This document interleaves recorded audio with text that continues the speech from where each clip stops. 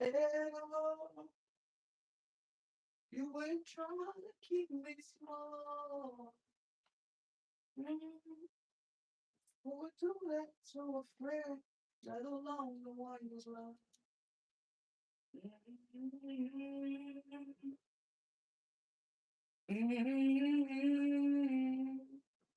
Oh,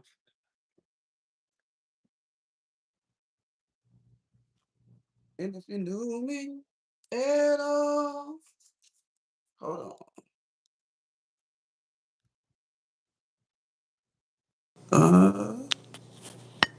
There we go. We should have volume now. My bad. I forgot the most important thing, which was the mic. I'm sorry, chat. We should be good now.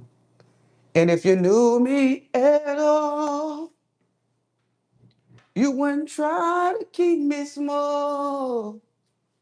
Mm, who would do that to a friend, let alone the one you love?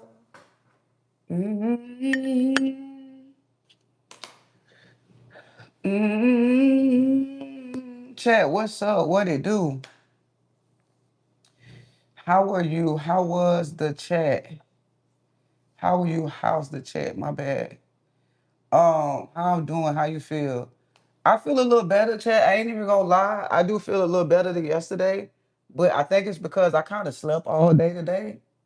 Sadly, but true, because I had so much things on my to-do list that I did not do at all. Like I'm talking about, I did zero of what I was supposed. Well, I ain't gonna say zero. I did maybe 5%. I did maybe 5% of what I was planning on doing today, but I definitely was meaning to come live earlier. That didn't happen as y'all see because it's why is my watch sleep right now? Wake up. Oh, let me try to get my watch off sleep mode.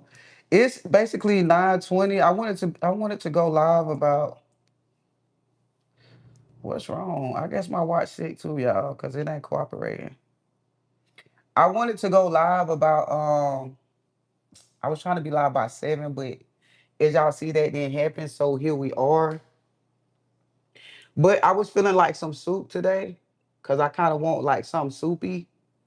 So I could kind of open up my sinuses and get my voice back. What's up to everybody coming in the chat? What's up, Cleo Pittman? That profile picture looked familiar, but I can't even put a name with it.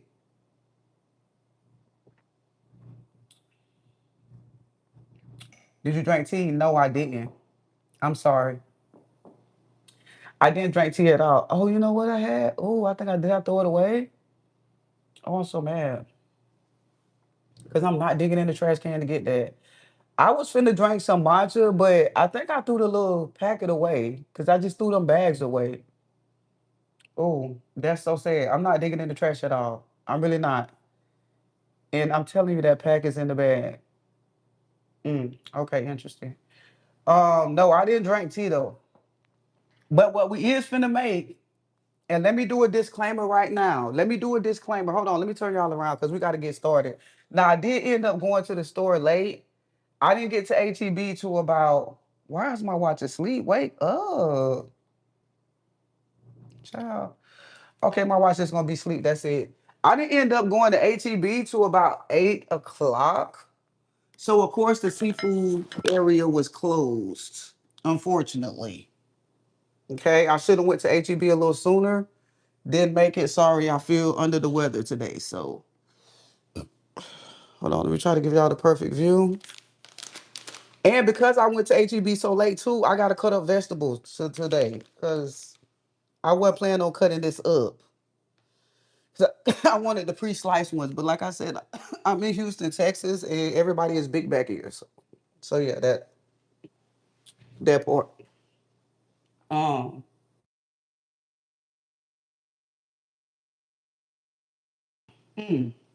if y'all hear me mute the mic, that's because I got a cough, and because I got the mic on, I don't want to be all in the mic. So if I pause the sound for a second, that's what I'm doing. Okay. But let me do a disclaimer right here. Let me do a very, very clear disclaimer. I need to really do a disclaimer right here because some of y'all right now I done grab this pack and some of y'all done start flipping. Some of y'all done start flipping. Then now you know you got to go to HEB. It be deep in the listen, and I didn't go to HEB till like 8 o'clock. But y'all, I slept for most of the day. I slept for most of the day, and that's the thing. Let me do a disclaimer right now, cause a lot of y'all done flip y'all top. And if I got anybody in here from Louisiana, y'all flipping y'all top because soon as y'all see anything that say Louisiana on it, y'all finna come out the woodwork with that ain't how we do it. That ain't how it's done. That ain't how we do it. That ain't how it's done. That ain't right. That's fake. It don't make it like that. Baby, listen. I feel sick. I'm not making this from scratch, baby. I swear I'm not making it from scratch. So, so this is how we making our soup, okay? We making this little shrimp, what they call etouffee, effet, shrimp effet, touffee. Is it touffee or effet? Which one is it? Is it shrimp touffee, shrimp effet? Which one is it? Okay, anyways, this is how we coming. This is how I'm coming. Like, I wanted something soupy, and y'all know I love seafood. So this is what we going. I ain't gonna lie. Disclaimer too. This is my first time trying this. I have never tried this, so we finna see how it come out. Unfortunately, I gotta cut up my holy trinity because they did have like a couple left in the store, but I ain't gonna lie, it was looked like it had more onions than anything in there. Like I really saw celery or bell peppers in it, so I'm like, I'm not buying that. I'm not buying that at all. Another thing that unfortunately the seafood department was closed by the time I got to HEB. So we do not have fresh shrimps. Okay. Everybody write "ah" in the chat. Ah, because y'all know I love fresh seafood. So I had to get the frozen. And this bag is $20. Like, why the hell is this bag $20? And can somebody tell me why I keep spending $80 every time I go to HEB? Like I made the list. Like y'all know how to on the HEB app, you can make a list. Every time I write a list to spend at HEB, I promise you it'll be like $50. Like no cap. I can show y'all my list, but it's on the phone that I'm going live on right now. It's $80. I mean, it's $50 every time. Every time I get to the register, it's $80. So needless to say, we cooking seafood etouffee today, and we cooking something with shrimp tomorrow. Cause we ain't gonna put all the shrimp in there, but we're gonna have to incorporate this into tomorrow's meal somehow. Cause what the hell? That was $20. It's just getting out of hand. Like for real. It's really out of hand. So we don't have fresh shrimp, but the good news is these shrimps are cleaned. They say they colossal, so let's see. They say they colossal. Let's see if they really colossal. Let me take one out. Nah, that don't look like no colossal shrimp to me. That don't look like no colossal shrimp to me. It really don't. It really don't. Because here's the thing, it's frozen. So by the time the ice melt off of these shrimps, baby, it's not finna be no colossal. I'm sure of it, love. Is that too many to put in here? I don't know because I don't even know. This is my first time making this pack. We'll put about this much in there. So we're gonna run some water on this because we need them to defrost, baby. We need to get them to go ahead and defrost. You know what? I'm gonna throw one more in there because I'm a little greedy. I am a little greedy. No, that's just enough. Put a little more, put two more in there like that. So we got two. Hold on. Ooh, it's leaking. Hold on. Let's drain that water out. That's enough. Y'all let me know. Right, it's not enough. It defrosts. Well, y'all, I ain't trying to make a big pot because I ain't trying to eat this but one day.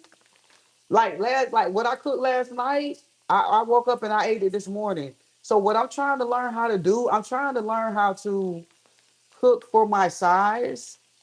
And what I mean by that is I don't have a big family I'm cooking for. I'm cooking for just myself.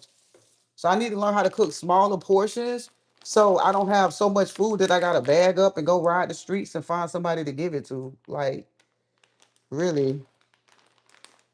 And so we'll use these for tomorrow. I don't know what we're gonna make. Y'all write in the chat what y'all think I should make with these shrimps tomorrow. Let me know. Cause this is on the menu. This is gonna save a couple bucks. We got our main dish for tomorrow. So y'all let me know what y'all think I should make with these. I also got some crab meat. So just to be clear, I did my list was $50, but I did add on a couple extra things when I went there. Oh, shrimp and grits, I saw that. That's a good idea. I ain't have shrimp and grits in a long time. So I am gonna add some crab meat to it. And I just got the claw meat because I'm not gonna add the crab chunks, but the claw meat to where it's like every time I take a bite, I'll get a little bit of crab in there. And no, this is not invitation. Don't come for me. Don't come for me. For me, okay? Don't come for me. Comfort me. Yeah. Okay. Um. Also, another disclaimer. I'm gonna make rice with this. This is the rice we're gonna use. Straight in the microwave. This is sticky rice. I love this rice. I'm not making the rice from scratch. I'm sorry. I'm not your grandma.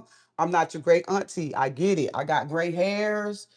I'm giving auntie. I'm giving auntie vibes. I really am, but I'm not that. We're making this, baby. And if you're a person that don't like to cook rice, put this in the microwave. This is the best rice you can buy. Trust me. It's in the freezer section. So this is the rice we're gonna use with that. I'm sorry. I'm not making it from scratch. I don't know what to tell you, love. I really, really don't. I really, really don't know what to tell you, love. And we also gonna put some what they call this andouille. We got some andouille we gonna put in there. So let's get it started. The first thing we're gonna do is cut up our holy trinity. Shrimp dip. Hold on. Shrimp dip. Thank you for the star. Whoever sent that star. Shrimp dip. Hold on. What kind of shrimp dip, boo? Mm. Who make rice from scratch? I ain't gonna lie. It used to be me, love. Sometimes I do. I ain't gonna lie. Sometimes I do get just plain rice and try to add my own little seasonings in there and stuff. But here's the thing. You can add your own seasonings to that rice as well that I just showed you. And um and you can make it your own. Okay? So yeah, you really, really can. You really, really can. And that's what we're doing tonight. Now this gonna be a quick meal because everything should be very quick.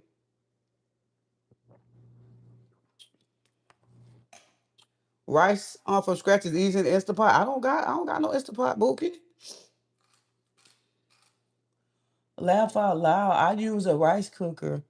See, I don't got that. Y'all got what y'all need. I don't got no rice cooker, baby. And I'm gonna be honest, I never used the rice cooker in my life. So I'm low key jealous of people that have rice cookers. So just know I'm jealous of y'all. Cause I never owned a rice cooker in my life. But honestly, I think it's the coolest thing to have. Ask me why I never owned one, baby, because I'm cheap as hell. I spend money on things I want to spend it on, and I ain't gonna lie. I just feel like I never been stable enough to buy a rice cooker. Maybe that should be my goal for 2026 is to be a stable adult. Cause y'all, I never owned a rice cooker. Y'all, I gotta change my life. I never been a stable adult to own a rice cooker. Is something wrong with me? I'm 44 years old, baby, and I never owned a rice cooker. Cause baby, I just be doing whatever, going wherever. Just it's sad. You got a lot of cabinets. What that mean? You trying to say, hold on, baby, what that mean? I got a lot of closets, cabinets. What, boo? Baby, say what? Hold on. Y'all know I be baby. Y'all know what's the word I'm looking for? Y'all know I be tripping. Is that a sneak dish, boo? I don't know. That just felt like you were selling me out a little bit. I think this gonna be enough celery because here's the thing. I don't even know how much is this gonna make.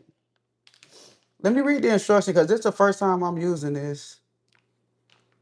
Okay, so this one pack say add 2 cups of water. So this is gonna make 2 cups.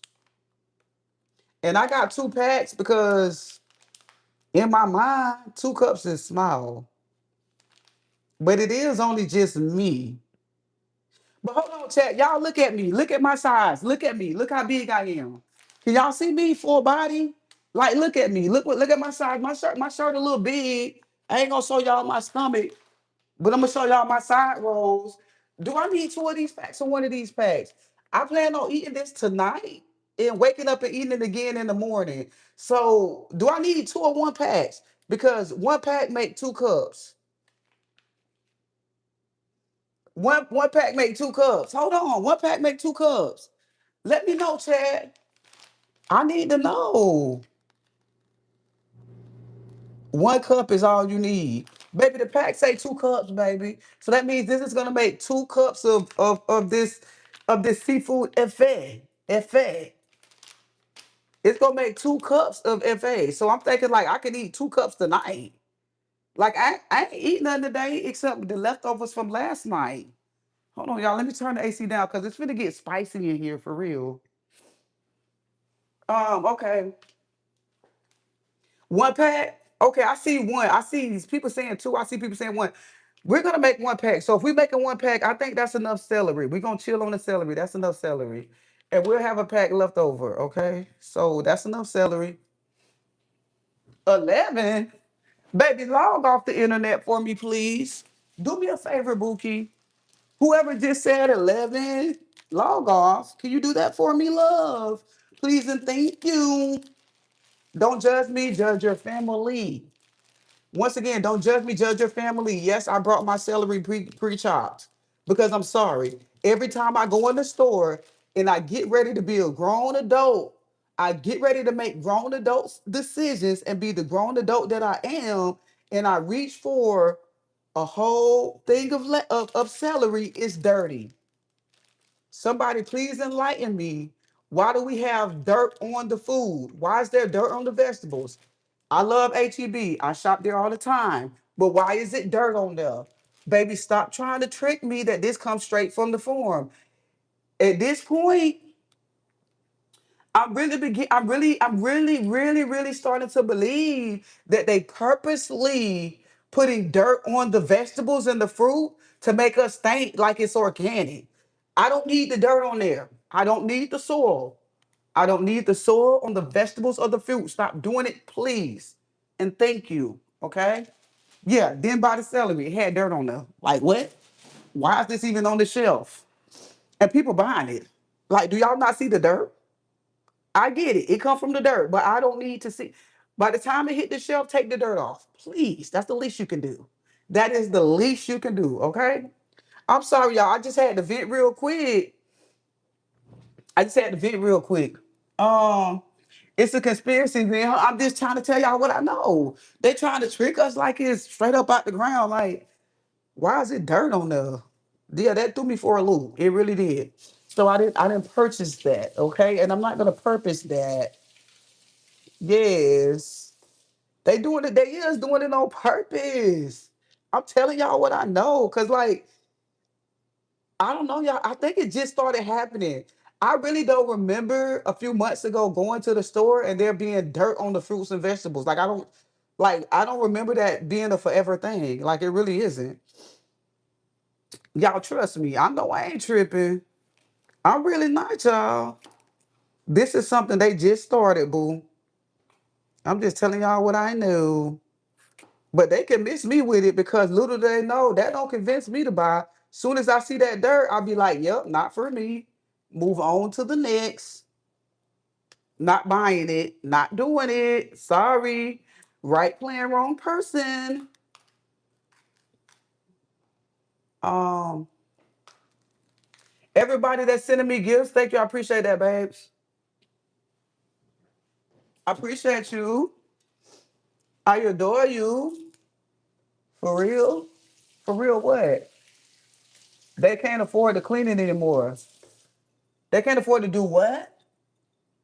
Hold on, baby. Hold on, baby. They can't afford to do what? Because last time I checked, the prices have went up in the store. Prices are not going down, baby. The prices are going up. So they very well can afford to clean it. They got all the resources they need. Because the prices are going up, beloved. My beloved. Yes. They can afford to clean it. Absolutely. If not, the prices need to be going down. Yeah. Yeah. Yeah, I'm standing on it. I'm standing on it. Can somebody write in the chat what we making so I can pin it? We making some seafood etouffee. Am I pronouncing that right? Y'all let me know if I'm pronouncing it right, because y'all know I make up a word quick. It ain't nothing for me to make up a word, baby. Y'all know I would make up a word quick or late. It ain't nothing for me to make up a word, okay? So let me know if I'm pronouncing that correctly. Cause baby, make up if it's a word to be made up, I'm gonna do it, okay? Y'all already know how I get down. Hold on, somebody wrote in there. Okay, hold on. Let's see. Shrimp, yeah, seafood. Body, right? Seafood etouffee. Cause we put a little crab in there. Put a little crab in there. You know what I'm saying? And we ain't talking about crabs from the body. We ain't talking about crabs from your body. Cause I know some of y'all have y'all been seeing that online. I don't know. Maybe I'm on the wrong side of the internet. But what I've been looking at on the internet lately is people have been it's a thing that people have been faking my charts. Yeah, like they on sale online. That people faking these charts. Do y'all know what I'm talking about? Let me know if y'all know what I'm talking about. But it is a thing that people has been faking them. Let me know. Oh, what did I do? What? What happened? Okay, what did I do with that bag? Baby, it's just getting out of hand. Okay, we're gonna put this to the side. I don't know what I did with that bag, but we ain't gonna use it all. Are you that one person from the Drewski show? Baby, Drewski ain't paying enough. Love Drewski to death. I love Drewski with all my heart, but he got to bring up the bag. Drewski is funny, but I would never be on the Drewski show. He ain't paying. Every person I done ever seen on the Drewski show, life do not change. I'm talking about they be online doing whatever. That lets me know it's not enough. I'm just being real, and I love Drewski. I watch his shows all the time. He's a very funny guy, but baby, the bag ain't big enough. Everybody that I ever seen on the Drewski show, whenever I run into them online, they online with their cash app on the screen. What? No, miss me with it, sir. That's not something I'm trying to do. Who's faking my charts?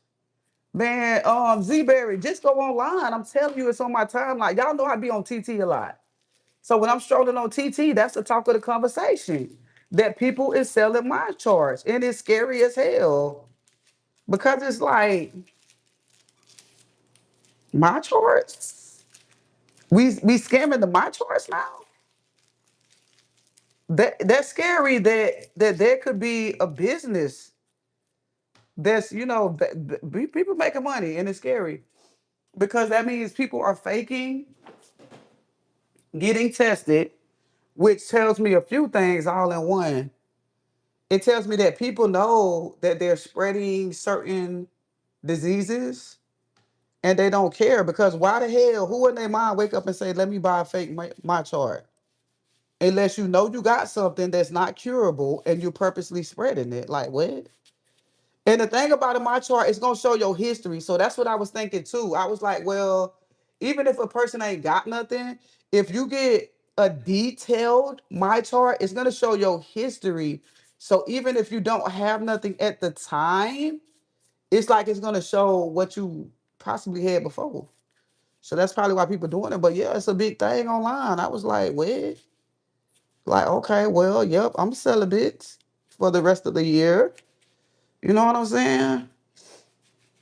Well, there's that. Because now I gotta go to the doctor with you, baby. Ain't no more just let me see the chart, baby. I gotta go to the doctor with you, see you get tested. We gotta go to the doctor office or log into your portal so I can see the results. Like it's getting crazy out here, y'all. I'm just telling y'all what I know. But y'all know I be on the wrong side of the internet all the time, so it could just be my timeline. Okay, y'all. So we doing 2 cups. Do this look like enough? I think this gonna be enough. I think this is good for what we need it for. What did I do with the bag? I need to put this up. Love. Ew. Okay, well, we got some. Oh, you know what? I'm gonna throw in there some garlic. We got some leftover already cut up garlic from yesterday. This is going in the bag with the tomatoes, I guess. I guess it's all going in there. Whoop, there it is. That's enough. That's enough. Okay, bet. Say less, Bookie. Say less. Okay, so now what we finna do? Oh, let's hope I got a pot in here to fit this. I'm finna move y'all to the stove side because we need to start making our roux since we got that cut up. Hold on, let me cut up one more thing because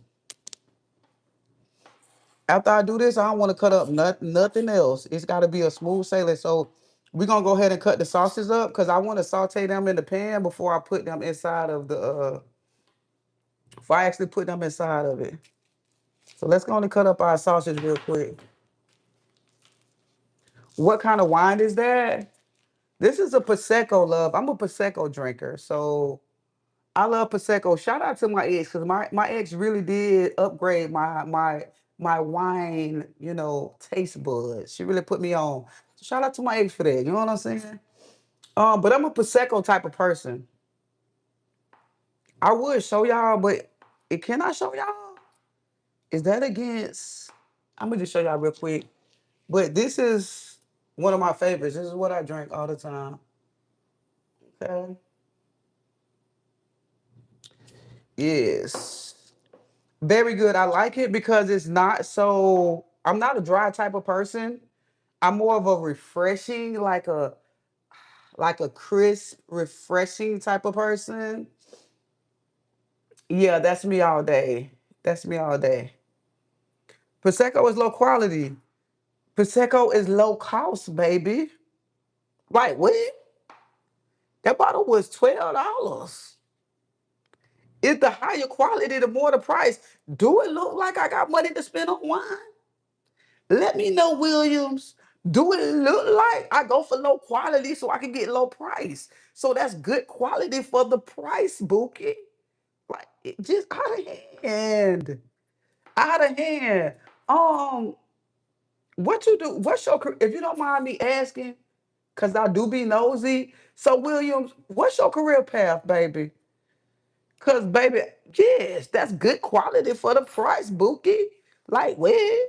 You think I'm trying to spend $20 or $30 on the wine? Absolutely not. What's your career path, baby? No, for real, chat, cause she just came for me. She just for real. I work in finances, and there it is. And there it is. And there it is. So since you work in finances, let me break this down for you, Williams.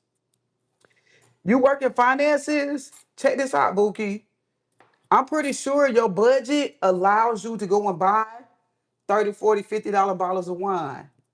For me, just know my budget, my budget, every time I buy a bottle of wine, baby, I'm off budget.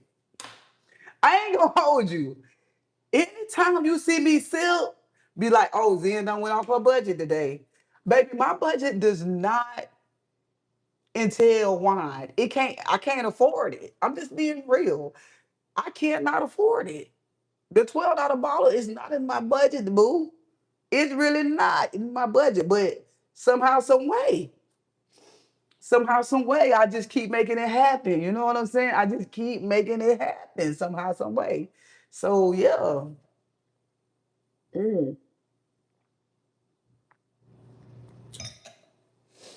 Um, I don't even drink. I just know from the wineries here in Cali. Oh, okay, okay, okay, okay. Nobody can afford nothing these days. We all live in the same world, baby. I can't afford it. Somebody said they wanted to give me a rice cooker. Y'all, I'm not gonna lie, my PO box has been suspended because I had a PO box. I think I paid for it for 6 months. I never even posted it online. I forgot about it. When I went through my messages the other day, it was like, "Oh, we canceled your PO box." So, long story short, that's on my to-do list tomorrow. I need to go by the USPS and I need to reactivate my PO box. I'm sorry, I'm only human. Okay, it's canceled. So I don't have my PO box till tomorrow, but that is on my to-do list tomorrow. I plan on not sleeping all day like I did today, and I'm gonna wake up and actually be productive. Okay, so then I will actually add my PO box to my bio. All right, so yeah, I think we pretty much cut up everything. So let's move to the stove side so we can get this cooking. We can get it shaking and baking, baby. No, for real. I don't even think I posted when I had got my PO box. I don't even think I posted it online. It's just so sad, y'all. I just be doing whatever, and it's so sad. Like I'm really trying to get my life together. You would think at the age of 44 I would have it together, but I swear I'm just learning. I'm not gonna even pretend like I got it all together because I don't. I'm just learning, baby. I'm just doing what I can do when I can do it. If I had to be honest. Oh, I forgot to show y'all. The fruit of today is strawberries. Okay. They had these on sale for $3 because y'all was coming for me yesterday when I posted my $10 grapes. And oh, that's something else I gotta show y'all. Remind me to show y'all that. Because the $10 grapes that I brought yesterday, tell me why I left them on the counter. And y'all, they already going bad. Like they got brown spots on there. So I really think I was scammed. I really think they gave me perp. Y'all know what perp is? Yeah, I think they sold me some perp. Not for nothing. Not for nothing. Not for nothing. Not for nothing. I think they really perked me out yesterday because them grapes got brown spots on it, baby. No cap. They really, really do. They really, really do. So the fruit of today, we're gonna wash these off and we're gonna eat a couple of these. The fruit of today is strawberry, okay? Yes, they turning brown. I left them on the counter, they is turning brown. I was so appalled, like what? Like what? Like, oh my God, how that happened? Oh yes, we got us a pot, okay. No, for real, y'all. I'm not capping. I wish I was making it up. It is so true. Okay, let me wish this out. Hold on, y'all. We finna get this crack-a-lacking. We finna really get this crack-a-lacking. Ooh, too much to me. No, they sold me perp. I'm telling you what I know, Z Berry. It was perp, Bookie. I asked the Q a question. What was your question, love? I didn't see it. Calm down. Hold up. Calm down. Slow down. What was the question? I didn't hear it. I didn't see it. Don't do that. Is it enough light? For some reason, I feel like it's dark in here. Is it clear? Can y'all see me? Am I tripping or no? Hold on. We need to get butter. Here's our butter right here. Now, where's the pack? Pack right here. Our garlic right here. I'm grabbing everything we need right here. Um, I can see you. Okay, bet. That's all that matters. Long as you can see me, cool. So let's read this pack. So what this say? Step one. It gives us 3 steps. So this should be very quickly. These days, people are way too infamously overrated, vibing on the strength of energetic. Baby, what? No. Um, they give us 3 steps. One, two, three. The first step is melt 5 teaspoons in a quart saucepan. Okay. Ooh. Hold on, chat. See, I already messed up. I brought the butter. Y'all know the regular butter have the little slices in it. It tells you how much it is. So now my question is how much is 5 teaspoons? How much is 5 tablespoons? Because I don't got the butter with the lines in it. Oh my God. Oh my God.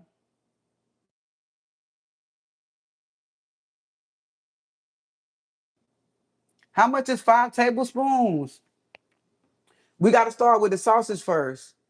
Who said that? You right. Thank you. Who said that? Come on down. Come on down to the prices right, Bookie. You're so right.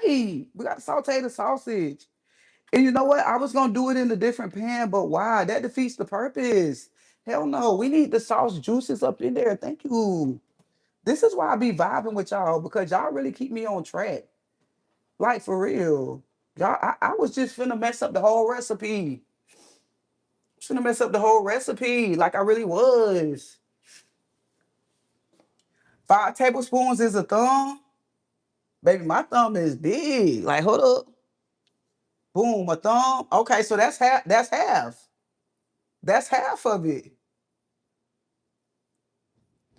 That's half. Use the first line. I got the butter without the line on there. That's what I'm saying. Trying to be fancy. Trying to be fancy and did it wrong. Oh my goodness. All right, let's get the saute in this right here. Okay, okay, okay. This finna be good. I'm trying to change this so y'all can see me and the stove because it's getting out of hand. I'm sorry, y'all. One day I'm gonna get it together. Okay, is that better? Can y'all see me and the stove? Okay, perfect. That's good. Now I ain't cut off. Y'all can see me. Can y'all see the stove? We're good. We're great. Yay. Hey. Hey, y'all. Too much to me. You the perfect way. Oh, yes. This sausage smells good. It smells good already. It really do. Okay, we're going to saute this in there.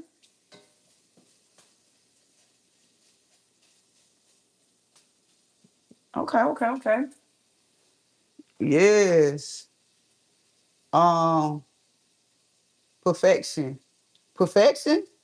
Williams, don't boost my head up, love. Don't boost my head up. It's already too big. Like for real. It's really already too big. Mm.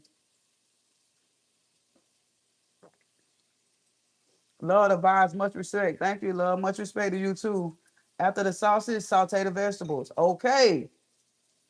Body, where you from? You from Louisiana? Cause you directing this thing. Come on down to the Price is Right, love. I love me a good little director. Some y'all, I swear, I think that's my problem in relationships too. Because can I be honest with y'all? No, I can't be honest with y'all because y'all do be judgmental. I just can't see. I get so comfortable with y'all, and then I go to talking, and then here come the judgments. Here come the judgments. Here come the naysayers and the hearsayers. And then next thing you know, I'm fighting for my life in the comments. No, I'm not doing this tonight. So I'm not gonna be real with y'all at all. Cause I don't want to be fighting in the comments and fighting for my life and struggling to stay afloat. I really, really don't. I really, really don't. No, I'm not doing that. Surely not. We listen and we don't judge.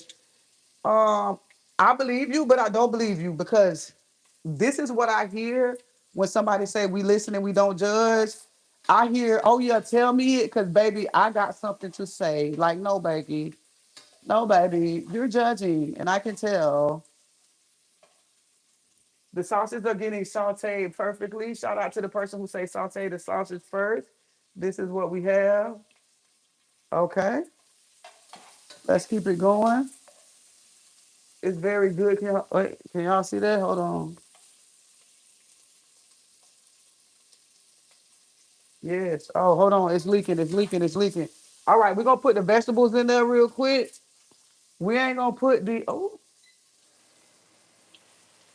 man, we need to turn it down a little bit. We ain't gonna put I didn't know Mini Fresh was a cook. Mini Fresh? Who was that? Baby, your mama ain't raised you right. Cause if you trying to say Manny Fresh from the Hot Boys, baby, Manny Fresh could never look like me, love. Manny Fresh could never look like me. Like, stop playing on my top. If it's one thing y'all gonna do is stop playing on my tickety top, for sure. For sure. Stop playing on my top. Okay, y'all. Now we got that Holy Trinity in there. Oh my goodness. Ooh. Yes, Lord. See, this what I'm saying. No, for real, chat. It's getting out of hand. So I'm Manny Fresh now. So I'm Manny Fresh now. So I'm Manny Fresh now. That's what we doing. That's how we coming. That's how we doing. That's how we coming. Bed, bed. That's what's up. Williams, you wrong for that. Manny Fresh, my favorite producer. You wrong for that. Cause you co-signed that. You wrong for that. You wrong for that. You just co-signed that, Mookie. Dead wrong. Yes, dead wrong for that. Stop playing on my top. Y'all out of hand with this. Y'all really, really out of hand. I just can't take y'all serious for nothing.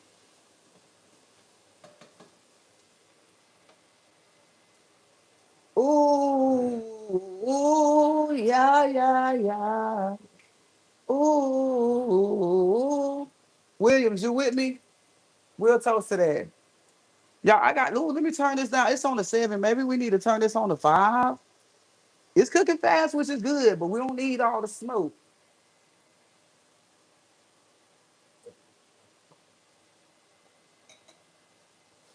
Um, she not a mother. Thank you. Tammy Brown, you know me. I don't have any children. Tammy Brown, you know me, love. Okay, y'all, I think our Holy Trinity is ready.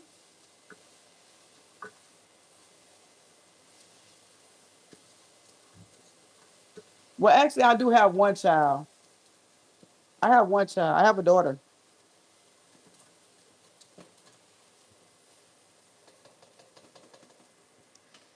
Okay, y'all, our Holy Trinity is ready.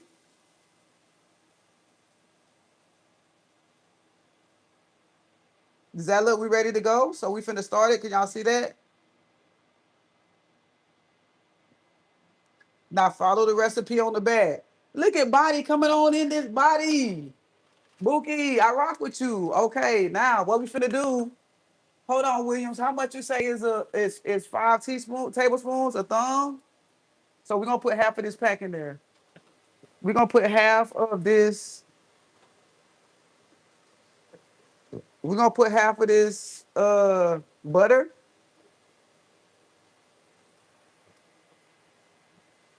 but half a pack of butter and stir in over low heat. Okay, we got hold on. We gotta turn it down. We gotta turn this down. We need to get the low heat. Low heat.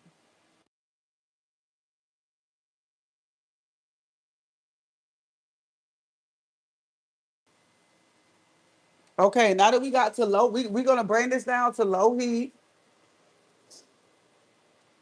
Oh, I feel like I know what I'm doing now, y'all.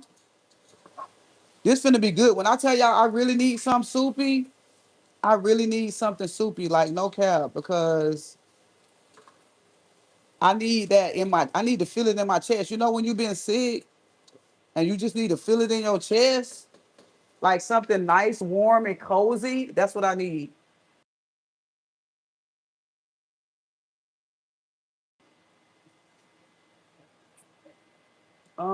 Let me turn off the fan because that just sounds so loud. Like it's irritating. No. Turn it off. It's irritating. Um, I'm gonna throw a little garlic in there because I'm a garlicky type of person. It might throw it off a little bit, but y'all, I just love garlic. I'm just telling y'all what I know. Like I'm the type of person there's never too much garlic. Honestly, like I can't even hold you. There's never too much garlic.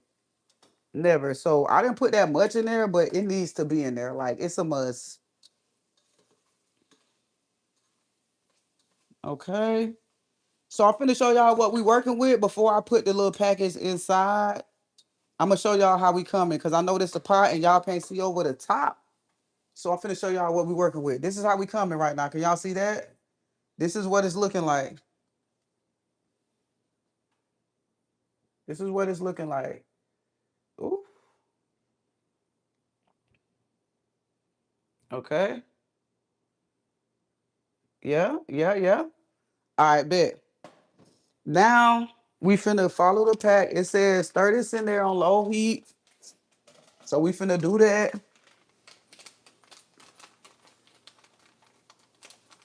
Wait, hold on. It look good.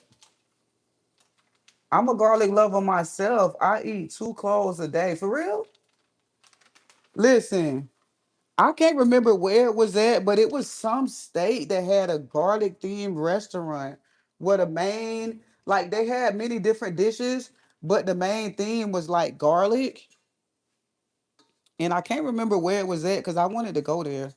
I never did try it, but that with me, oh baby, I would love to do that. Oh, okay. I can see the vision. I can really see the vision, y'all. So what we gotta do? Hold on. Let me read the packet. Stir it up. I'm definitely seeing a rule here. Hold on. Let me show y'all what it looked like now that I done added that.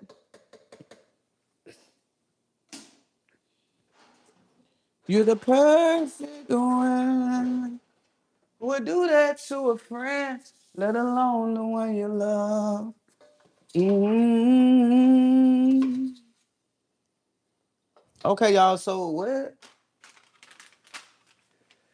Um, it don't say how long to stir over low heat until medium brown. Okay, so we gotta wait till this turn brown. And it's like it's kind of already brown, but I know it ain't been on long enough. So we gonna let this cook for like maybe 5-10 minutes. But this is what it's looking like now. Can y'all see that? This is what it looks like right now. Since we added that. Okay. So we're gonna let that be on low heat for like 5-10 minutes. Now, why that's on low heat? Because I got it on 3. Maybe I should put it on like a 4. While that's on low heat for 5 or 10 minutes, what we're gonna do now is we're gonna wash our strawberries. Oh, hold on, let me open this up. Because we gotta put this in here too. And our shrimp is almost ready. So once we put the water in there, oh, do I got a measuring cup? For sure, they got everything garlic. Oh,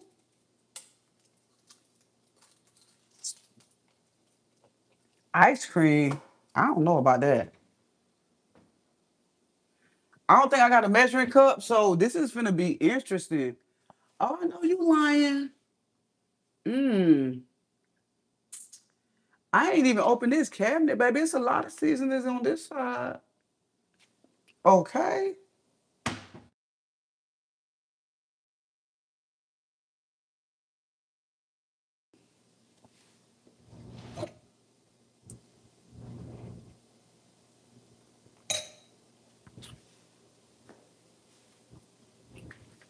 Garlic festival? Where's that garlic festival at?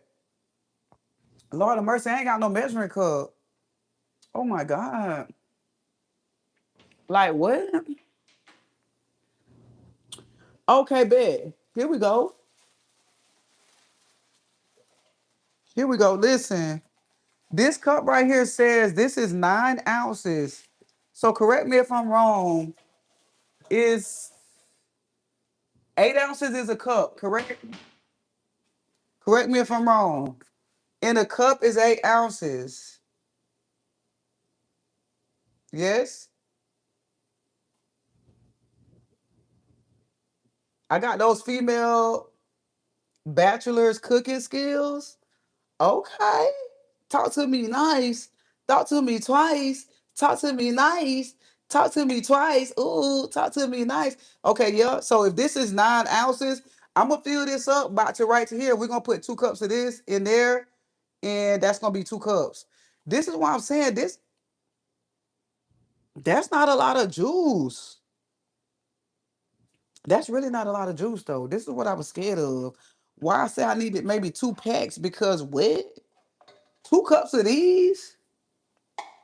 Let's just go with it and see where it goes. I'm gonna keep an open mind, but it looks like it's not gonna be enough for me. I'm gonna try to keep my spirits high, but sending love from Cali. Thank you. I appreciate that love. Thank you. I appreciate that love. Hold on. Okay, so we're gonna say this is 8 ounces. Oh, baby, no. Oh, baby, no. Baby, no. This, no. Hold on, let me do one more. I could be tripping because here's the thing. This pot is long and wide. So maybe I'm tripping. Okay, I mean, it is a big pot. It is a big pot. I'm just saying, like, maybe that's my problem. It's only me. I need to calm down, stop being greedy. This is gonna be enough. Let's hope. Okay, hold on, y'all. Um, use your ancestral measuring tools. Baby, I'm trying. Y'all, this how much it is in there. Can y'all see that? Is that enough for me? No cap. I'm only gonna eat this tonight and tomorrow, so I really don't need to make a lot. So maybe I need to stop tripping. I ain't gonna lie, I do want to add another cup of water though. But here's the thing: if I add another cup of water, that's kind of taken away from the recipe because now am I diluting the packet? So I'm gonna just stay with the 2 cups. We're gonna roll with it. We're gonna roll with it.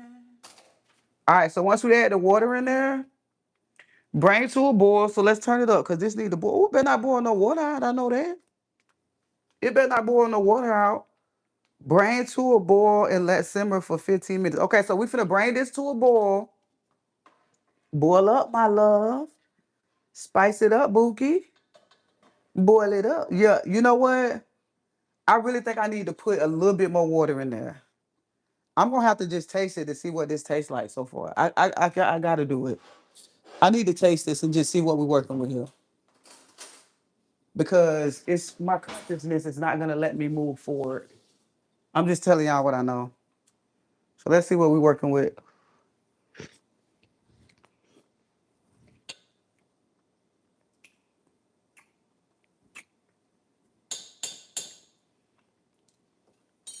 Good thing I brought some Cajun seasoning. Cause what the hell?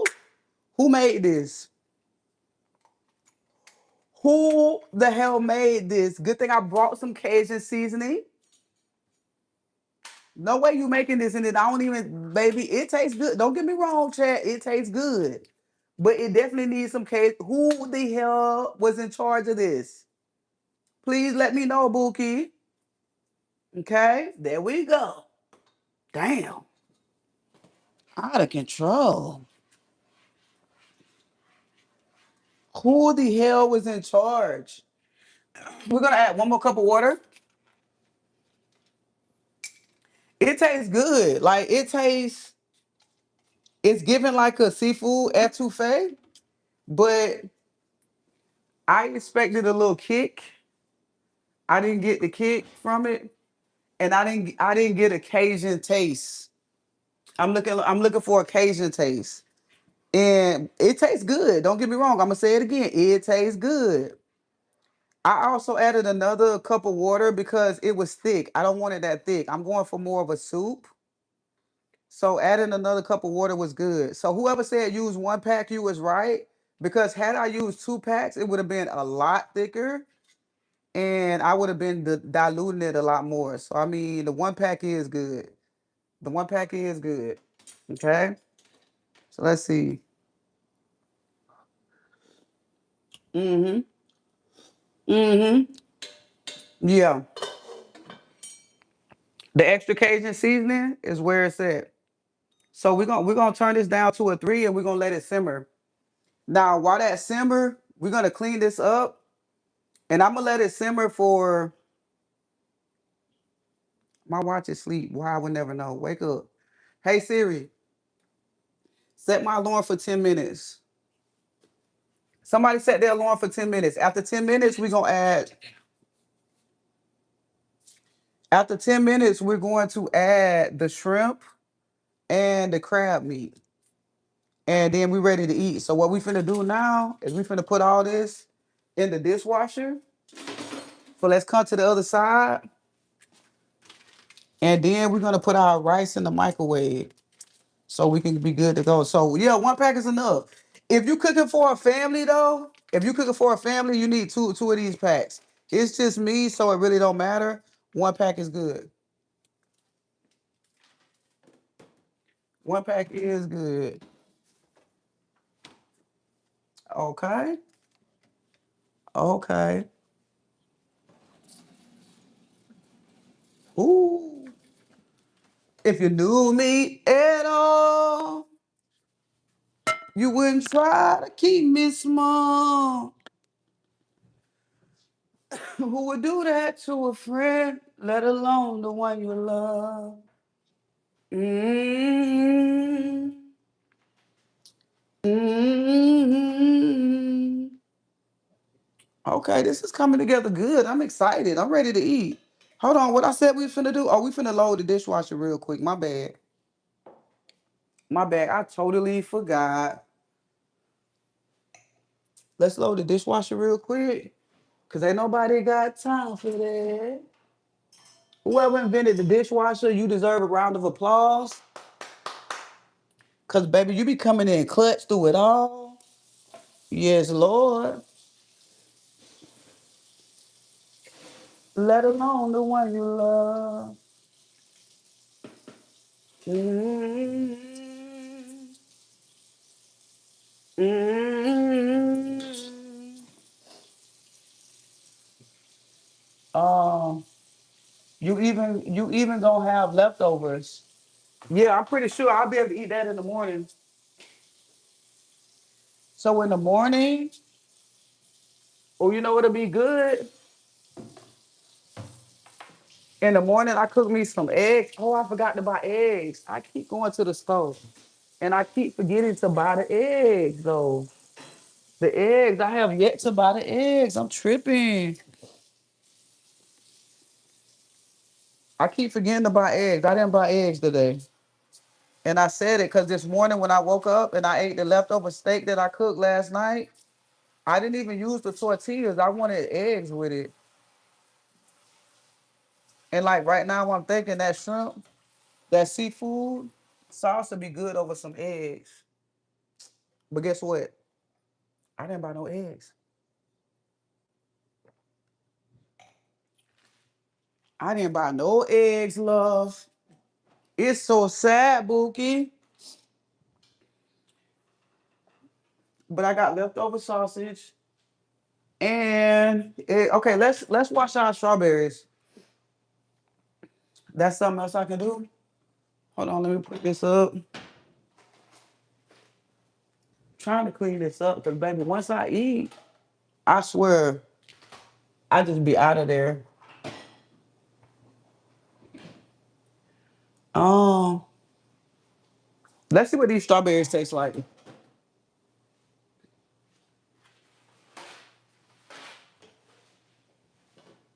Oh, it's simmering. Oh my goodness. I know you lying. Oh, I might need to add a little extra cup of water because it's still once I let it simmer, it's getting a little thicker. It might be good though. I don't think I'm gonna add no more water. That might be it. Okay, hold on. We gotta hurry up. We need to cook our rice right now because I'm ready for this. It's gonna be good. It looks good. It's like candy. Okay. These strawberries was on sale. They was only $3 straight out of HEB. And they look nice and beautifully. Yes.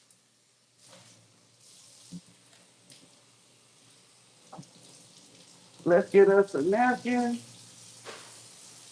Ooh.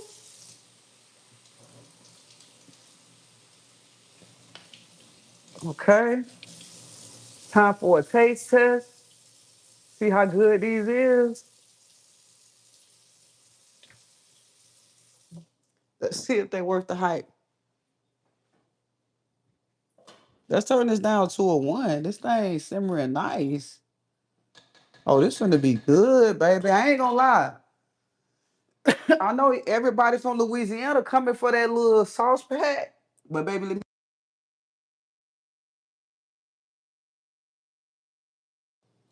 it's hitting. All right, so let's try a strawberry. I'm gonna get a big one because y'all know that's this how I'm coming. Just take the top off of that thing. Y'all know that's just how I'm coming, baby. Ooh.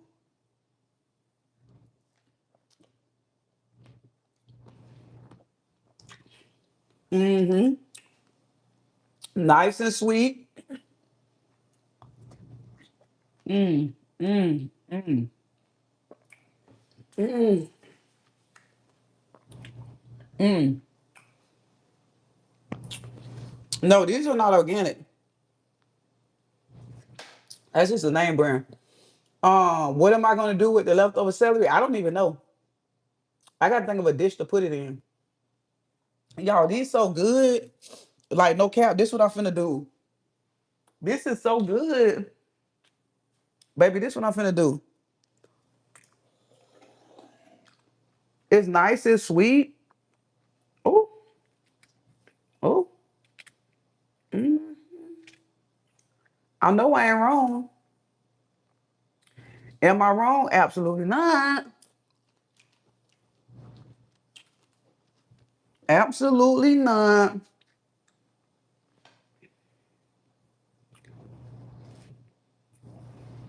Cheers to you for giving me a chance.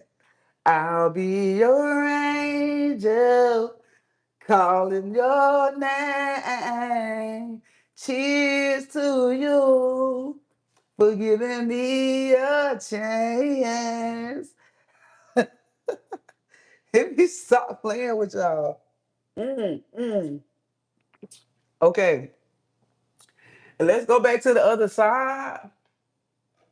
And what we finna do now is add our seafood. Oh, that's soaking wet, baby. We finna add our seafood to our little soup sauce we just made. Let's go. Cheers to you for giving me a chance. Let's add our little soup sauce. Y'all, I think we doing good timing today. How long I been online? It's only been an hour and we about to eat. Lord, I'm really doing my thing in these internet streets tonight. No, for real. It's only been an hour? Okay. I'm doing my thing in these internet streets tonight. This is what we looking like. Can y'all see that? This is what we looking like. Yes. Now I ain't gonna lie, it is a little. I didn't expect it to be so thick. I ain't expect it to be so thick. So I'm trying to decide. Do I want to? I ain't gonna. It needs to be a little thick. What y'all say, chat? Do we need to thin it out some or no? Do we need to thin it out some or no? Now, what I am gonna do, what I should have did when I was over here, I am gonna season the shrimp real quick with a little bit of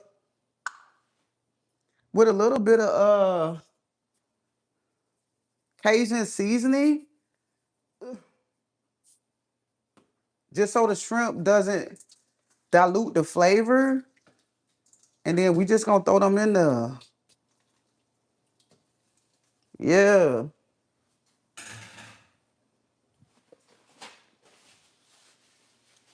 And we're gonna throw our crab meat in there.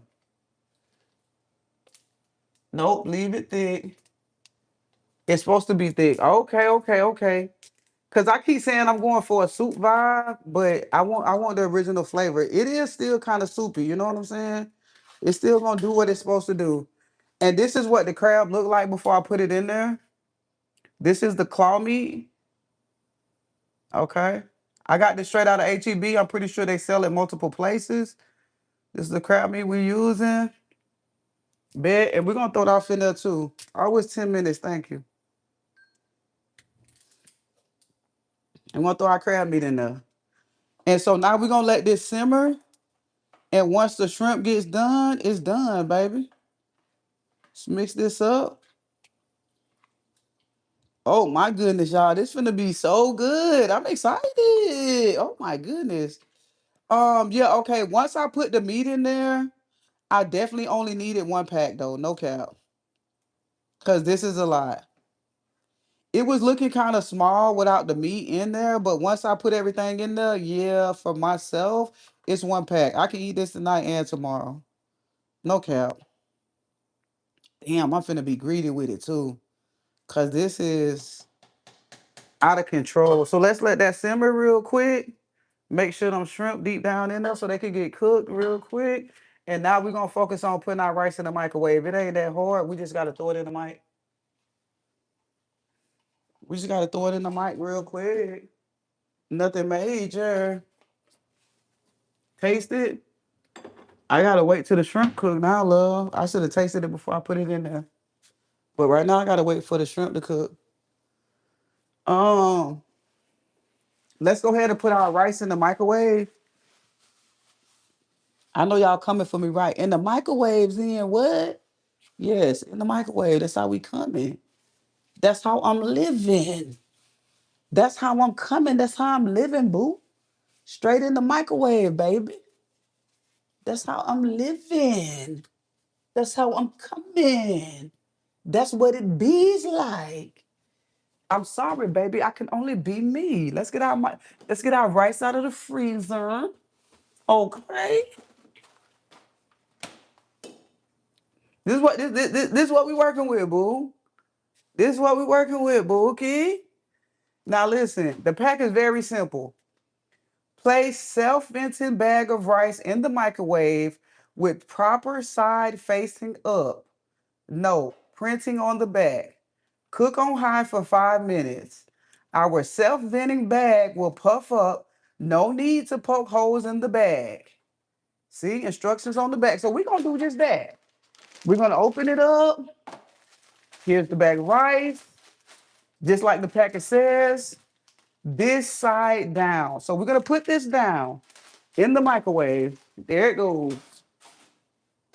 5 minutes. And baby, guess what? Baby, baby, baby, baby, baby. Love it when you call my name. Yes, I'm excited. We about to eat, y'all. And guess what? It's gonna be a little soupy like I like it. I was going for the soup vibes. I think we succeeded. This is where I open up the chat that y'all can ask me questions. Whatever is on you guys' mind, whatever you like. Mm,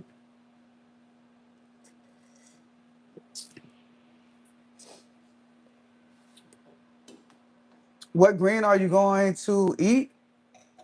I'm glad you asked. I'm glad you asked.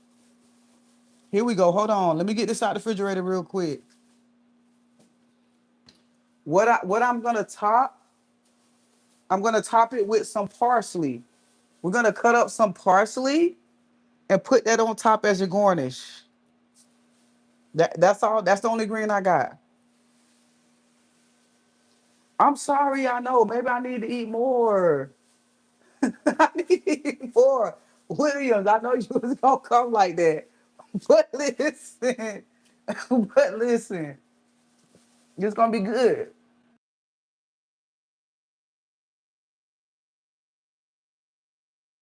Yeah, we finna chop this up and we're gonna garnish it with some parsley. I'm sorry, y'all. This all I got. This all I got. Don't come for me. Come for me. That's all I got, Bookie. Y'all. This is really cute on the side, but I ain't gonna lie. I gotta eat it though. Mm, mm.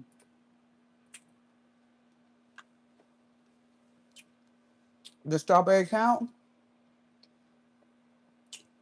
I'm gonna say yeah. I'm gonna say absolutely. The strawberry absolutely count. Like what?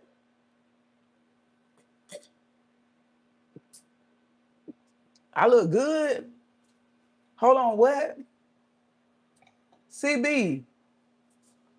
CBD lover. Say what? Hold on. Now you finna make me strut, Bookie. Hold on. I look good. Hold on, Boogie. Hold on. I look good. Now you finna make me strut. Hold on. Bow, bow, bow, bow, bow, bow. What? What? What? What? What? Bow, bow, bow, bow, bow. What? I look good? Okay. Okay. Say less, blood. Say less. Say less. Say less. Oh, Zen, did you what? Say less. You know how to cook?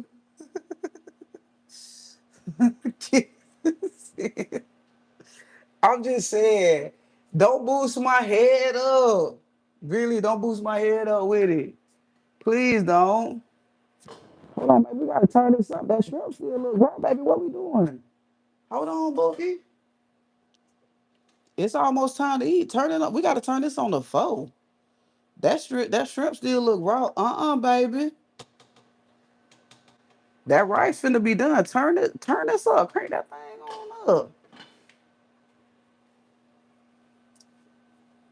Your skin is glowing, melanin. Ooh, ooh. Can I tell you something? I need your help, baby. Hold on. Listen, I'm gonna be honest with you. You can tell me anything you want to tell me, but I'm not gonna lie to you, and I'm not gonna hold you. Before you dump on me, before you dump whatever you finna dump on me, please understand. Right now, I live in a state of emergency, baby. My whole life is in a state of emergency. Like, no, for real. For real, Bookie. Hold on, Bookie. Hold on. Let me explain. My whole life is in a state of emergency, okay? Like, just to be real with you, to tell you how bad my life is in a state of emergency, I was talking to this chick the other day. Shorty straight up called me and said, "Oh, I can't date you." I said, "You can't date me? Why you can't date me, boo? Like, what I did to you?" This lady straight up told me, "I can't date you because the other day when I went out for coffee with you, I saw that you had locked your debit card. So that let me know that you stealing from your bill collectors. I think you might steal from me because you stealing from your bill collectors." I said, "Baby, first of all, let me tell you one thing. The bill collector stealing from me because my life is in a state of emergency. Everything that get taken out of my account, I don't authorize that, baby. I'm locking the card as soon as I make a purchase, baby." And I blocked her. I blocked her because what the hell? What the heck? She told me she think I was gonna steal from her because I locked my debit card after I paid for the coffee. That's what she told me, y'all. That's what that's what she told me, y'all. But truth be told, they stealing from me though. My life is in a state of emergency. Yes. Yes. Blocked. I blocked her. What else can I do with that? She say I'm stealing from the bill collectors, y'all. So at that point, you know what I thought? Me being me, are you a bill collector? Was you sent here by one of my debtors? Cause what? Cause what? What are we doing here? What was you sent here by a collection agency? Because, huh? I can't make this up, Chad. Okay, y'all, this is the rice is done. I'm gonna just set it on the counter because it's very hot, but we're gonna open it up in a second. That's what she told me though. That's what she told me though. She must have called you. Ain't pay. I'm just telling y'all what I know. She said she can't take me. I never looked at it like that, right? Like that's so silly. I'm just saying. She said I'm stealing from my bill collectors. That's what she told me, Chad. Like I was so appalled. I'm like, what? What? But y'all, that's what she told me. And then this is the thing. When I blocked her, she called me from a private number. And y'all know I answered. I answered. No, I answered because this is the thing. Normally, if I block somebody and you call me from a private number, I'm going to respect your privacy and not answer, right? But here's the thing. I answered her call because at that point I was really intrigued to know like what's up? Because you done said what you said, and I feel how I feel, and now it is what it is. This lady gonna tell me, I know you blocked me, and you blocked me for a good reason. And I said, what's the reason? She said, because you know I'm right. You a thief. If you were steal from your collection agencies, if you were steal from your bill collectors, you were steal from anybody. So y'all,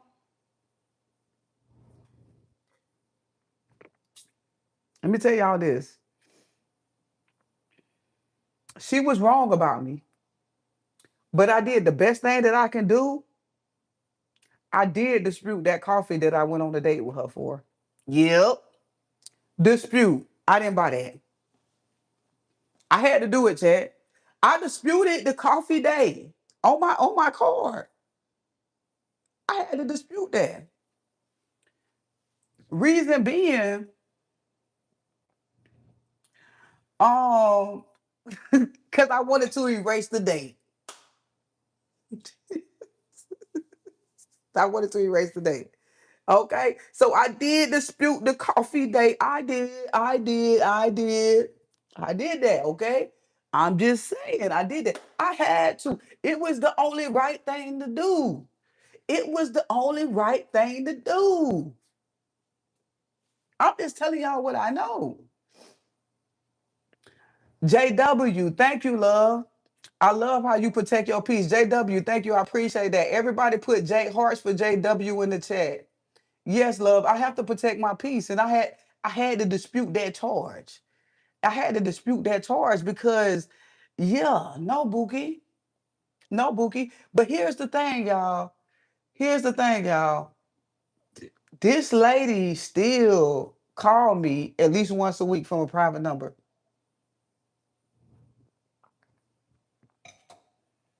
Ask me how I know. Ask me how I know. Please don't judge me though. Before you ask me how I know, promise me you're not gonna judge me because I answer. Mm. Because I answer. I answer every time. Because here's the thing. Here's the thing. Here's the thing. I answer because I'm like, did she change her mind? It's something about that lady, y'all, because this is the thing. When I block somebody, I really don't answer their calls. But for some reason, I answer this lady calls and be like, what's she on today? Like, I just be intrigued to know, like, what is it today? Like, what am I going to learn today? What is going to happen today? So I answer. I answer. Yes. Yes. I answer every single time. Every single time. Check the pot. Oh, my bad, chat. Check the pot. Oh my goodness, what we got? Hold on, what's going on? Let's see, is the shrimp done? Oh, hold on. I think we ready. Hold on, I can't really see the shrimp because it's under the. Oh, we ready. Ooh, we okay, hold on. Let me show y'all what we looking like now. Can y'all see that? Let me try to put it so y'all can see. You know what? Why am I showing y'all like that? Why don't I just grab the phone and direct it to the part? Hold on. Let me see. What we looking like, Ted? This how we coming. Is it ready? Y'all let me know. Is it ready?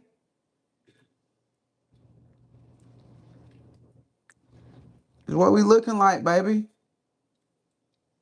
This what we looking like. Yes.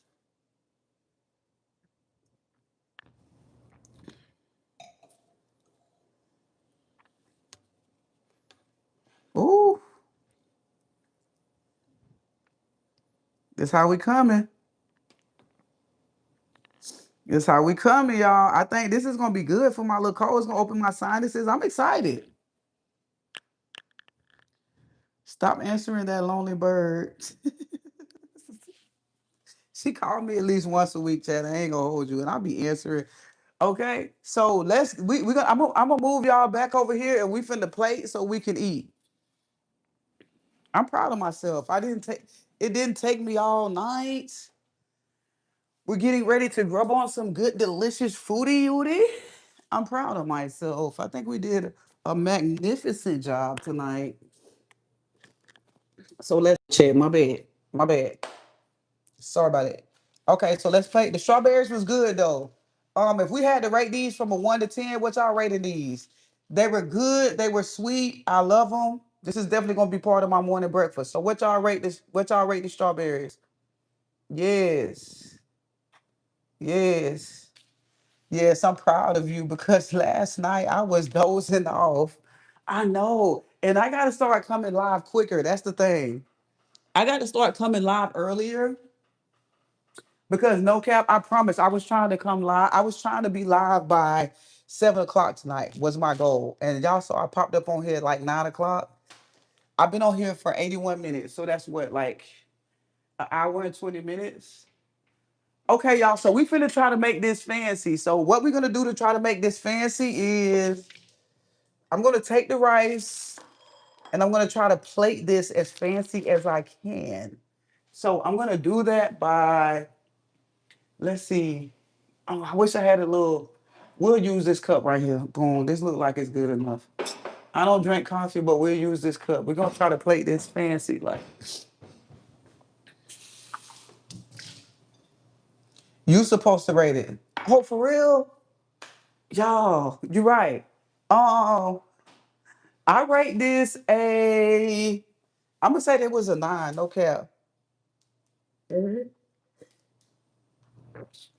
It was a 9. So here's the rice, y'all. Everything is done. I'm done out of the way. I want y'all to see this rice. It's sticky rice, so it's good, but this is what the rice looks like once it's done. Y'all see that? Okay. Now because I'm trying to be fancy with it, I'm gonna put the rice in this cup. Just because I'm trying to be fancy. No other reason. Um, Prosecco, love. Prosecco. Prosecco for Sheco. We're gonna put the rice in this cup. Oh, and y'all, I love a good sticky rice. For me, this does it. They do sell sticky rice that's in the like the regular aisle, but I get my sticky rice from the freezer section. I haven't tried the sticky rice that's on the actual aisle. I like to get it from the freezer section because to me it makes sense. Like I don't know. Like if I'm getting rice already cooked, baby, get it out the refrigerator. Don't get it out. Don't get it out the regular grocery aisle. I get regular grocery aisle rice out of the like if I'm cooking rice from scratch, then I get it out of the grocery aisle. So the only thing I did was put this rice in here, spreading it out, because I'm trying to be fancy. Let's see can I do it. Let's see can I do it, Chad. Let's see how I'm coming with it. Let's see how I'm coming with it. Oh, oh, look at me. Look at me. I did that, Bookie. Okay. I did that. I did that. I did that. Did I not? Did I not? And that's good, y'all. So that's half of the pack of rice. That's probably too much. That's probably too much. Don't come for me. I know that's too much, but we doing what we doing tonight. I'm just saying. I know for a fact that's too much, but let's not go there. Okay. So now let's go over to our touffee that we have made, and let's plate it.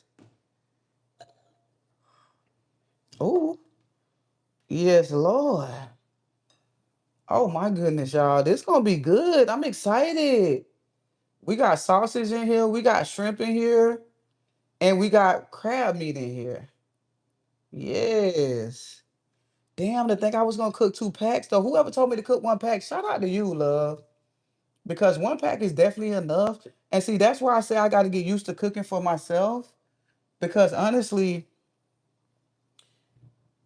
even though I've been cooking for a long time, I have not mastered just cooking for me. Like I always have so many leftovers to it's not even funny. Put that shrimp on top. Okay, Chad, and there we go. There we have it. I still haven't mastered like cooking small meals. I'm not sure why. But this is the meal for the night, Chad. This what y'all ready to eat? If y'all ready to eat, let me know. This is the meal for tonight. Oh my goodness. Oh, the green, the green. Shout out to whoever said that. You're right. You're right. Hold on. I don't put the cutting board in the dishwasher, but I'm gonna still cut some up. I'm gonna make it work. I'm gonna make it work. I'm gonna make it work. Hold on. Let's get. We don't need that much. Get this out. Take the stems off. Wash it real quick. Hold up. Hold up. Hold up. Hold up. We finna make this work, Bookie. We finna make it work. This is finna be so good. Hold on. Hopefully I turned that off. I'm gonna use a plate because I put the cutting board in the dishwasher and I'm not finna get that out. So let's see if I can cut this up on the plate. Oh,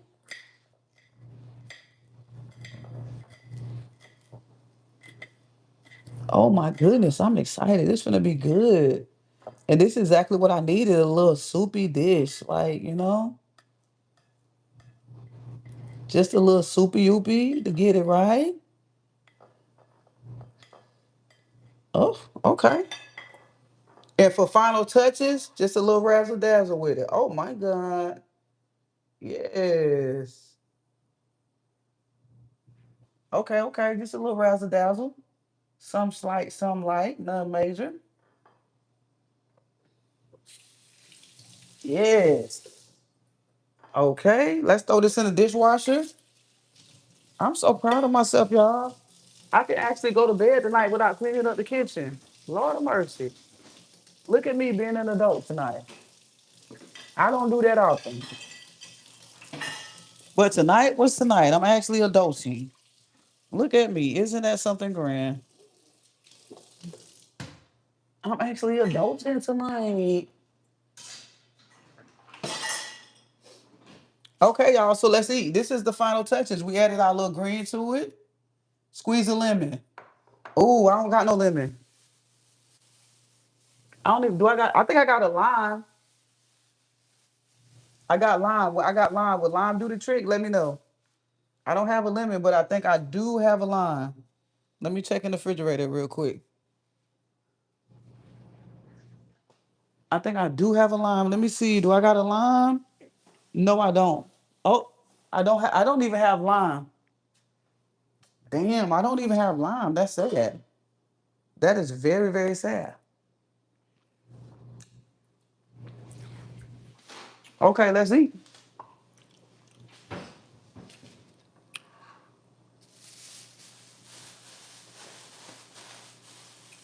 I don't have lime. I'm sorry. I don't even have a lime. Ooh, baby, this gonna be so good. I already know it, baby. All right, let me turn y'all around.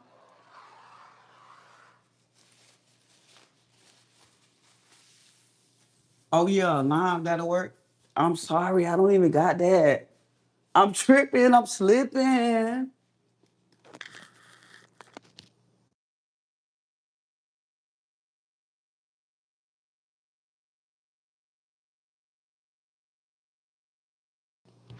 Can y'all see? Let me know if y'all can see or not.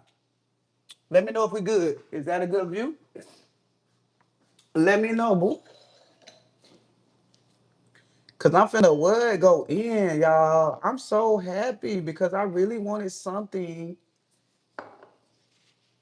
that is. I needed that soup feel. I really did need the soup feeling, and I think this is gonna give me what I've been looking for.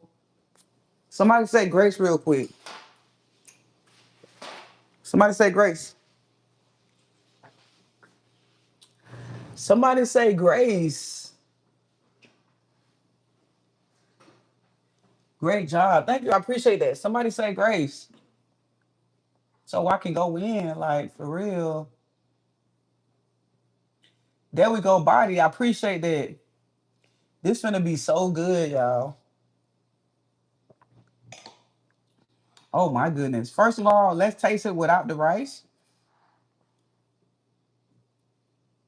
Mm. Yeah. Yeah. I would definitely buy that packet again because it's simpler than making it from homemade. Mm. Zen for the win. 219. Thank you. I appreciate that, babes. I would definitely buy that pack again. It's everything. Mm-hmm. Mm. Mm-mm-mm-mm. Mm-hmm.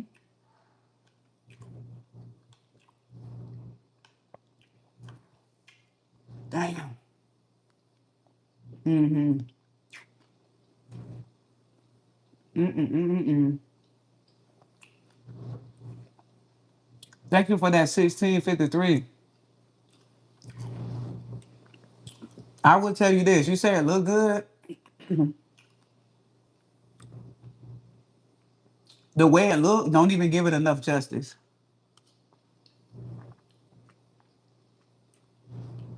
Is it as good as someone from Louisiana made it? Williams, you trying to make the internet come for me right now. I'm not finna answer that question. Mm-mm. Williams, I'm not finna answer that question, boo. Because I'm just not, okay?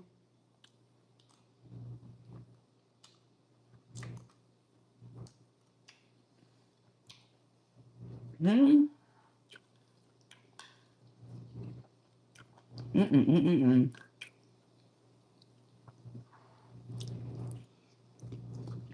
Mm-mm.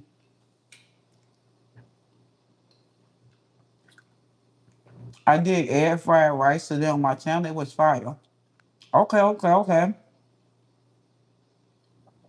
Amber, you would love some? Pull up.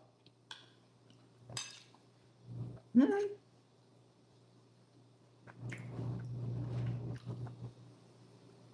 No, because my stepdad is from Louisiana, and I thought my family could look until I went to their house, and I thought my family could cook until I went to their house. What Williams? What?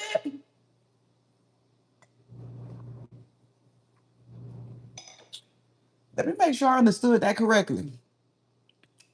Your stepdad is from Louisiana, and you thought your family could cook until you went to your stepdaddy family house?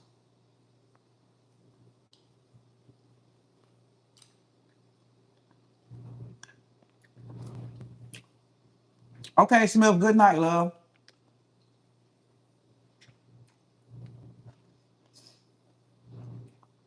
Amber, thank you.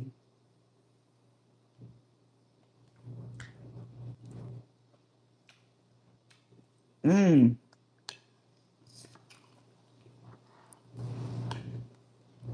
that makes sense. Where's your family originally from? I'm gonna say this, and I know this might seem biased, but keep in mind, I was born and raised in the South.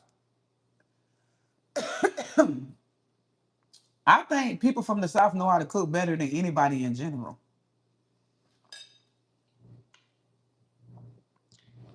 But I'm from the South.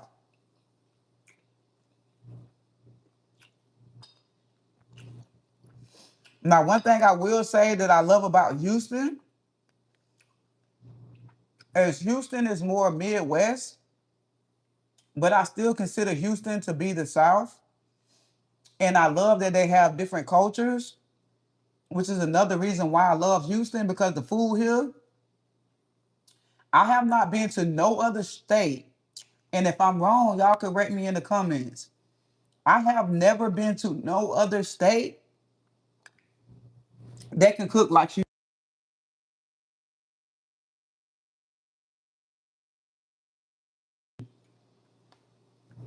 There's no other state as far as food compete with Houston. I'm just gonna say that. Correct me if I'm wrong. You don't see. I mean, to me, Houston is the South, but it's also Midwest. But when I'm saying like Texas, so let me say that because I keep saying Houston, Texas in general. To me, Texas is the South, but it's also.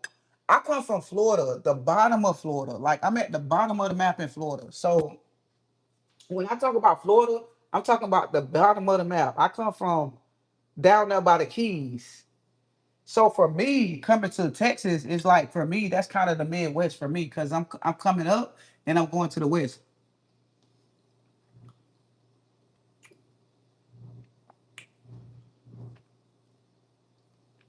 They said a lot of people left Louisiana and went to Houston. Oh, that is true. That is true. But I'm saying Houston in general is like for as they culinary, unmatched.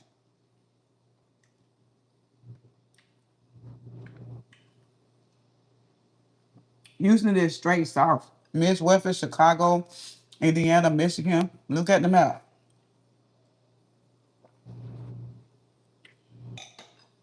I can go for that. I don't got to look at the map only because I know where they at. But for me, I left Florida and went towards the west. That's why I say that.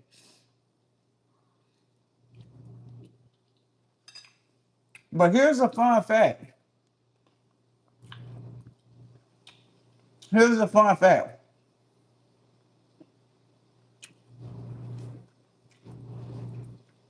When I first came to Houston or Texas in general, a lot of people told me that Florida wasn't the South. When I was like, "Oh, I'm from South Florida," and they was like, "Why do y'all call it South Florida?" I'm like, "Cause it's in the South." They straight up told me, "Oh no, cause Florida's not considered the South because y'all got palm trees and beaches." What? So what I didn't realize is a lot of people from Houston consider Florida not to be the South just because of the atmosphere, the palm trees and beaches. They didn't consider that to be the South, and I was like, interesting. And two, I got deep. Two, I got deep into the core of Texas. That's when I started recognizing, or meeting people that considered Florida to be the South. But when I first came, the people I was meeting was like, "That's not the South, huh?" Florida is one of the most is the most south you can go.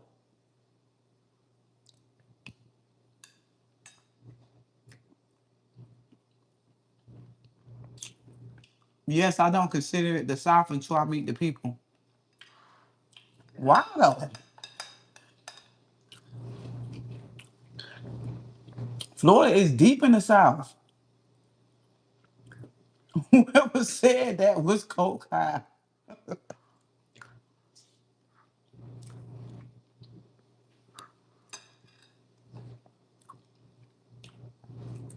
I miss Florida. Maybe I need to go back. I definitely would go and visit Florida, but I don't think I would ever move back to Florida.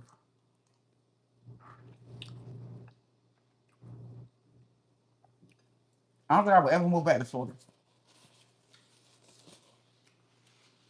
The South is the food? What? The food is what's considered the South. It's the culture.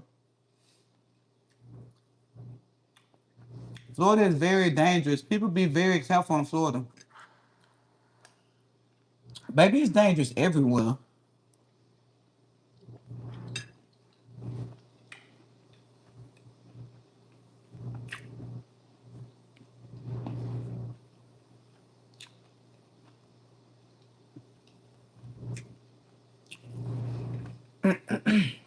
That's true. That's because Florida's a red state.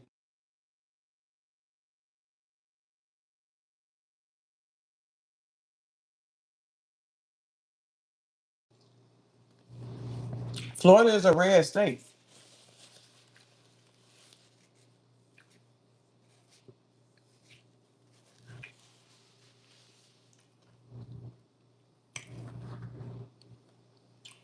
What is the most dangerous place in Florida in America?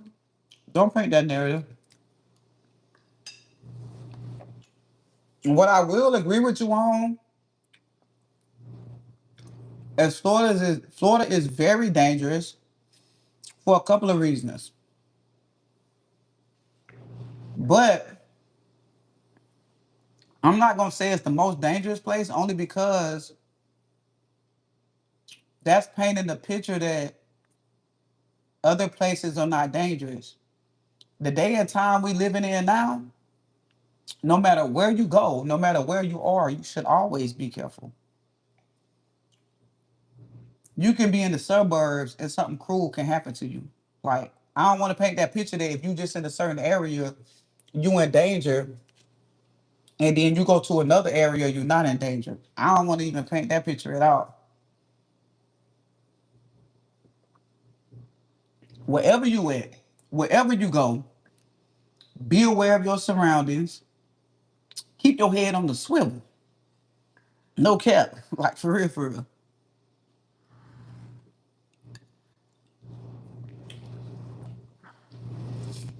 Um,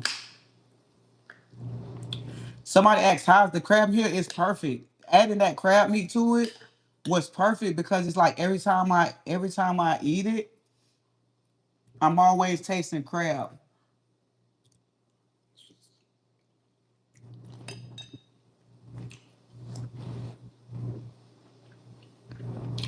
Right?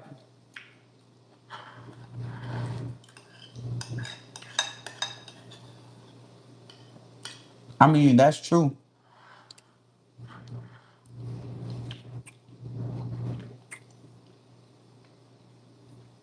I got beaten nearly to death in Florida, a bottle of liquor that belonged to me. Walking on South Beach. It wasn't walking on South Beach. If it wasn't for the females, I would have been dead over my bottle of liquor. Baby, I get you. You had a bad experience in Florida, but I'm telling you, that's everywhere you go. Like, that's just not one place. I'm not disagreeing with you when you say Florida is a dangerous place. So I don't want to take away from your experience, and I don't want you to feel like what you experienced wasn't valid. So that's the last thing I want to do. But what I'm telling you is that can happen anywhere. From a person that just travel around to many different states and cities, I really want people to understand like it's the day and time that we live in.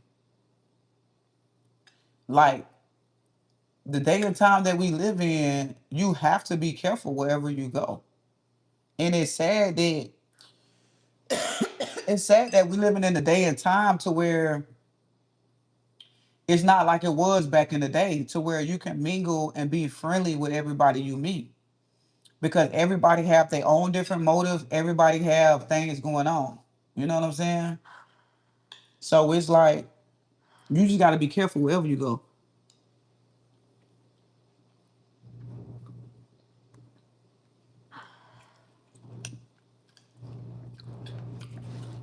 I've seen many people looking at their phones. Oh, that used to be me, and that's me sometimes too. Even when I'm out and about and I'm walking, I'll be in my phone until I realize, okay, wait, hold on, I gotta pay attention to where I'm at.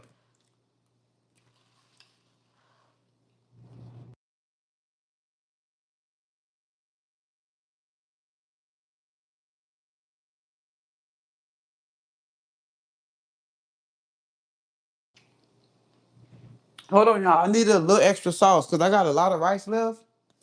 I need some more juices on top of that thing. Like what? And some more sausage, preferably. Cause what? I ain't gonna lie, I would buy that packet again. Because man, it's everything it said it was gonna be. No cap.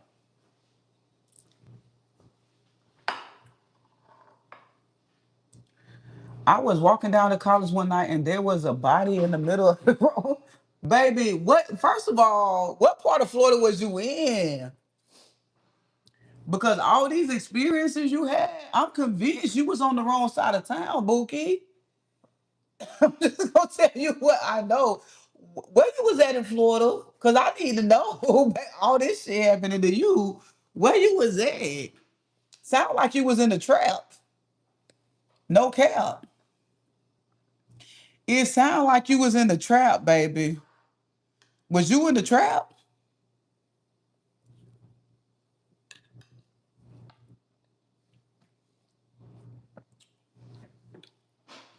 Because that's what it sounded like to me. Everything you just described.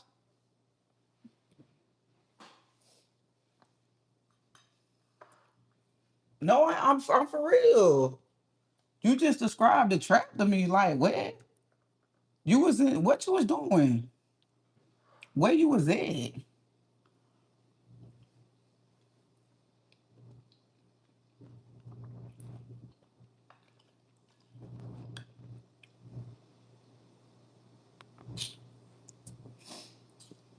I watch a lot of police videos, and most of them are in Texas and most definitely Florida.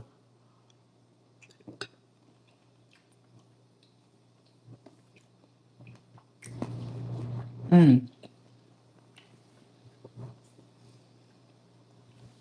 Mm. I'm not even gonna say you wrong. You're 100% correct. But this is what I want to bring to your attention. South Beach, Dade County. That explains. Number one, you in the 305. Number one, you was in 305. Miami is a very beautiful place. Miami is mixed with different cultures. Very beautiful, but you have to look at the history of Miami.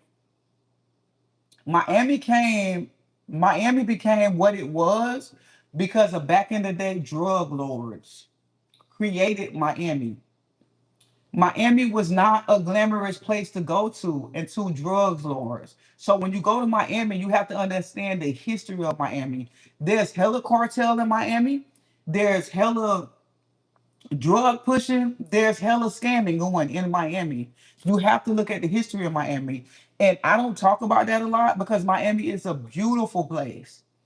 Nice scenery, the culture is good, but before you visit any place, you need to look at the culture and the history of where you're going so you know what to avoid. Florida itself, exactly. Williams, you're right. Florida is a retiree state. But when you're talking about Miami, you have to look at where you're at and what's going down. That's what Miami is known for. And a lot of tourists don't understand that. But if you from Florida, you understand the history of Miami. If you ain't from Florida, you think it's all palm trees, beaches, nice restaurant culture. People that's from Florida, they know a different side of Miami because that's where they're from. So you have to just do your research. And here's the thing. Me, born and raised in Florida,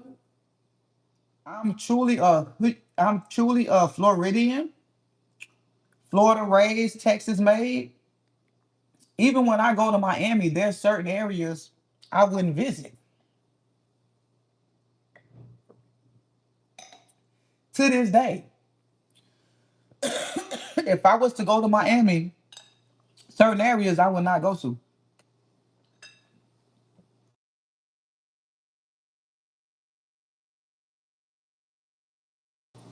I'm sorry, y'all got a call, but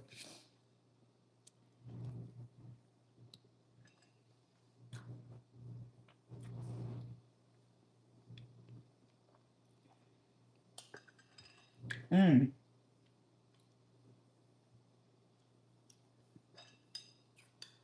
I ain't gonna lie, this good.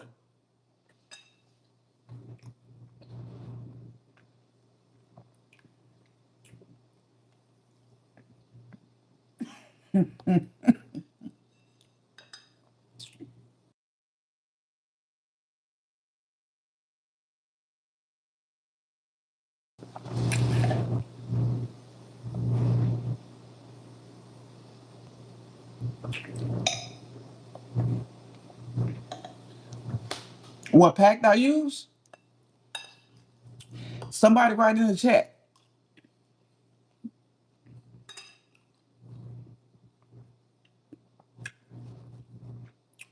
Somebody write it in the chat.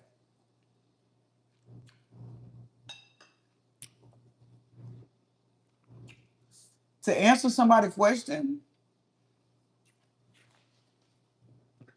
they said they see a lot of they said they see a lot of I'm sorry y'all, it's a little spicy.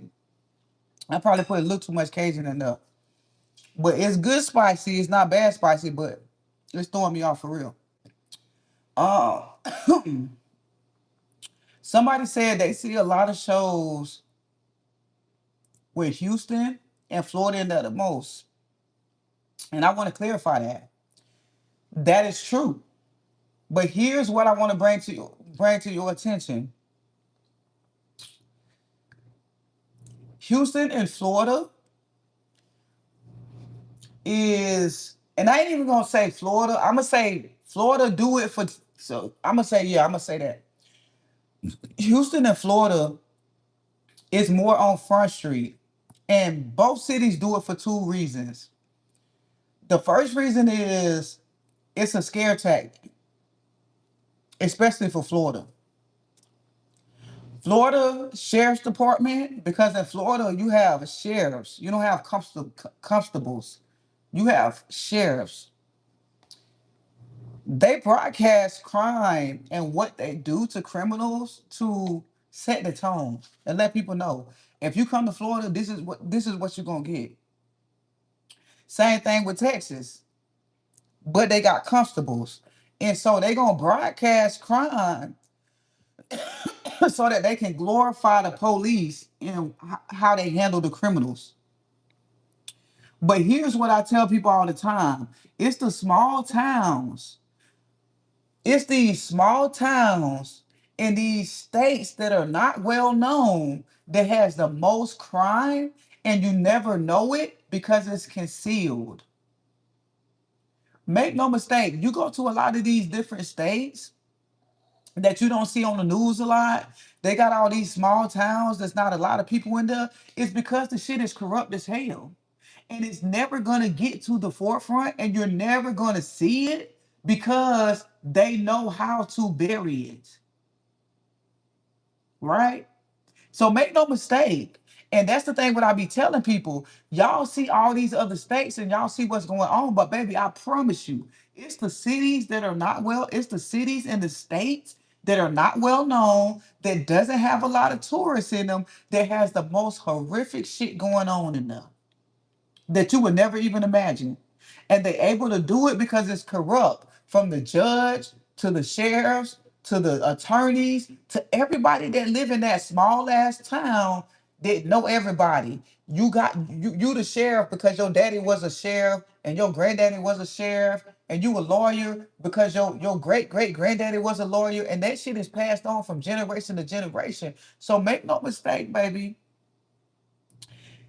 I go to cities that you're gonna see on the news a lot, that you're gonna see on crime shows a lot, because that shows that that shit is be put that is on the forefront, but it also shows that that corruption gonna only go so far. I'm weary of states and towns that I don't see on the news a lot. I'm weary of those states and towns that so y'all ain't got no crime going on. Hmm. You look up they what you call it, the census. You look at their census and they say, oh, it's only every 10 years they have a horrific crime. Really? Really? Really? In 2026, you only done had maybe one murders in this town. No, baby, that's the one that got brought to the forefront. It's probably hella missing people in those towns. Hella missing people that go missing that's never been found. Hella people that had shit wrong to them, but it's never recorded. It's never documented. It's the people that is not documenting. Is the cities and states you need to be aware of. I'm telling you what I know.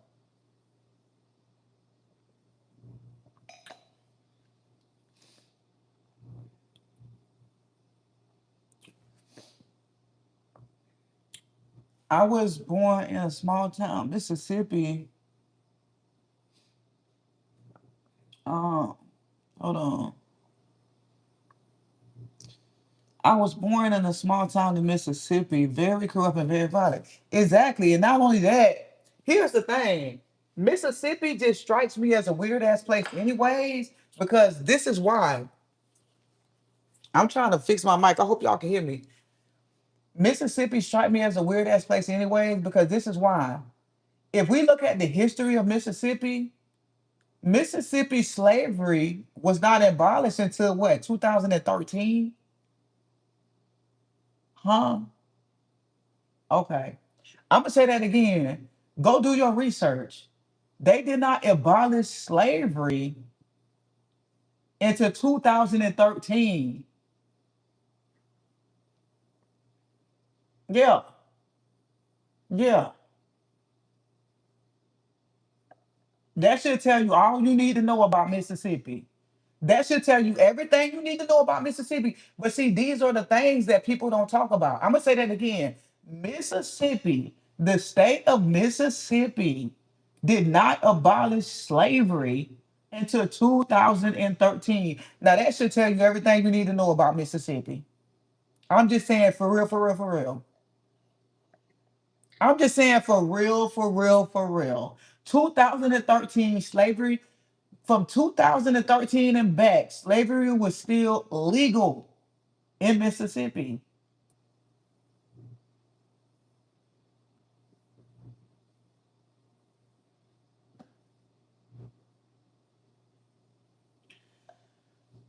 I'm not here to be your history teacher. Go do your research. Anything I say, fact check me. Anything I say, fact check me. Fact check me with anything I say. 2000 until 2013, slavery was still legal in Mississippi. Oh, Vital, Texas. Let me tell you something. I got a whole story with Vital, Texas. Scariest thing in the world. Vital, Texas. When I first, because keep in mind, I tell you all the time, before I moved to Houston, I visit Texas quite often.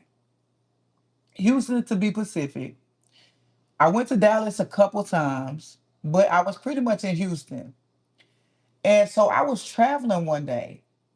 And mind you, I'm ignorant to the history of Texas. I'm ignorant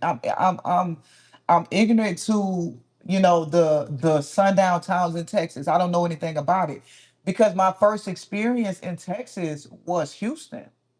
So I'm slow as all can be about what Texas is really about. So don't get me wrong, I love Texas, and I keep saying Houston is here's my forever state. 219, thank you. I appreciate everybody write hearts in the chat for 219. I appreciate that love.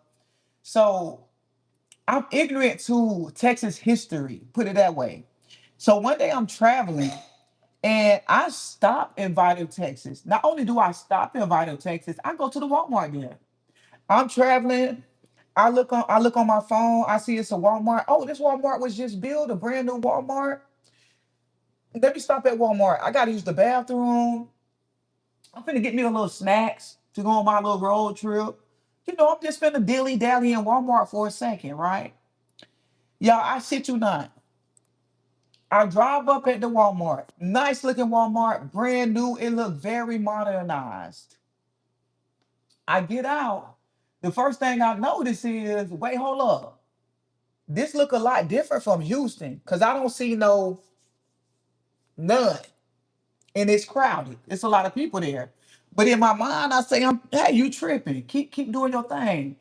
But when you get that gut feeling, I'm not gonna lie to you. From the time I stepped out that car, y'all, I can't explain the feeling I had, but it was not a good feeling at all. It was not a good feeling, and still, I still ignore that, and I'm like, I'm tripping in my mind. I'm like, I'm tripping, I'm tripping, I'm tripping.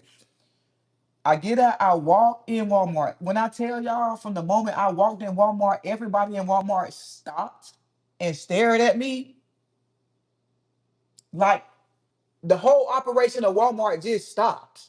It was like, me being me, y'all, I'm dilly dallying. I'm just still walking in there. Hey, how you doing? Ain't nobody speaking to me. Everybody looking at me crazy. And I just got this weird feeling like, man, something gotta be wrong. Like something gotta be wrong. I'm steady walking in there. Y'all, when I say the whole time I was in there, I just had a weird feeling, like it was a bad feeling. Like my energy went from here to here. My energy went from here to here, and it was just bad all the way around. And I still went there. I shopped for whatever I was shopping for. But even when I checked out, like nobody was cordial with me, nobody spoke to me. They were just staring at me. And I'm telling y'all, I didn't see no other people beside no people like this. No minorities at all.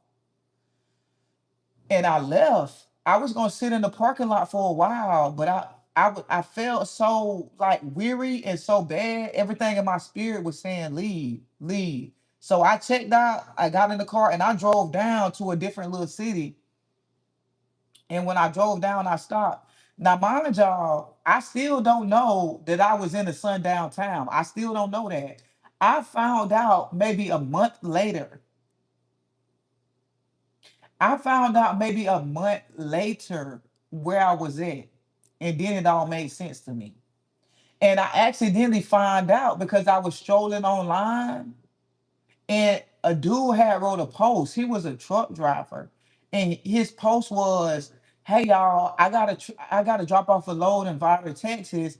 And basically, his video was about, it was the sun was about to go down, and he was scared. He was scared. So basically, he wanted to go live and record his experience because he wanted to make sure that by the time he dropped off the load where he had to drop it off at, that he was gonna be able to get back in his truck and drive on to to his next destination. And then that's when I researched the history of Vider, Texas. And I realized where I was at, and I was like, damn, okay, that makes sense. I was in a sundown town. I was in a sundown town. And I don't care what you tell me, that is still a sundown town. Because this experience happened, I'm gonna say maybe 2 or 3 years ago. That experience was like 2 or 3 years ago. Yeah, that's a sundown town.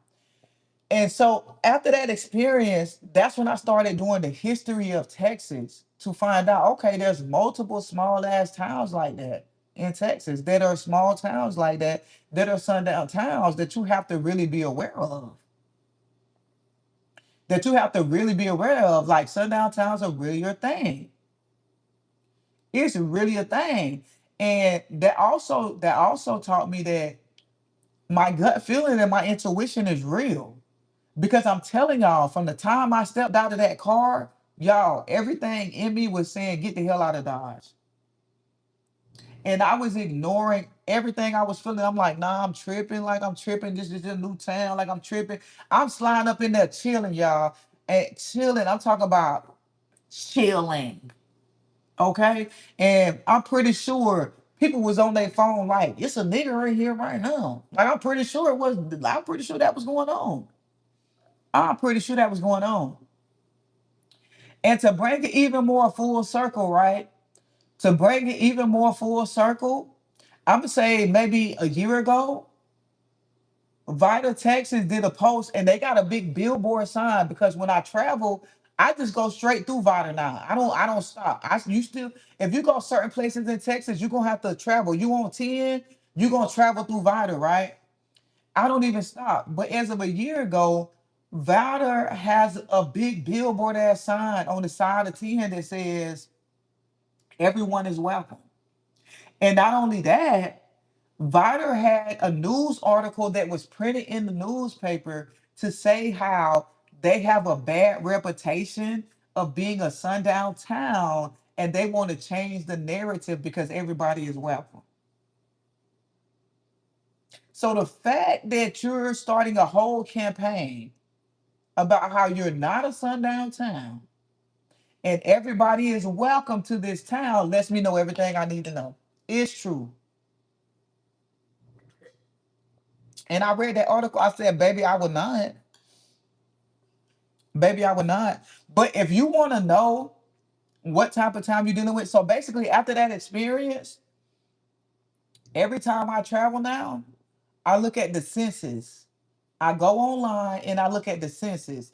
The census is a report that is supposed to be done yearly, every few years, to where they do like what is it called? They do like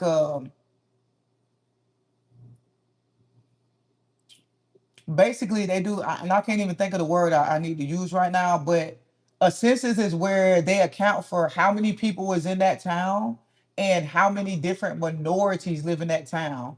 So for an example, it'll say, okay, this town has 100,000 people. The average income is this. The average amount of black people is this percentage. The average amount of white people is this percentage. And it'll list all the facts of that town. So now, after that experience, when I travel, oh, I look at the census to wherever I'm going to know what I'm dealing with. Because when I tell y'all, I was in Vida, Texas, walking through Walmart, chilling. I'm talking about chilling, trying to talk to people. Hey, what's up? Yeah, what's this like? Like, y'all know how I be when I'm fully energized and people looking at me crazy. Oh yeah, never again. Never again.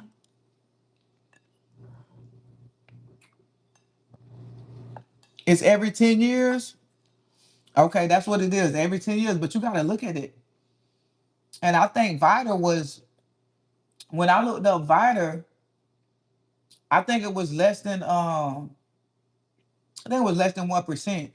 But I actually did a deep dive on Vita, and it's a sundown town. And the thing about it is I don't think it'll ever change. I don't think, just it's some sundown towns that I don't think it will ever change. You have to understand, a lot of these towns and a lot of these places are deeply rooted. When we talk about racism, this is something that is deeply rooted. This is deeply rooted because you have to think of this. We're in 2026. We're in 2026. For your town to be labeled a sundown town in 2026, baby, the roots run too deep. The roots run too deep. It run too deep. Racism is something that's passed on from generation to generation. So we have to look at it like this. The same way you have generational curses, racism is just that. When you have these racist towns, it's passed on from generations to generations. Baby, let's look at how many years it would take for racism to end when you have a sundown town. Because for a town to be labeled a sundown town in 2026, how many generations does that go back? And let's be realistic of what we're talking about here. Let's be realistic of what we're talking about here. That means if a town is labeled a sundown town in 2026, how many people, how many generations are we waiting to pass away?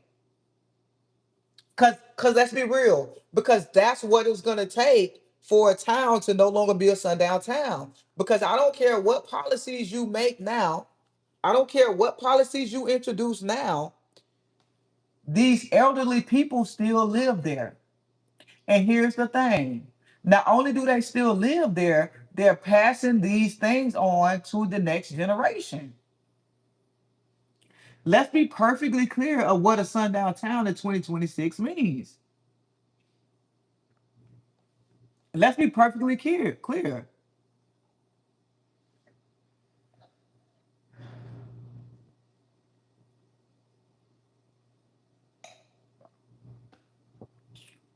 So even when the elderly community pass away, what have you passed down to your child? What have you passed down to your grandkids? What have you passed down to your great grandkids? Yeah, I stay away from these towns. It's too deeply rooted.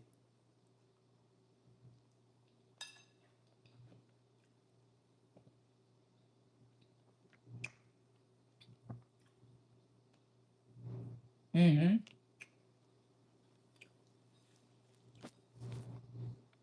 Oh, definitely. Definitely.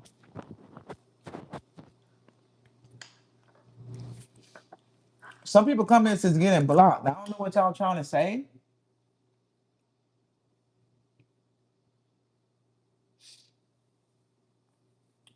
I don't know what y'all trying to say, but hold on.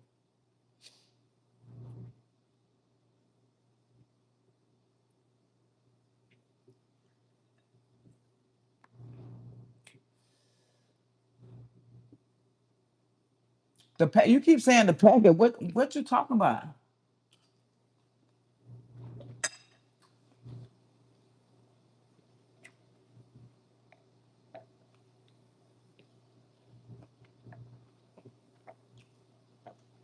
Yes, talking from the source, but not from the world. Our president was black.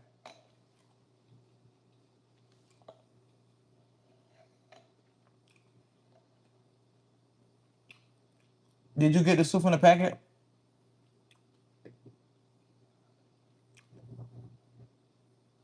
Somebody write the somebody use the pack I used so I can tag it in the comments.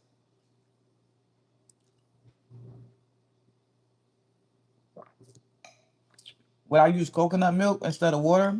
No, I wouldn't. Not for this recipe. I wouldn't because if I use the coconut water, I mean coconut milk, it could be good. To be honest, I would have to try it. I would have to try it to see. I could see how the coconut milk would fit it, but I would have to try it honestly.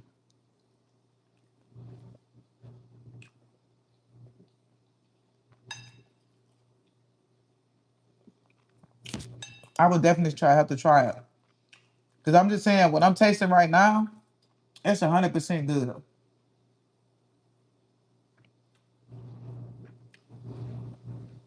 Like I definitely wouldn't change much of anything.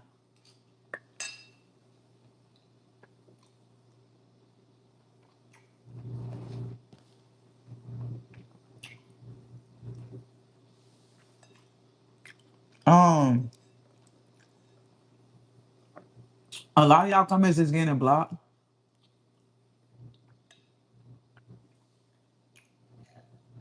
I heard the club culture is dead.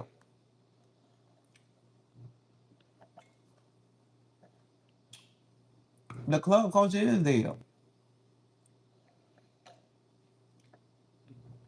I'm gonna say this right here, and I don't know. It might be because I'm older. I'm gonna say the party culture is dead. It's all about a vibe now. Like I like to go out and chill. Now, don't get me wrong. I'm a sucker for a good lounge. Give me a lounge.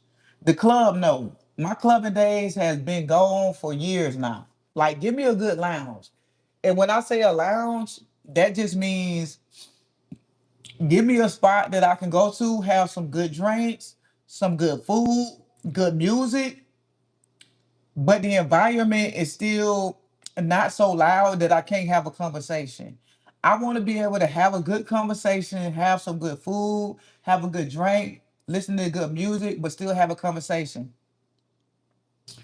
All that standing in the club, back to back, we all balled up in here, can't move. The DJ just playing tracks, we all in here getting drunk. Hell no, I'm too old for that. Give me a good lounge, baby. Give me a good lounge, live music. There you go. You okay, Williams? You know what time it is. Live music, good food, chilling. That's the type of vibe I'm on. I ain't gonna lie, I've been over the club phase. Going to the club with the DJ and everybody just standing in the middle of the club holding drinks. Nah, I'm over that. I've been over there. Hold on, y'all. Let me move my mic because it's just tearing my shirt down. I've been over that. I've been over that phase. No cap. Like I really been over that phase. And I actually went on a date. I went on a date. And this is why I keep saying I need a cooler. This is why I keep saying I need a cooler. Cause I went on a date with somebody. And I should have known. Just you can have a conversation with somebody, and the conversations that you're having can let you know this is not the one. But y'all know me. I push it to the limit. I take it to the max. I'm gonna try whatever. So although I got that feeling just through conversation, I went through with it. And our first dates, was at a club.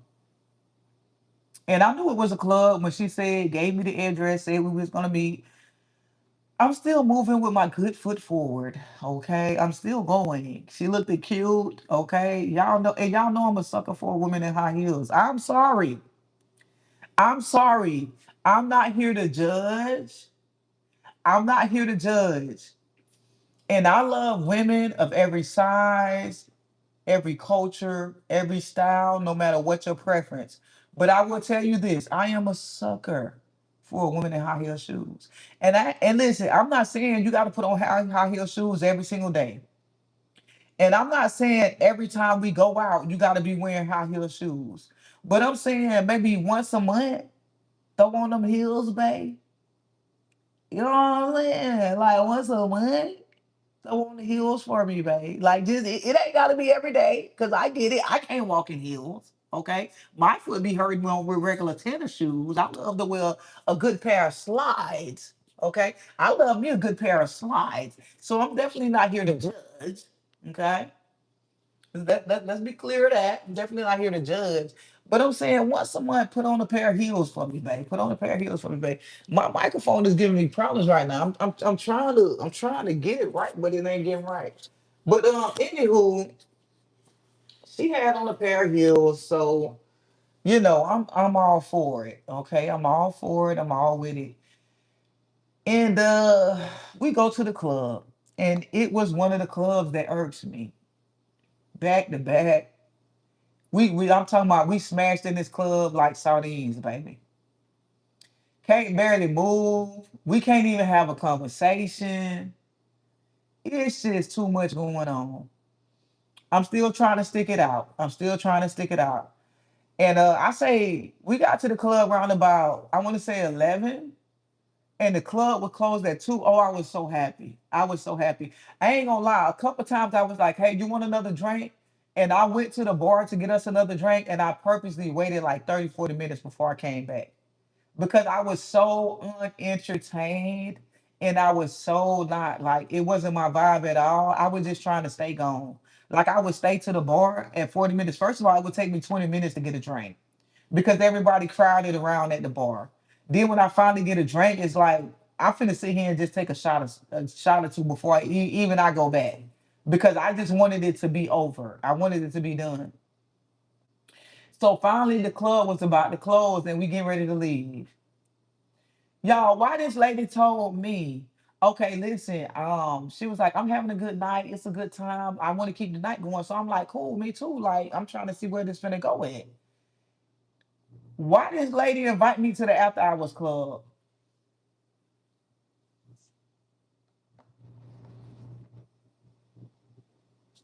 I'm sorry. At my age, if you invite me to the after hours club, we're done.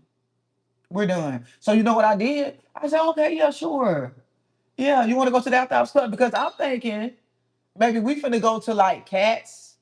Cats is like a 24-hour spot that's kind of like Denny's in Houston. So we finna go to Cats. We finna go have us a meal, right?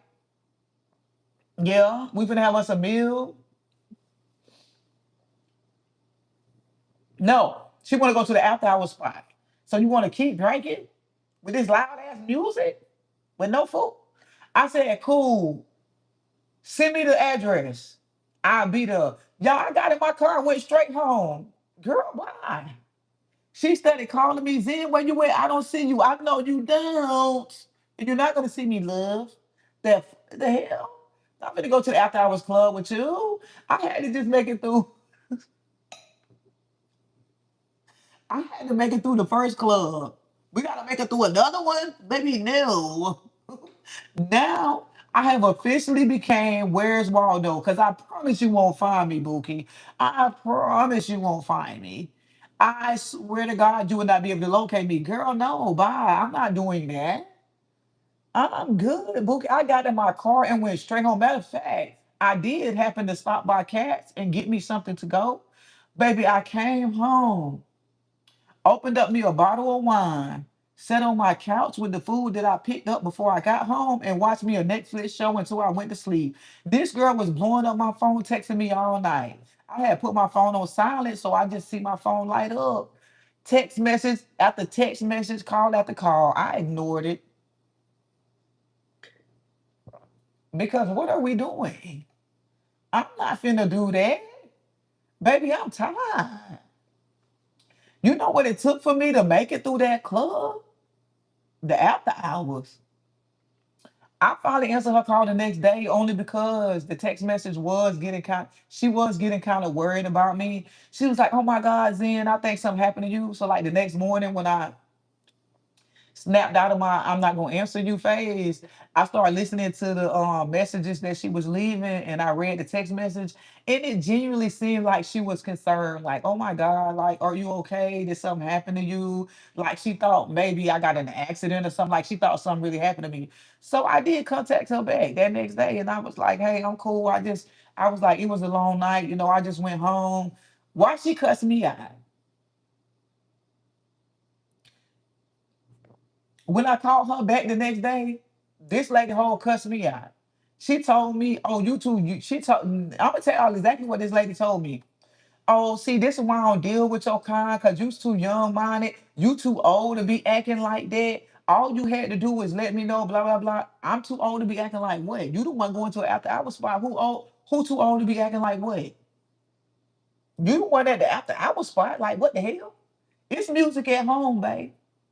It's drinks at home, babe. Why we gotta go to the after hour spot to continue the party? This lady straight up cussed me out and said, I'm too old to be acting like that. Really? Am I really? Am I really? Cause last I checked, you too old to be acting like that. There's no way in hell you gonna expect me to go to an after hour spot. Like, what are we doing? Yes, y'all, this lady straight cussed me out from head to toe. So I don't know, chat. Y'all tell me, am I wrong?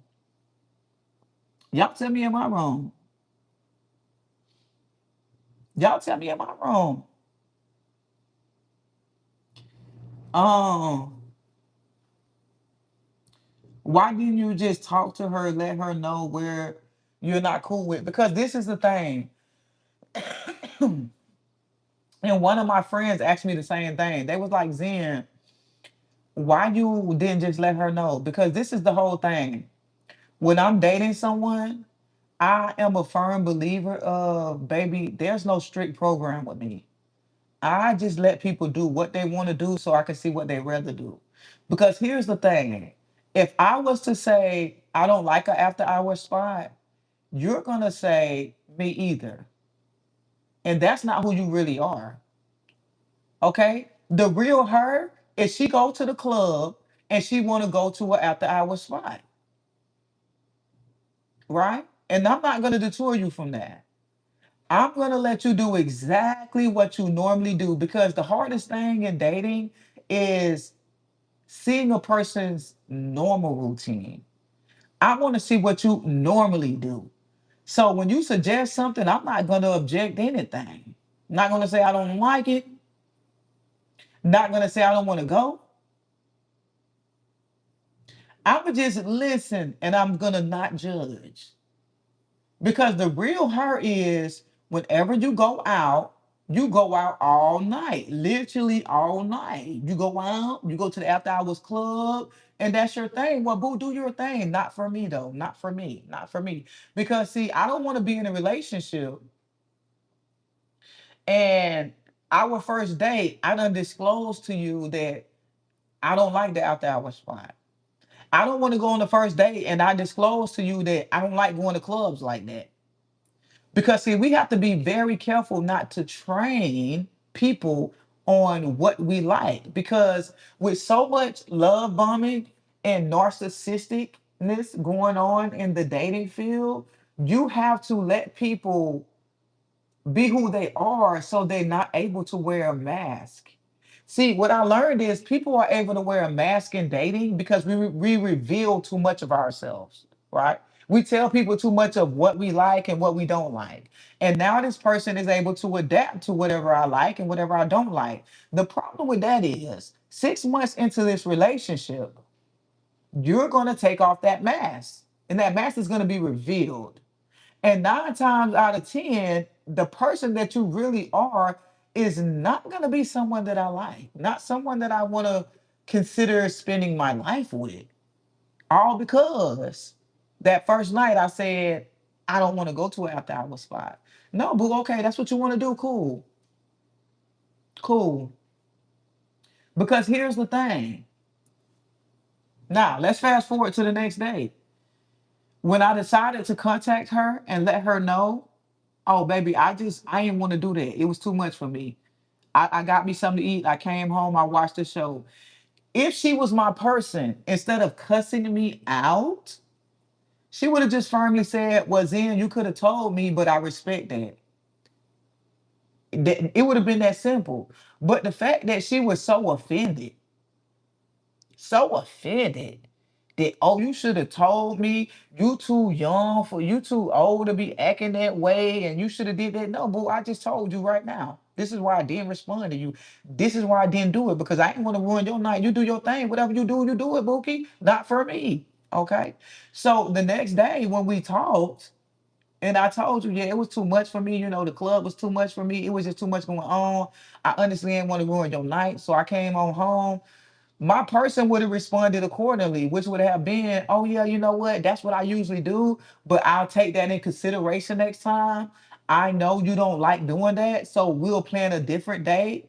There was none of that in that conversation. There was none of that in that conversation. The whole conversation was I tried her and I'm too old to be acting the way I'm acting, which let me know you have no consideration for me. And if you don't have no consideration for me when we first meet, you're never going to have any consideration for me.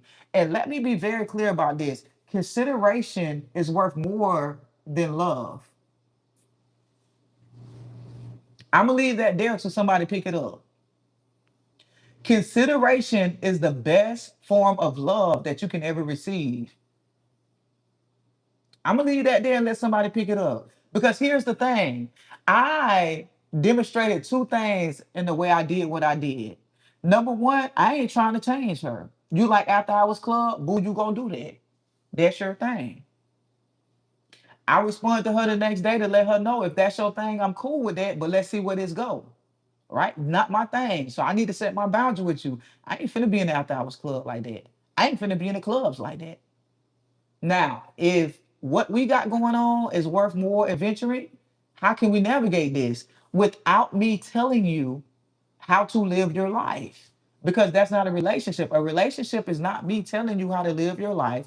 It's not me navigating your life for you. It's about how can you live your life at the same time having considerations to the thing I like. Vice versa. A relationship on my end is me living my life at the same time having consideration for what my partner likes. And I'm not going to train you on how to do that. Because as adults, you should already know how to do that. And if you don't know how to do that, then I'm cool on you. Hmm? Hmm? Okay. Yeah. Because if you don't know how to do that, I'm cool on you, boo. I'm cool on you because the way that everything is set up in this world, the how this world is going, the way everything is set up, consideration is the best form of love that you can receive. Because see, that's a different kind of love. Before someone make a move and they consider how the person that they dealing with gonna feel, that's on a whole different level type of love right there. That's on a whole different level type of love. Ain't no strict program.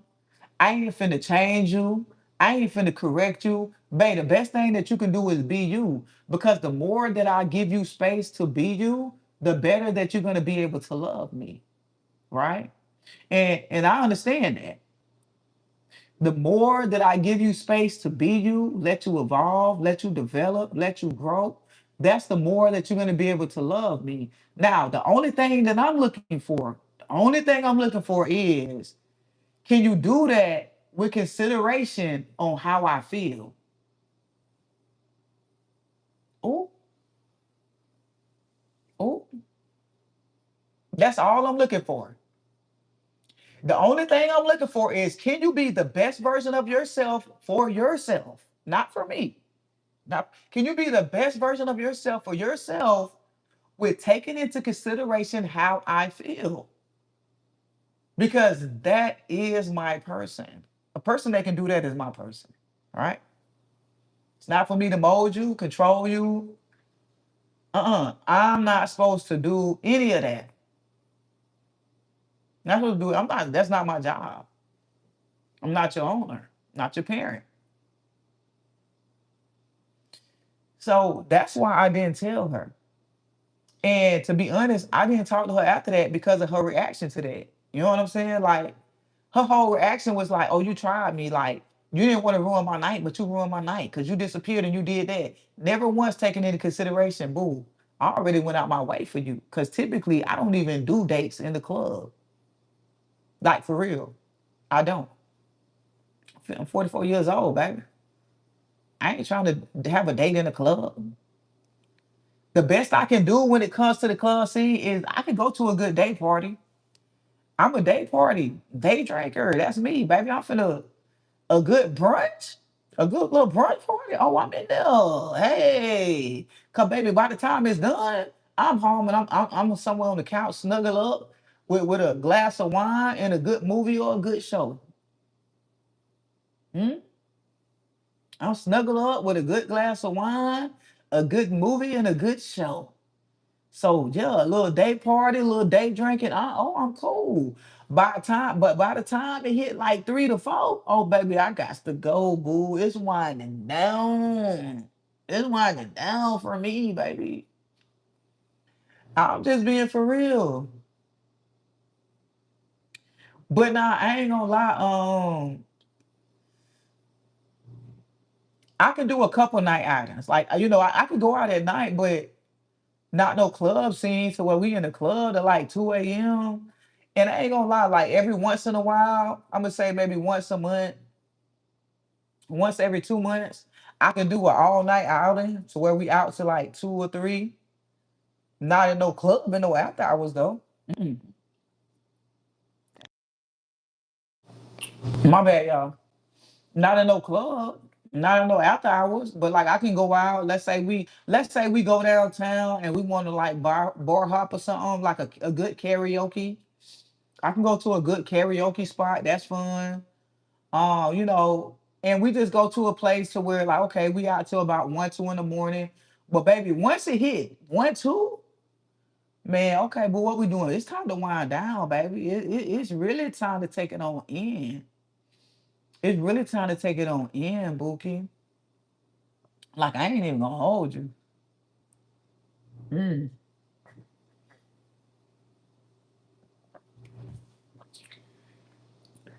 No consideration is the main reason why dating is dead. Oh, absolutely. But I'm gonna tell you this. The reason why I look at consideration, and I haven't always been a person that looked at a person consideration for me, right? I haven't always been that person. But what made me start looking at, okay, I need to pay attention to how much consideration a person have for me. It's because when I look at relationships, and I did a lot of studying of relationships, right? As well as just relationships on my own. And so the main thing what I've been studying lately is, how does a relationship where two people clearly care about each other, clearly love each other, because let's be clear, not all relationships are toxic. Not all relationships are, just negative driven relationships, but it's still a lot of relationships to where I feel like there are two people who are good people who genuinely have love for each other and they just don't make it. Like I think there's a lot of those type of relationships that gets overlooked in the dating world that we're in now. where we're at now, I think a lot of us just focus on the toxic relationships of like, okay, well, this was a toxic relationship and I knew this wasn't gonna work. But no, to really understand the core of where we're at when it comes to dating, is we have to look at it as a whole. Not every breakup is a toxic breakup. Some people just don't make it. They just not for each other. And so when I started studying that type of relationship, the one thing I learned is it doesn't happen overnight. It's not something big that happens. It's the small things that happens over a certain amount of time. I'm gonna say that again. It's not a major thing that happens, right? Everybody is not going through relationships where people are cheating on them. Everybody is not going through abusive relationships.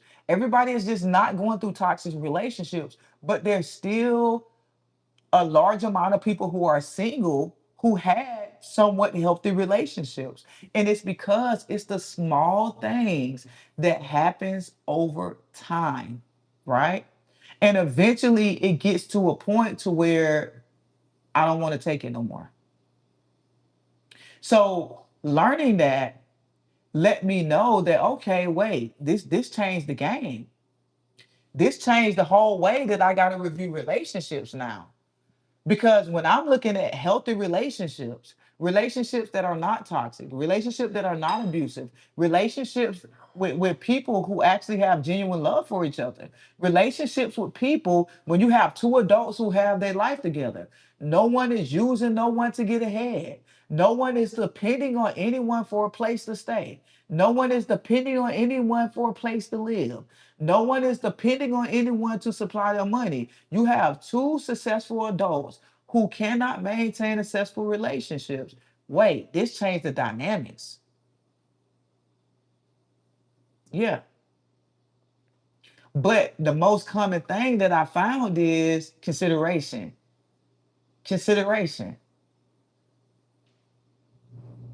There's people in the relationships, there's a person or maybe two people feel like this person don't take consideration. This person doesn't consider me in their decision making.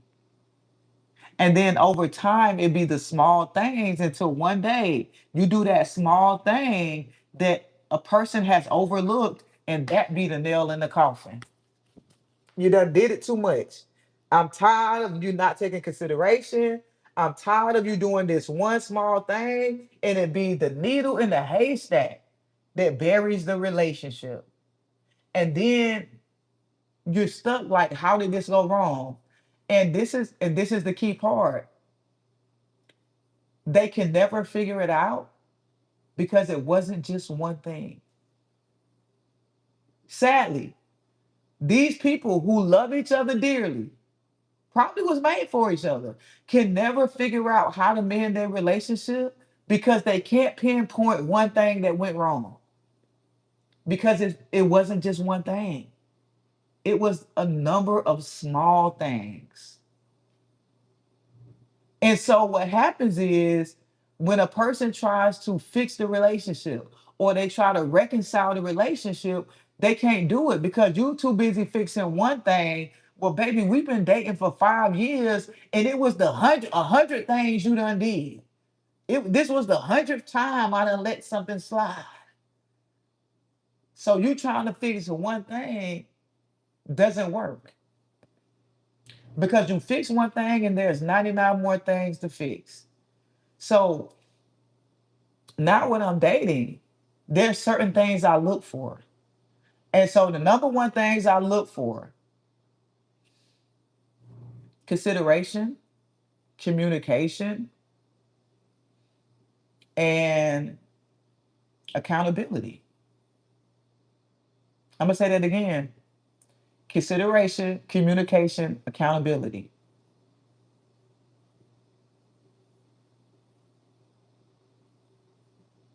Yeah. Consideration, communication, accountability. If you can master those three things, I think a relationship would never fail. Because just with those three things, Just with those three things, it can solve any problem that you have. Because number one, the communication has to be there. Because like I said, a lot of people that are in healthy relationships, it ends because communication.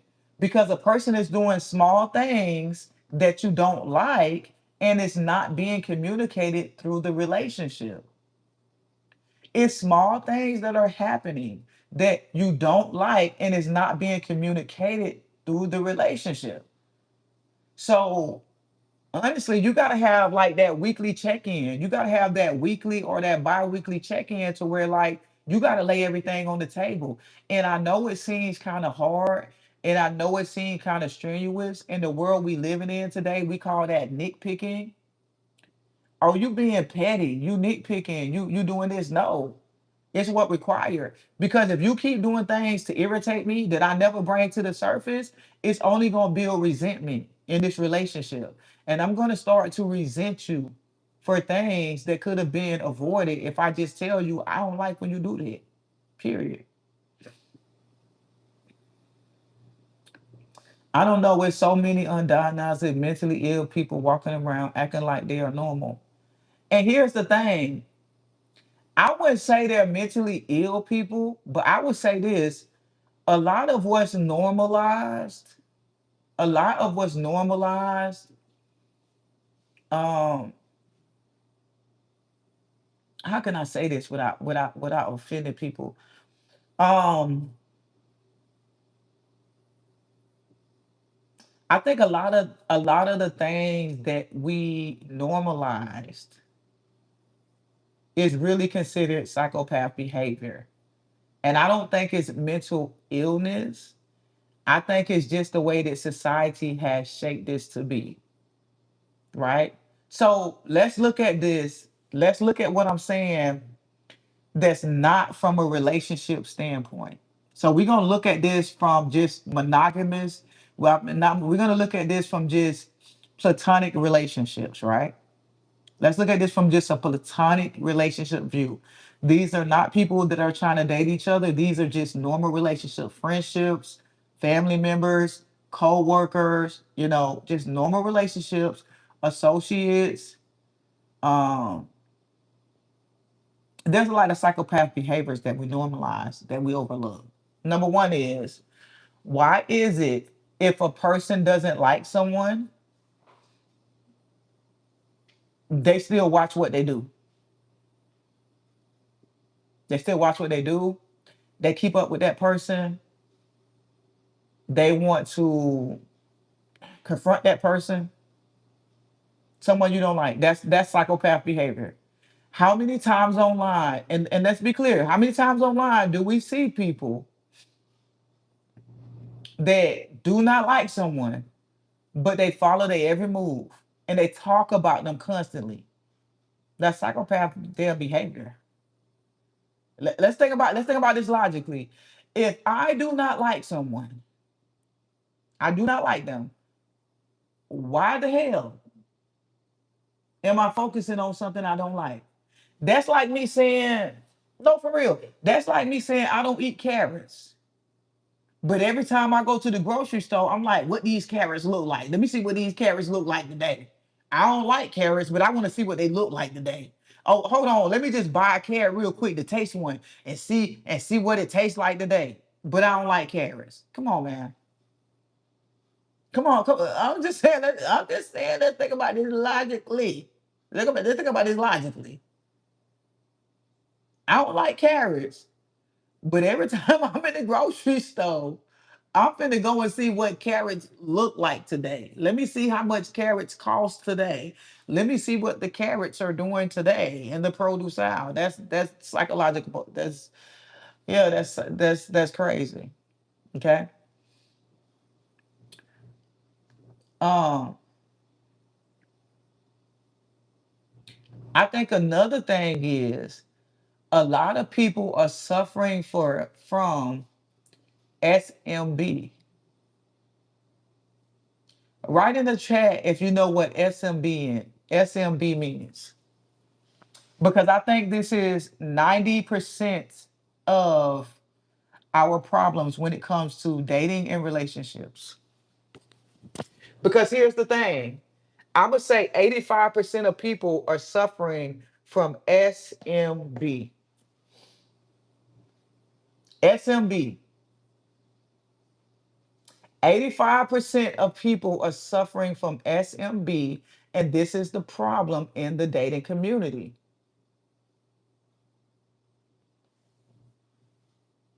Write in the chat if you know what SMB is. Williams, I'm not even gonna prove that message, but no, that's not it. SMB is social media brain. SMB is social media brain. A lot of people are suffering from social media brain. And what I mean by that is we look to social media to guide us through relationships. So even if you're dating someone that's considerate of you, they cater to you, they do the things you like, you too busy looking on social media, seeing what everybody else relationship consists of. Mind you, they only showing you the parts of their relationship that they want you to see. So even if you have a good person, considerate of you, they treat you right, maybe they don't have the car that you think they're supposed to drive. Maybe they don't have the type of money that you think they're supposed to be making. Maybe they can't provide a certain lifestyle for you that you see every soft girl era living, right? Right? Right? Because you want to be in your soft girl era because everyone who's living in their soft girl era should have Birkin bags. They should be taking flights. They should be going out the country. And if a person that treats you right and can take consideration of you, and maybe they're just not where you want them to be yet financially, okay, you assume that they're trash. And so you're beginning to treat them like trash. And you start treating them like trash because you get online and you start weighing your options. Mhm. Hear me out. You start weighing your options because the DMs is busy. Let's be clear. It's 2026. Them DMs gonna be full, baby. The DMs is full. The DMs is full. So you got people in your inbox saying, hey, boo, I want to do this, I want to do that. And it looks a whole lot better than what you're dealing with now. But here's the problem. Here's the problem. A person can treat you good one day, take you on a good date, cash out on you. That don't mean they got it. So then you end up meeting somebody offline because they done promise you this and that, and they can do all this and that. And when you met up with them, they did exactly what they said they was gonna do. They took you out, they spun a bag on you, they brought you a bag, they gave you a bag, but then you try to call them next week and they go ghost on you. And now you can't figure out why. Oh, I can't get a hold of them. Where they went at? Because they're trying to recover from cashing out on you. Because they done cashed out on you, now they gotta spend a week or two eating Roman noodles, figuring out how they gonna pay their bills, figuring out how they gonna do that. And now you can't get a hold of them. And so what happens is you run into a lot of people who can't give you consistency. And they can't give you consistency because they can't consistently provide the vibe that they first gave you. And then you end up going back to the person that you took for granted because they didn't have it like that. But you realize, okay, well, this person at least take me into consideration. They at least be there for me. They at least do this. And now here you go being the toxic person because you're going from the person that can't give you what you want. And now we're dating multiple people to get the lifestyle that we want. That's delusional. Because let me be perfectly clear. And I'm going to say this, and I know a lot of people going to have a problem with it. You are a damn psychopath if you cannot provide yourself with a lifestyle, but use dating to provide yourself with a certain lifestyle.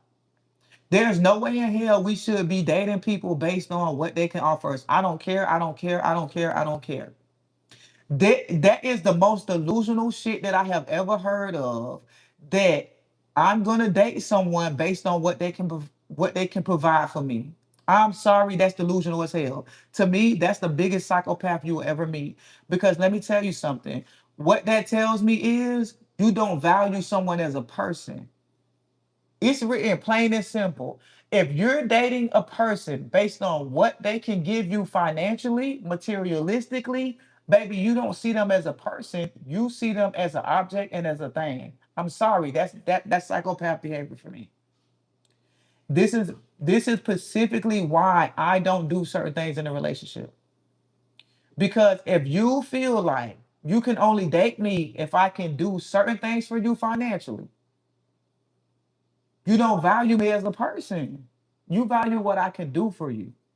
So at the end of the day, if I get with you and I can no longer provide you with those things, now I'm trash. I'm nobody. I'm nothing. I can't even be mad because you told me from the beginning that's what you was looking for. You weren't looking for a person that you care about. You looking for what a person can do for you. And I think we have to start there. I think we have to start there. We have to start with, if you want me to provide a certain lifestyle for you, delusional as hell, psychopath behavior, because you have put a value on my worth. That's the only thing I hear. That's the only thing I hear when I hear someone say, I'm not going to deal with you unless you could do X, Y, Z. Oh, you just don't put a value on my worth. Absolutely not, boo. Absolutely not, boo. Absolutely not. Because ain't no way in hell you gonna stamp my worth on me. There's no way in hell you gonna stamp my worth on me. What I look like? I'm finna let you decide what I'm worth. Hell no. Never gonna happen. Never gonna happen. Never gonna happen. It's never gonna happen, boo. And trust me, I've been young. I've been young, and I've been that person who've dated people. And I've been that person who, I try to be that provider and I try to pay for this and do that. My younger days until I grew wiser. It never works out, boo, because one thing I'm here to tell you is this right here. There's always somebody doing better than you. And that's what we have to understand. And I think that's what's a lot is going on in the dating community. I don't think it's that people are mentally ill. I think people are not thinking logically. And I think people don't think it through.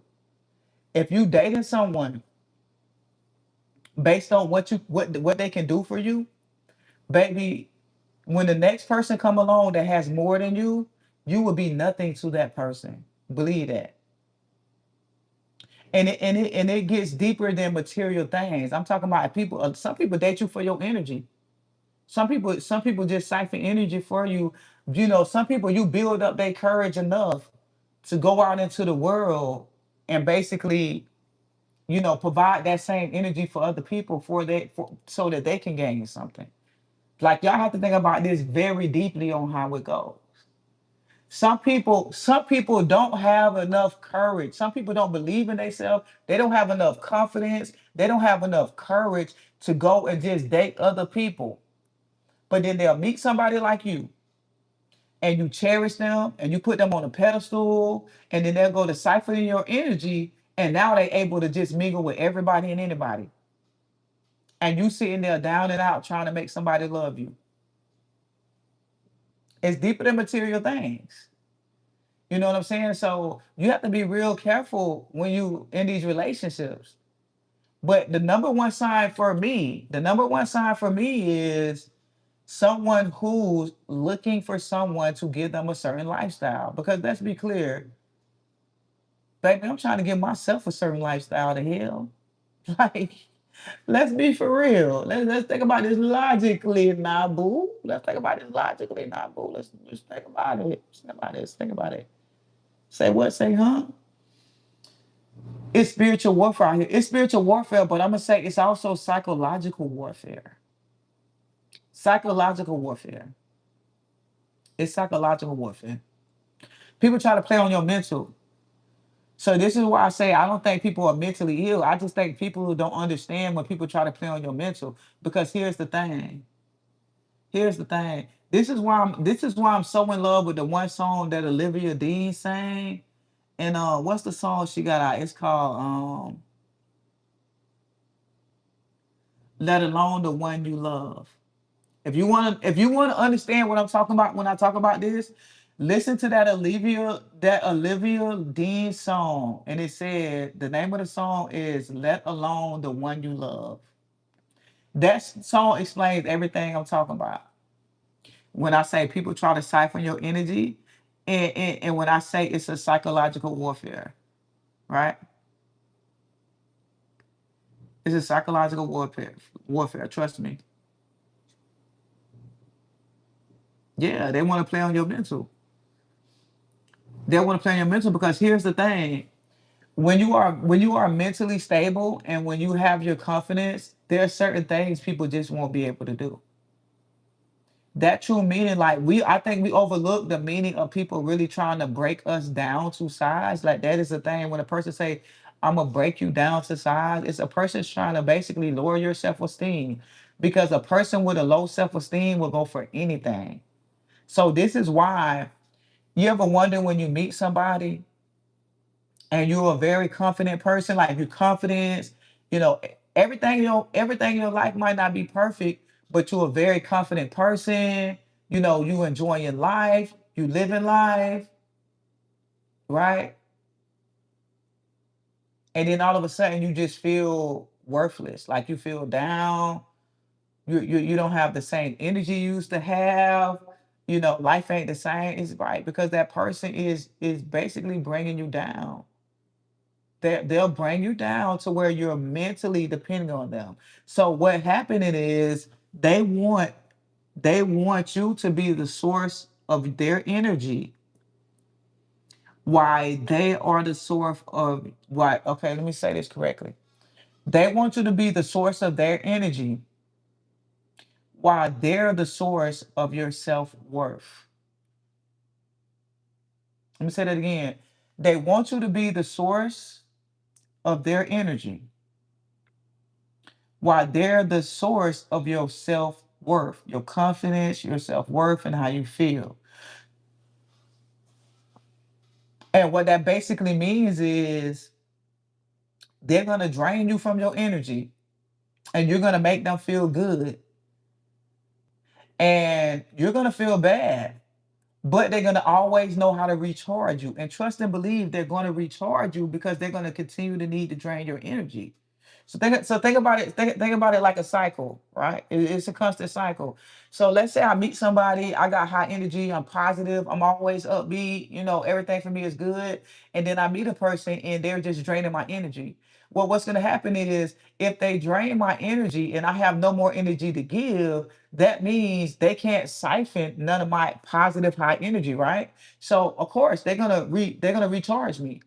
So they're gonna drain my energy, but at the same time, they're gonna put me down, right? But I feel so worthless, and I feel like I ain't worth much, and I'm worthless.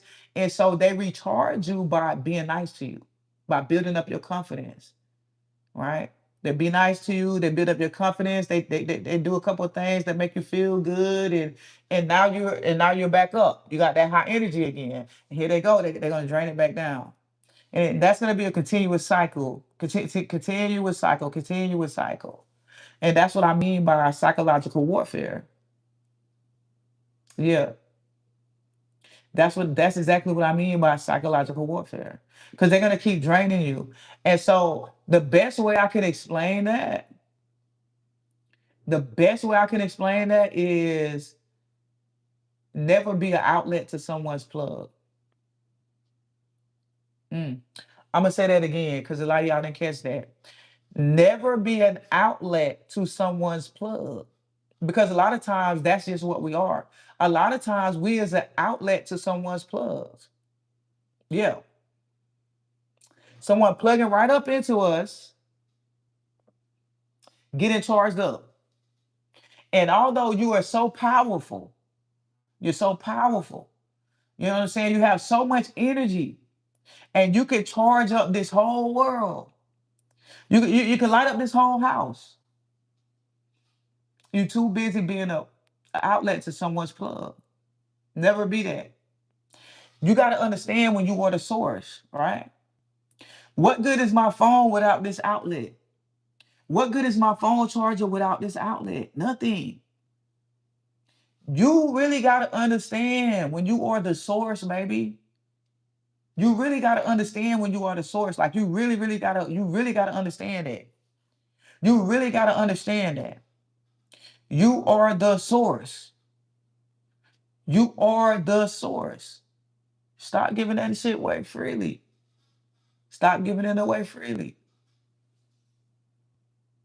Stop giving it away freely. Start dating men. No, because you want me to date you. Absolutely not. George, you gotta be a man. And I promise I'm interested, boo. You saying that because you must want me to date you. You gotta want me to date you. It's a no for me, Bookie. It's a no for me, baby. I'm sorry, George. I got much love for you. But no. No. I'm sorry, Bookie. I'm sorry, baby.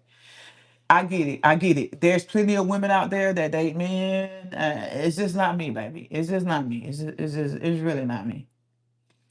But yeah, stop being a plug to people outlet. Stop being a plug to people outlet. That's the best thing I can tell y'all. Recognize when you are the source. Recognize when you are the source. So y'all, I'm gonna open this up. I'm gonna give it 30 minutes for y'all to ask a question, and then I'm gonna get up off it. It's 12:22. I'm gonna give 30 minutes for y'all to ask questions, and I'm gonna get up out of here. I'm probably gonna be live again tomorrow. I don't know what I'm gonna cook, but it's gonna have something to do with shrimp. Cause I got leftover shrimp that I gotta do something with. Um, seeing how was your day? My day was good. Are you dating? Dating? Hold on. What you mean about dating? Cause dating can mean a lot of things. So you gotta elaborate. I date men, but George is tripping. Yeah, George got blocked, man. I can't do it. I can't do it.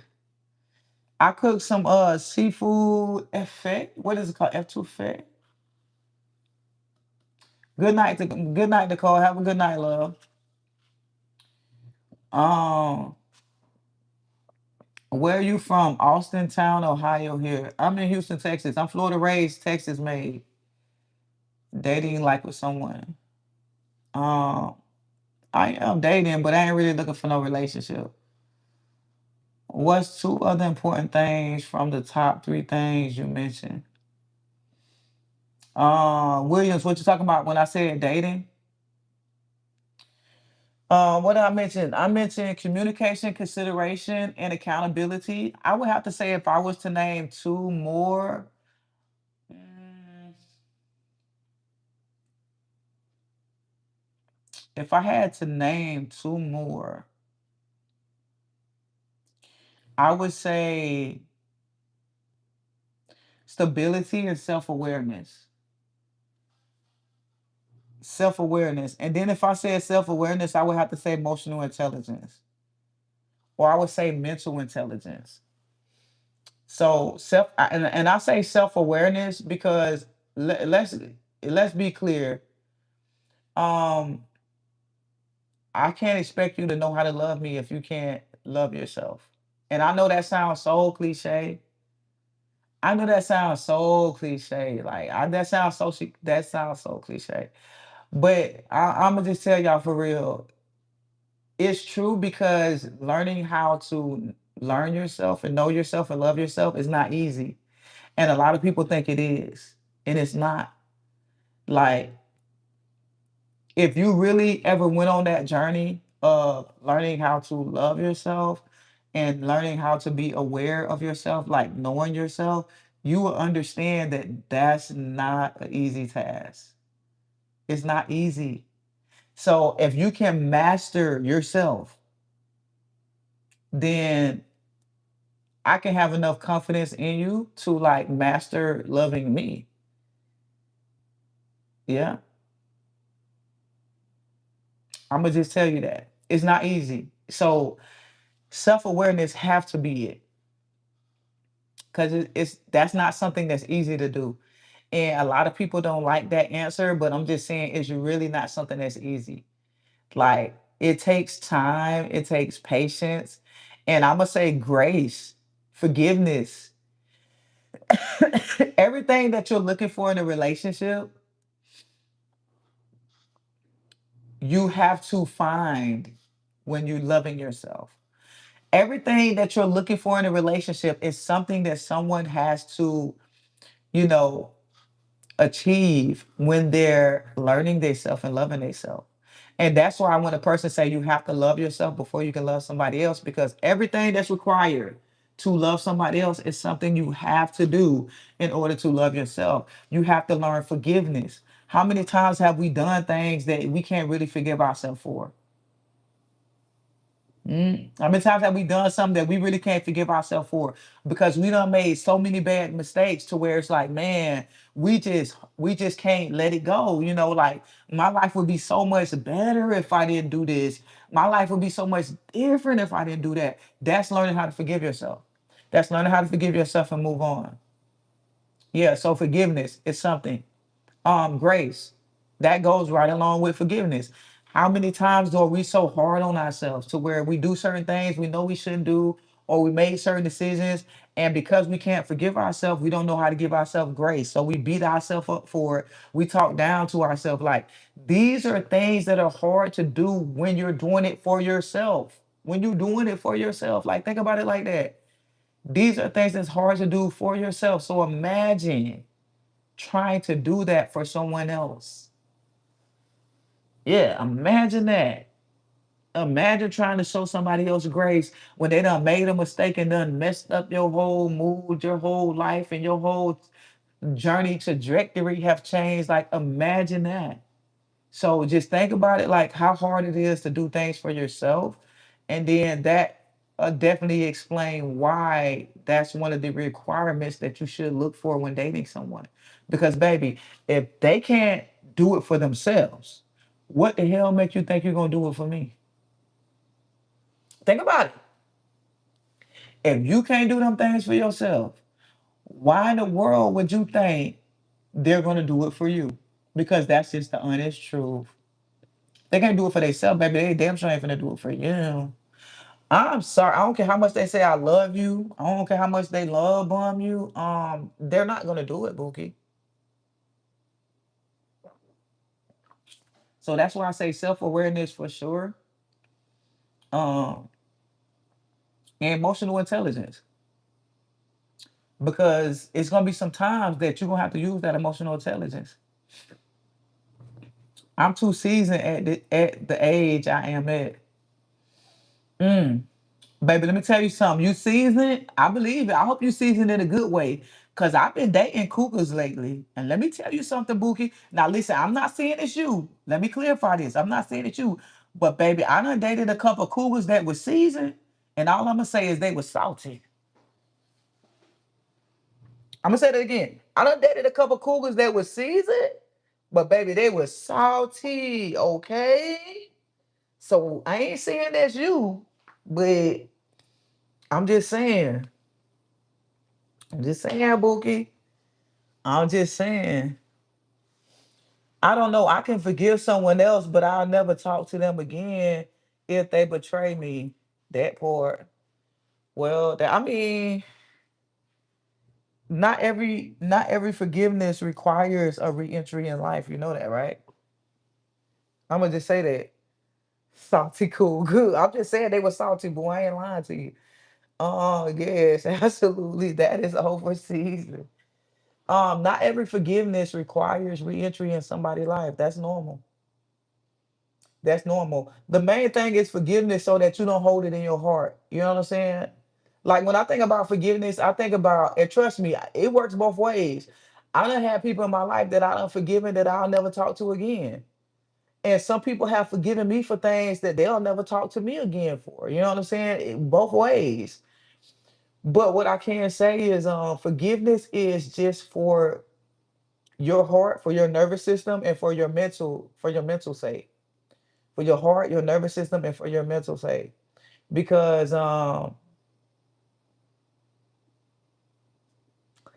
there's a famous quote. I'm trying to think who said it. I can't think about who said it, but the famous quote goes, holding a grudge in your heart, aka not forgiving someone, is like drinking poison and expecting the other person to die. That's what holding a grudge or not forgiving someone does. I'm gonna say that again. And I wish I could remember who wrote this quote, but it's I can't even remember who said it, but it says holding a grudge is like drinking, it's like you drinking poison and expecting someone else to die. Baby, it's only affecting you, not the other person. So you have to forgive, you have to, you can't be walking around with grudges and not forgiving people because it's only going to affect you. And that other person is living their life, doing whatever they do, not even worried about what you got going on, not even worried about what you got going on. Mm, I'm so good looking and pure, and my ex is trash, but he pulls generous women unsealed. I don't get it. Got that gift of gab. And got that gift of gab. And I will tell you this too. Not only do they got that gift of gab, um, you gotta understand, like every person get a different experience. Like the same person can give people different experiences, right? Like I had this ex one time, and we was together for like maybe 2 years. I'm gonna say, yeah, we was together for maybe 2 or 3 years. And when I was in a relationship with her, there was things I begged her for, right? I begged her for. And nothing major, just simple, like things that you would want in a relationship. Consideration, you want a person to make you feel good or whatever. I begged her for these things and she never did it. And as soon as we broke up, everything I asked for, she gave to the next person. That taught me two things. It taught me two things. The first thing is people will give you what you're willing to accept. That's number one. The second thing is every person get a different version of a person, a different experience. Unfortunately, you was the villain in somebody's story, and you grew up and you're no longer that villain, right? And the same way you was a villain in somebody else's story, you was the hero in the next person's story, right? Um, so it's like people get different versions of people depending on what they willing to give. And that also taught me that like some people like placeholders are a thing. And I think that's a whole nother topic for a whole nother live. Placeholders are a thing. And a lot of times when we dating placeholders, they're not gonna give us what they would give someone else because the relationship is not that serious for them, right? The relationship don't be that serious for them because although they feeling you, you just a placeholder. And let me say this, and I done said this before. Y'all hold on. I'm looking for my phone charger because my phone says it's about to die. So I'm looking for my charger real quick. I'm trying to give y'all at least 20 more minutes. I'm trying to give y'all 20 more minutes, but my phone is on 20%. And let me say this very clearly. And I think when I say this, it's gonna make a lot of sense. Hold on, y'all, please. I'm probably gonna have to unplug my mic because my mic is plugged in to where my phone should be charging. So y'all let me know. Can y'all still hear me? Let me know, yes or no. Because I gotta unplug my mic. Because that's where my phone need to charge at.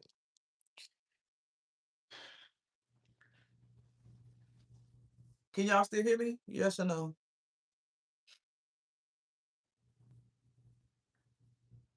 Okay, yeah, y'all can still hear me? Yeah. So let me say this very clearly. Um, some people are not where they want to be. They're where they're allowed to be.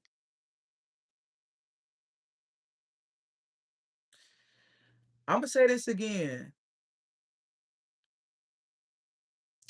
Some people are not where they want to be. They're where they're allowed to be. Because see, some people have a problem with being alone. And when I say alone, I don't mean like you're just alone all the time, but some people have a problem with not being in a relationship. Some people have a problem with not being in a relationship because they need someone there at all times. When they're not with their friends, when they're not at work, when they're not hanging out, they always want somebody to come home to, right?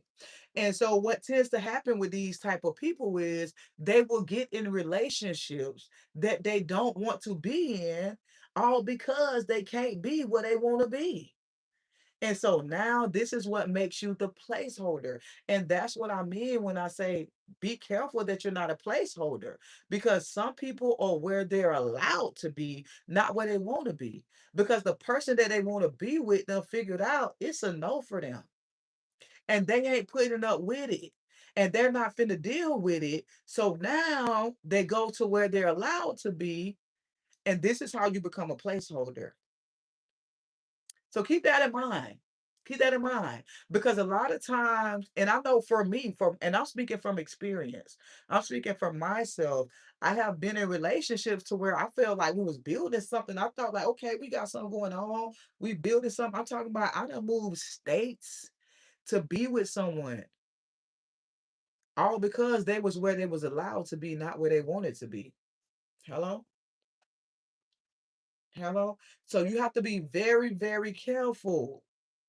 Have to be very, very careful that you're not a placeholder.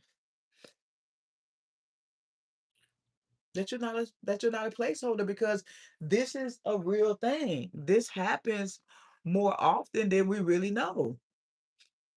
This happened more often than we really know. What happened to me when they had her head trauma? Oh, that happened to me when they had head trauma. Yeah. Not a bookmark, no, a placeholder. Because see, a bookmark is different from a placeholder. Because and I'm gonna tell you the difference. A bookmark, I wasn't trying to get this deep this tonight, but I'm gonna put y'all on to a little bit of it.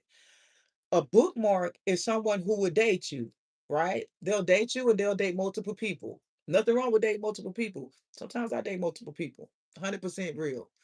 If I'm really dating, date a couple of y'all for real. They'll date you. They're gonna date with you. Gonna date with multiple people, and they'll never get serious with you. Bookmarked. And so that's me. I'm a bookmark.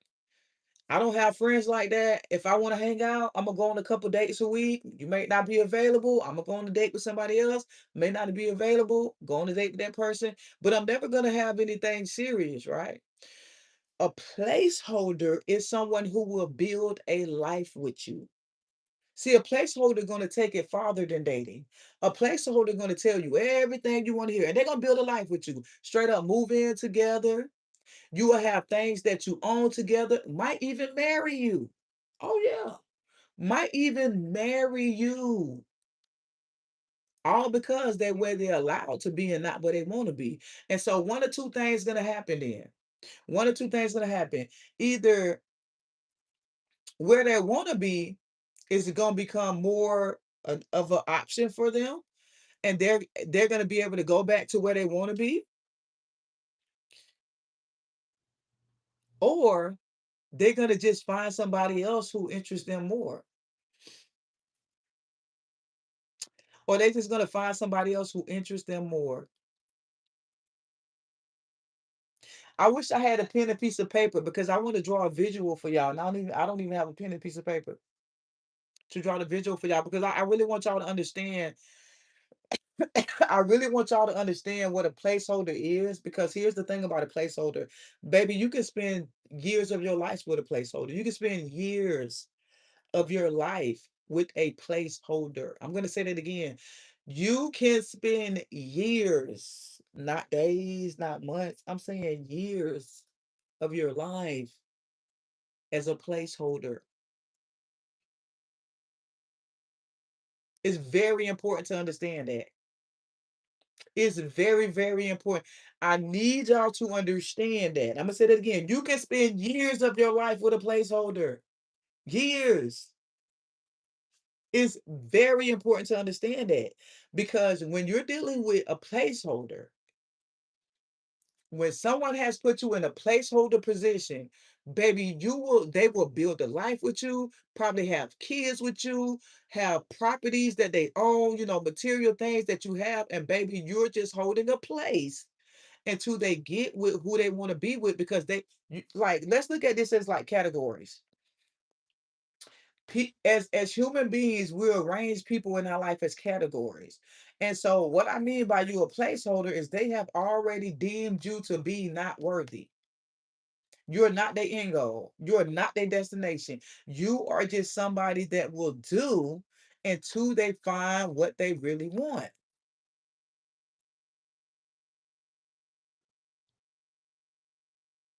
Yeah. It's just like if I go into Wingstop and I say, let me get some hot honey wings. And they be like, oh, we don't got hot honey wings today. Would you like something else? And I'd be like, yeah, you know what? Let me get some garlic parmesan wings. Now, although I got garlic parmesan wings that day, baby, they're not gonna replace my hot honey wings. And even if they never have hot honey wings again, I'm always looking for the next best flavor, because I like garlic parmesan wings, but it's never my first choice. It's never my first choice. Never. And so even if they don't have hot honey wings and they never have it again, every time I go to Wingstop, I'll be like, hey, do you got any new wings? Because if there's a new flavor that comes out, I'm gonna try it. And if I like it, then I'm never getting garlic parmesan again. But if I try it and I don't like it, then I'll get garlic parmesan wings until something new come out. And this is how you have people that's going back and forth. You know when people cheat on you and then they come back? It's because they trying to find what they really want. Because let's be clear, when a person is where they want to be, there's no more trying anything out. There's no more I'm still looking. See, a lot of us be in relationships and we be settling down while people is testing the field.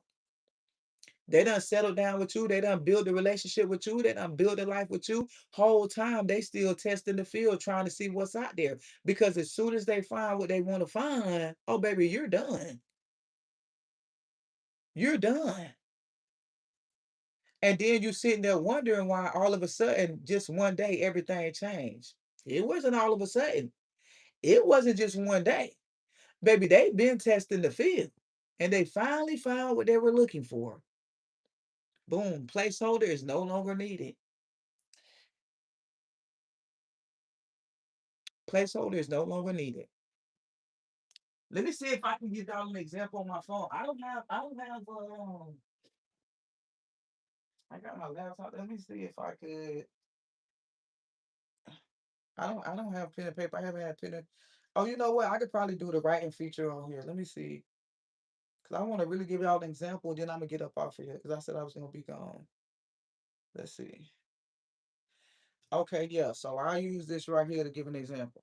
So when you dated somebody, we got to look at this, because I really want to explain the placeholder for y'all. And I want to explain the placeholder because I get a lot of inboxes on my Instagram of people asking me the same question, and people find it hard to believe. Like, I get a lot of texts, I get a lot of inboxes of people saying, I was with so and so for so many years. We was together for this long. How can this happen? Blah blah blah blah blah blah. And so I want to explain to y'all how this happens to where you can be with someone for years and not understand why it just ends all of a sudden and you're caught off guard and you don't know what's going on and you're trying to figure it out. So let me explain this to you.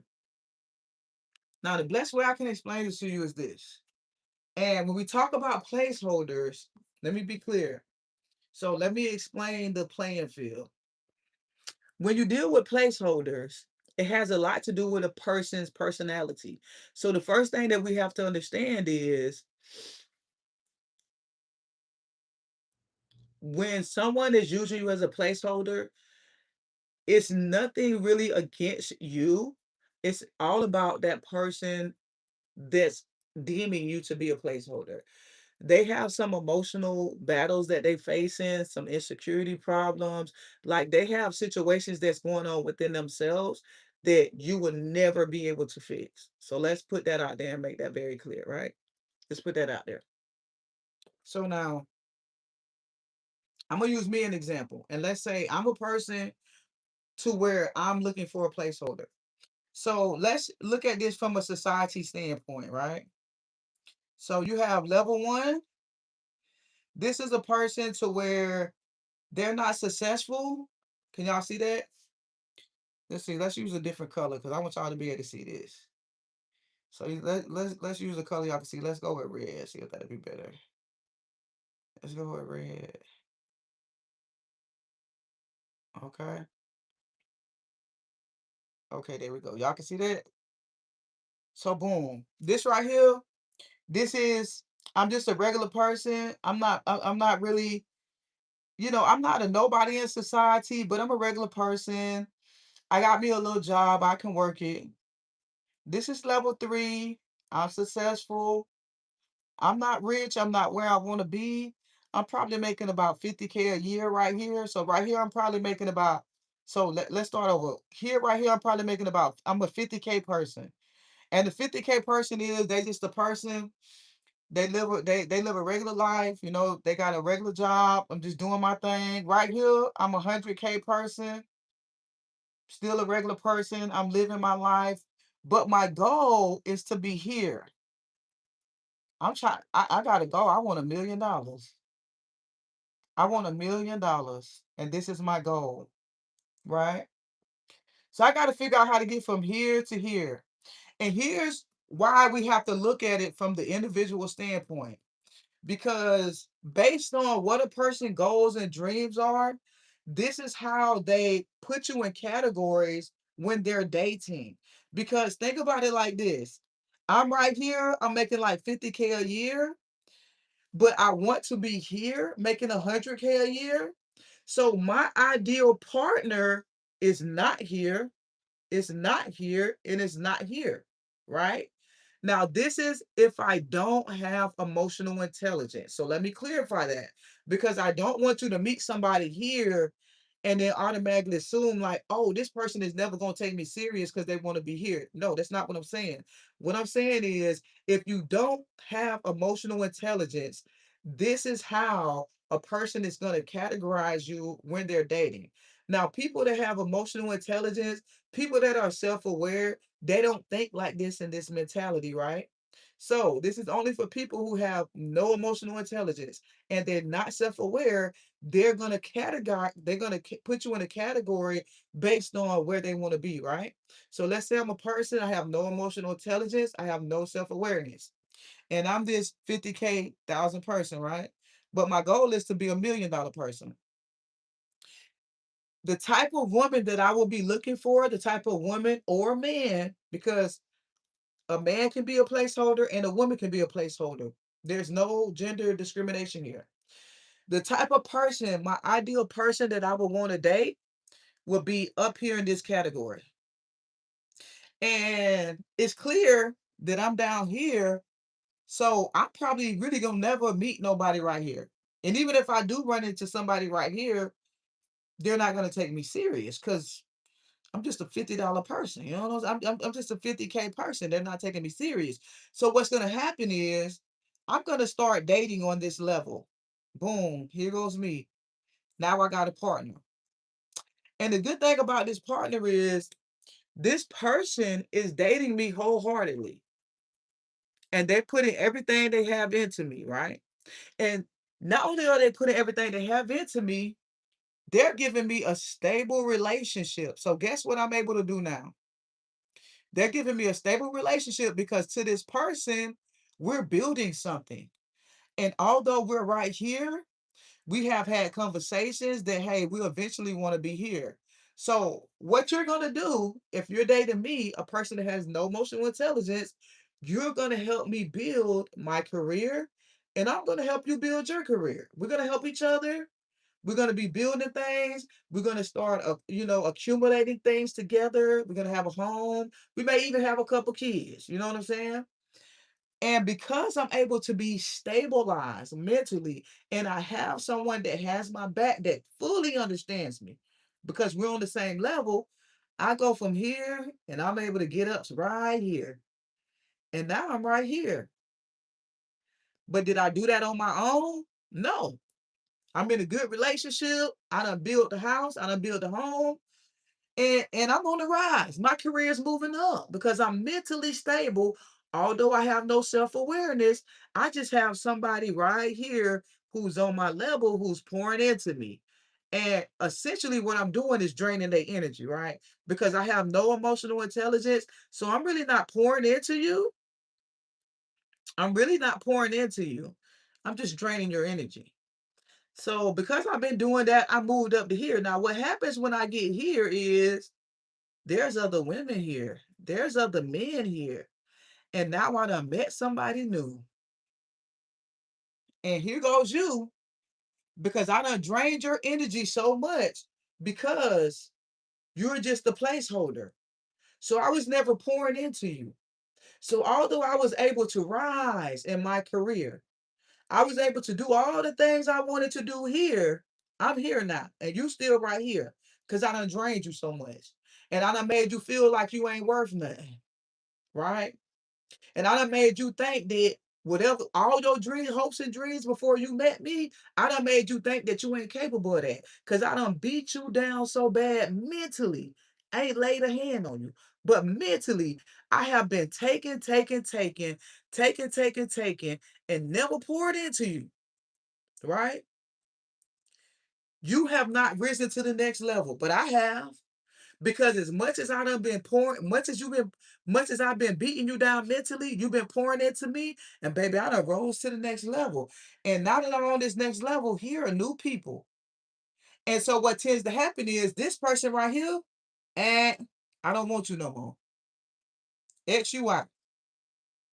Don't want you no more. Because now I'm meeting people up here, and I'm trying to get here, and I know you can't get me here. Boom, placeholder. And here's what tend to happen is one or two things gonna happen. One or two things gonna happen, and we see it every single day. And we see it every single day. One or two things gonna happen. Now that you meet this person here, they're good for you. You doing good. You got you a little relationship going on. But here's the thing: doing this rise to fame, you still never gained any emotional intelligence from here to here. You have no emotional intelligence. So what's gonna happen is you're gonna be stuck at this position for a while because it's going to be hard for you to maintain this relationship.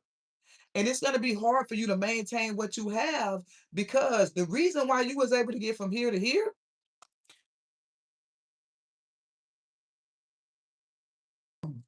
is simply because this person was your backbone.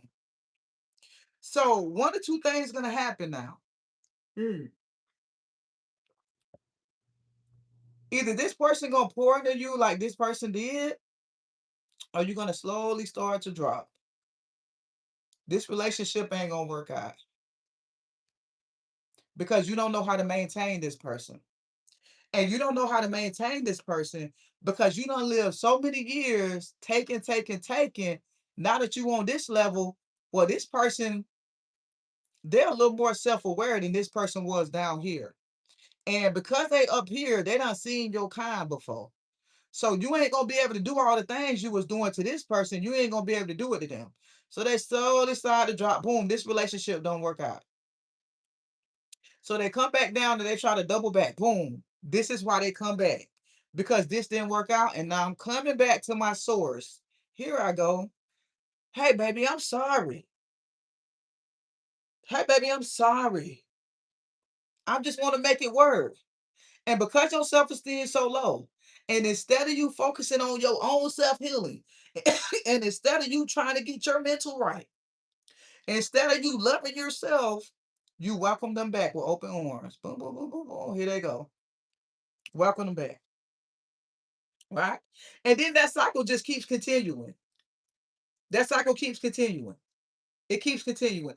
That person is going to forever drain you, right? They're going to forever drain you. They're gonna keep coming back. They're gonna keep coming back to back, back to back, back to back, back to back, back to back, back to back. And it's gonna keep continuing the cycle. And eventually that person even might get up to here. But they're never gonna know how to maintain. The further they go up, they're gonna always come back because they don't know how to maintain. Because see, once you get to a next level, right? They say new level, new devils. You gotta learn how to cater to those people. You got to learn how to even the playing field. And typically a person don't know how to do that because they're too busy draining the person that is helping them be stable, right? So this is why it's an importance of, like I say, sometimes people are where they're allowed to be and not where they want to be. Be careful that you're not a placeholder. And the way that we can do that is focusing on ourselves, focusing on our self awareness, focusing on our emotional intelligence, focusing on loving ourselves, focusing on giving ourselves, putting that energy back into ourselves. So when these type of people come along, we know what to do. Because that energy is just, it's going to just keep, the cycle is just going to keep going back, back to back, back to back, back to back. That was a little demonstration, and I hope I didn't confuse y'all. That was the quickest demonstration that I could get y'all. But if y'all understood exactly what I was saying, put a thumbs up in the chat. If that resonated with you 1,000%, put a thumbs up in the chat. Put a thumbs up in the chat. Discernment.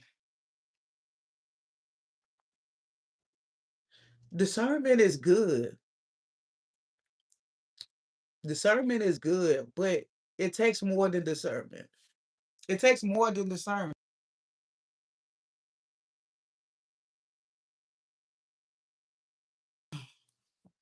It takes more than discernment.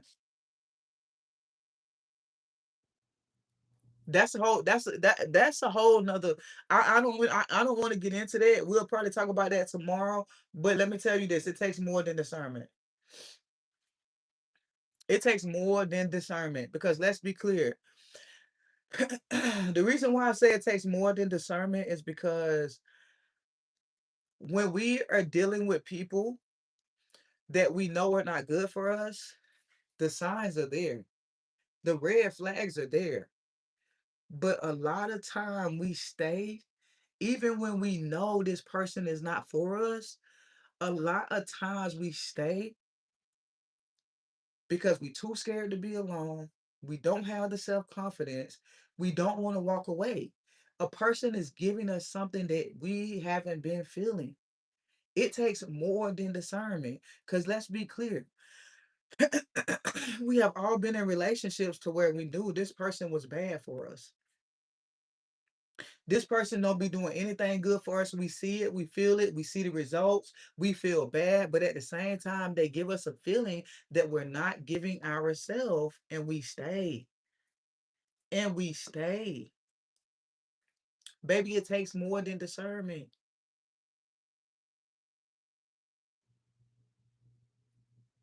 It takes more than discernment. It takes more than discernment. especially when you've been, especially when you've been by yourself for a long time, and a person comes along and they halfway of what you want them to be. Because see, a lot of times we settle and we don't know that we're settling because a person is giving us half of what we want. Half of what we want. Not everything. And we stay. Because Think about it like this. Your confidence have to be so high. Your self-awareness have to be so high because it's just like if you come to me and say, "Hey Zen, can I get $100?" And I'll be like, "Nah, I got 50." And you'd be like, "Cool, I'll take that." That's what it's like in a relationship when somebody is giving you half of what you want. When you come from being in no relationship and a person giving you half of what you want, that's like me giving you $50 when you wanted 100. You gonna turn down that 50? Hell no. You're gonna be like, okay, cool, I'll take that. That's what it's like when you're in a relationship when the person is giving you half of what you want. Something is better than nothing. And this is why it's so easy for us to settle because something is better than nothing. It could be worse. Hey, I could be with nobody. I could be with this. And this is why our confidence and our self-awareness have to be so high because baby, um you might have to be alone for a little bit before you find your person. You might have to spend a couple holidays with just your family, with just your friends. You might have to go through a couple seasons to where it's just you. You might have to go through that. That's just the real of the matter. That might have to happen. But in order for that to happen, you're gonna have to have the confidence. You're gonna have to have the self-awareness. You're gonna have to give yourself patience. You have to be patient with yourself. You got to give yourself grace. You're gonna have to do all of that. Sometimes it's better to be alone than in bad company. Not sometimes, baby, all the time. Not sometimes, all the time. All the time.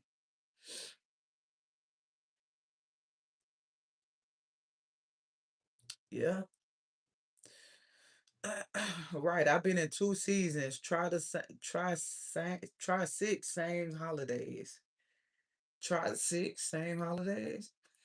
You saying you been single for 6 holidays? Listen, I live by myself and I love it, man. Listen, I'm just not beginning to really enjoy the being alone phase. I've really always been a introverted person, but here lately, the older I get, I'm enjoying the being alone. Don't get me wrong, I like dating too now. Let me turn the AC up real quick, y'all. It's getting cold in here. I love dating too, but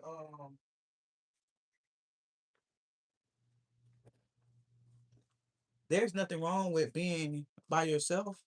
And not only that, I think dating is fun. I think dating is fun. You know what I'm saying? Like, it's nothing wrong with just dating. Like, it's really nothing wrong. There's really nothing wrong with it. Dating is pretty fun, I must say. Yes, once you get to yourself, you change, you be alone. Yeah, I would say that. Two, not to cross boundaries is what I meant. Huh?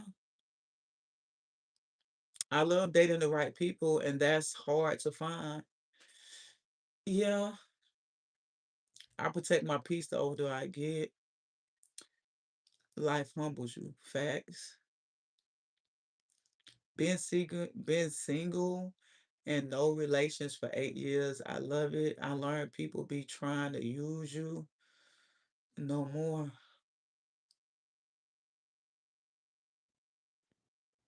I'm gonna say there's somebody for out there. I'm a strong believer, y'all. To be honest, definitely a romantic person. I love love. So as much as I be single, I ain't gonna lie. I'm kind of like the hopeless romantic. In my mind, I really do feel like eventually I'm gonna find my person and it's gonna be a happily ever after. I don't know, y'all. That's just me. Like I haven't really given up on love like that. I still feel like I'm gonna find my person. I ain't gonna hold you. Like I really feel that. I'm sorry, Zen. What you sorry for? What happened? What you did? Sound like my situation, 8 years strong. What that mean? Full-time father of twin girls, A1 for me. Black man, please stay in the little lady's life. They need us, huh? Um, that's happening in my mind too, but shit is taking a long time. It's just you gotta stay open minded. I'm gonna say the main thing for me is not to spend too much time with the wrong person.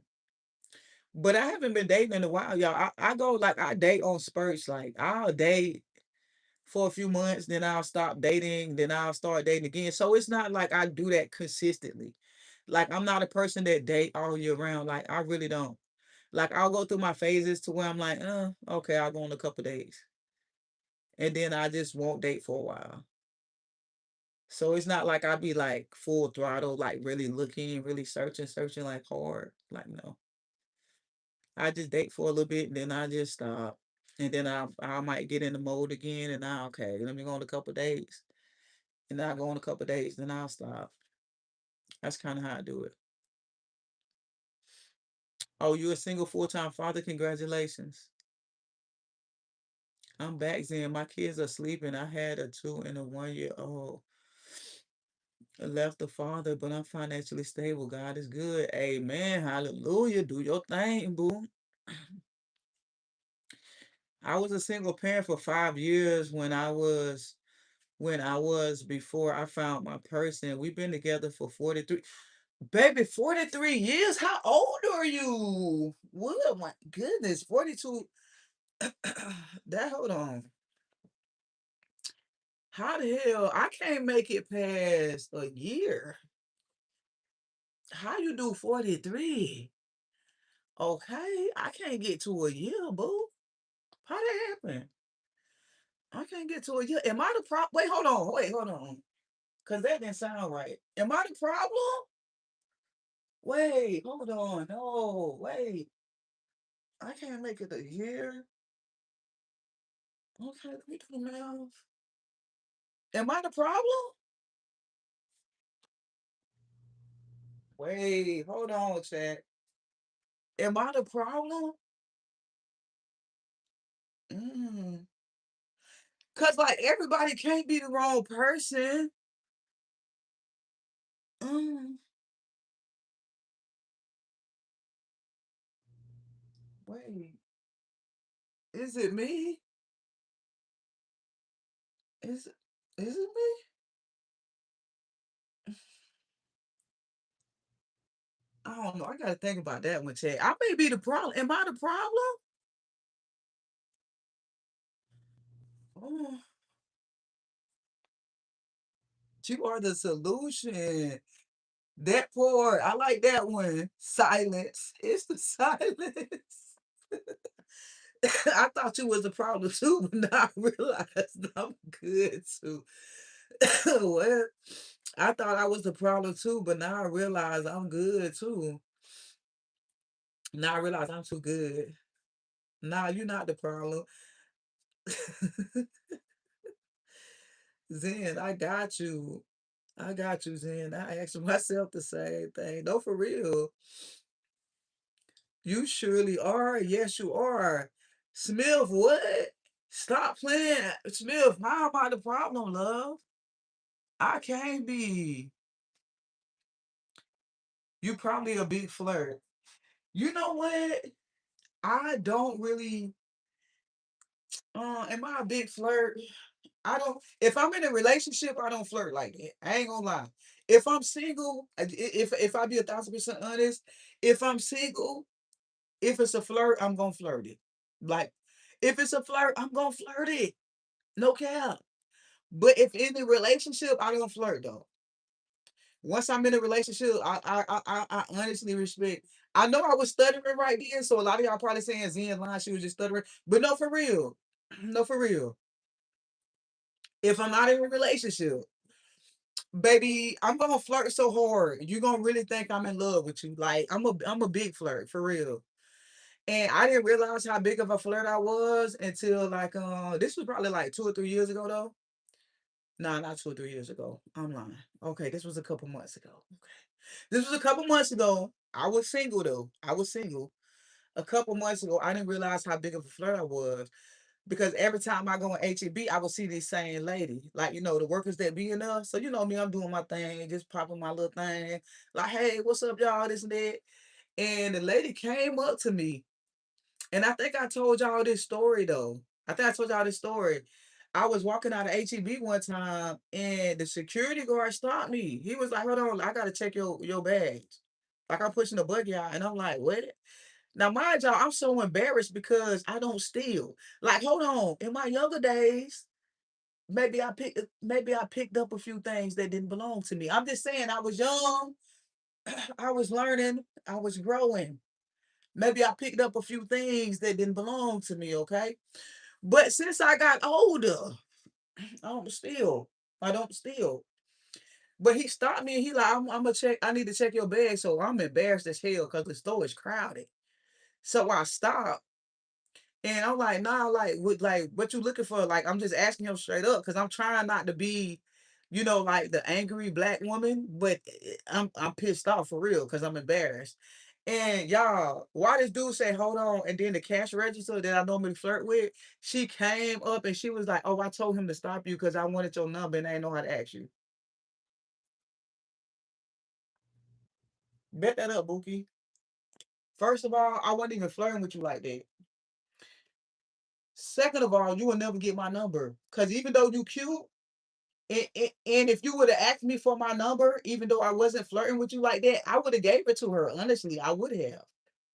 The fact that you done embarrassed me in this store and got security stopping me like I'm really stealing, no, ma'am. No, ma'am. No, ma'am. It's a no for me. It's a no for me. So I'm like, damn, I be flirting that hard. But you couldn't ask me for my number though? Yeah. Yeah. She could have done that on her own. That's what I'm saying. Bro, but you stole her heart. That's funny. That's funny. I like that. But no, I did not. It's funny. I like that. Yes. Had security stop me in the storage chat. Like, I'm like, I'm embarrassed. If you in Texas, you know how packed HEB be. That's all I'm gonna say. I'm in HEB with it. It's about 5:30 in the afternoon. That means everybody off from work, they in the store, they scrambling, they getting what they need. Security stopping me at the door. I'm embarrassed. Like, what the hell? I'm embarrassed as hell. I did not get that lady my number, but then that's what made me realize, like, damn, I really be flirting hard with it. Like, I really be doing my thing. Like, okay, I really be doing me. Like, okay. Oh, my homegirl works there. I hope it wasn't her. Who is your homegirl? Wait, hold on. Where you live at? We don't even live in the same state. You didn't steal her heart. She stole your car. Boom, who said that? I like that. I like that. I like that. Yeah.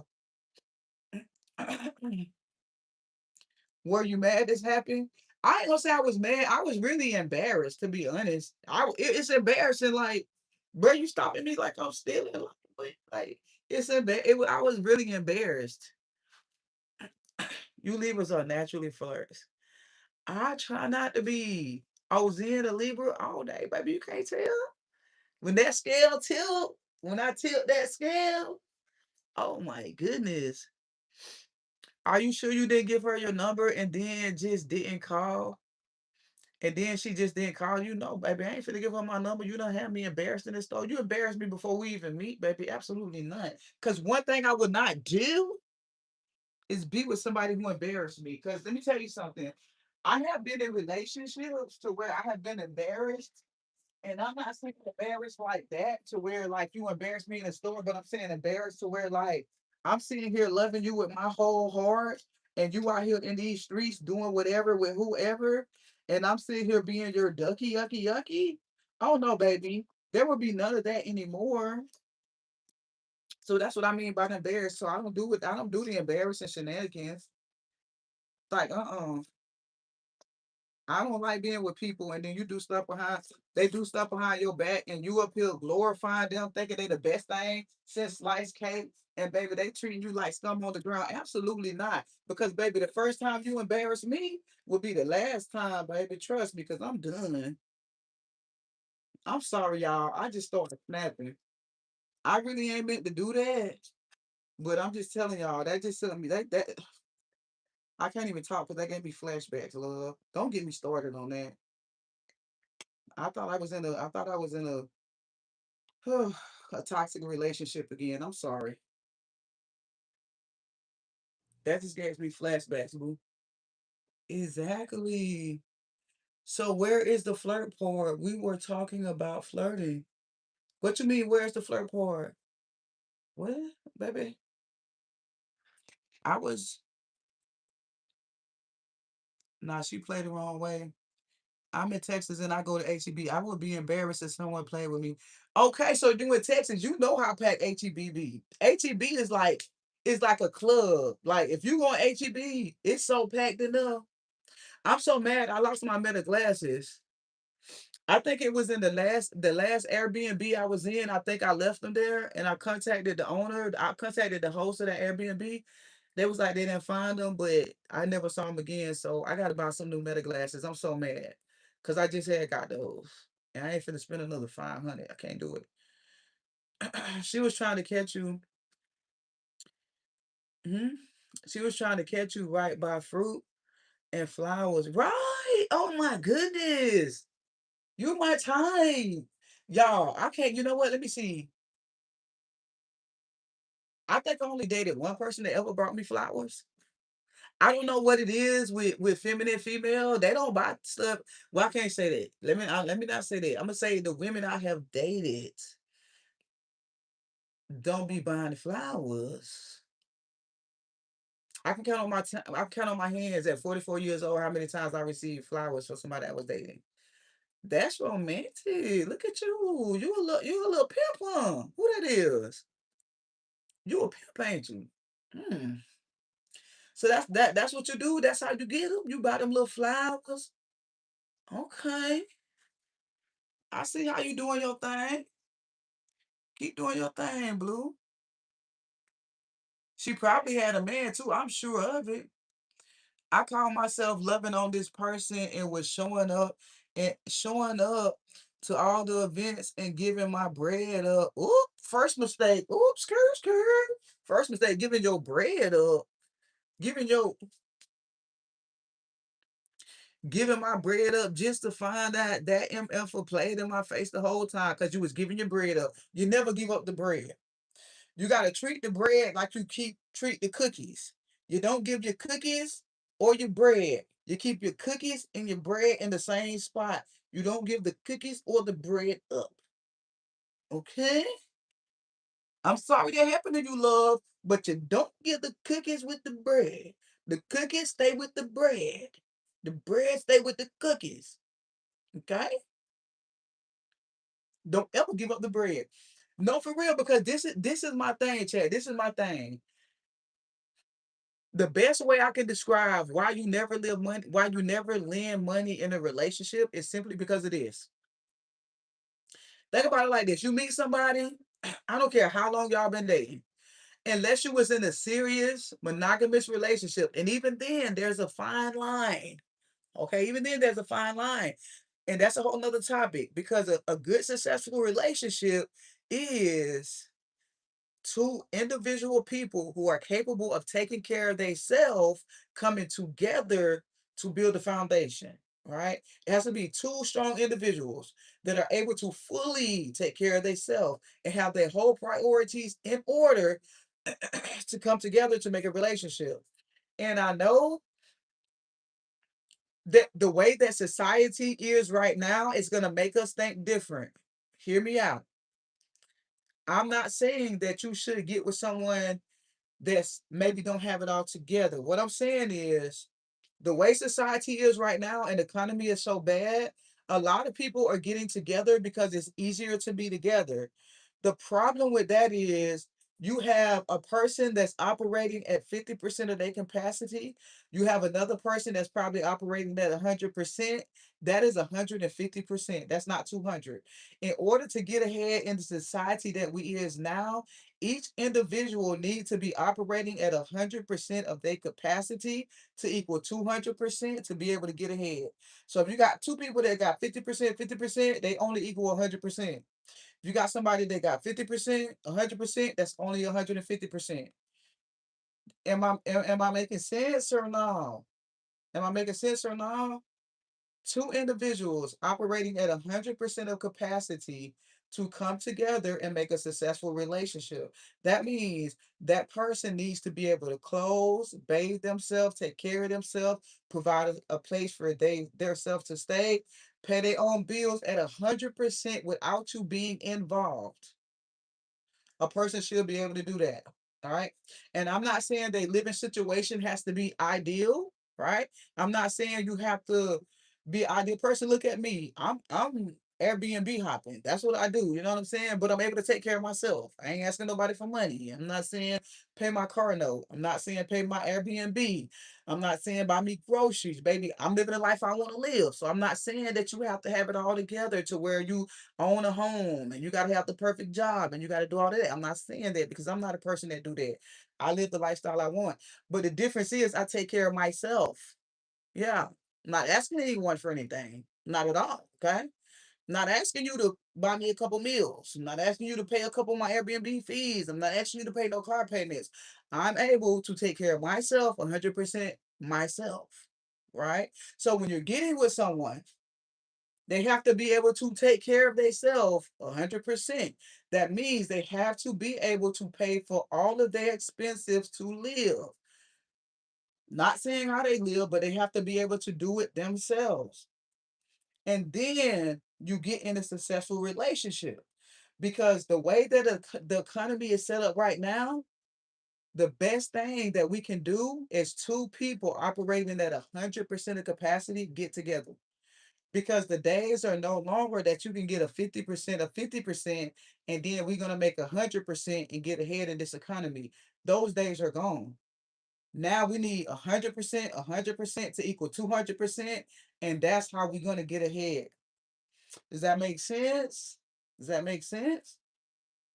And so that brings me back to why you don't lend your money. Think about it like this. um what was they doing before they met you? Because see, that's the first thing I think. If somebody asks me for money, what was you doing before you met me? I had this one lady I was talking to, right? And we was talking for about, I'm gonna say maybe 3 weeks. Okay, maybe I'm exaggerating. It was 2 months, but it still wasn't long enough for me.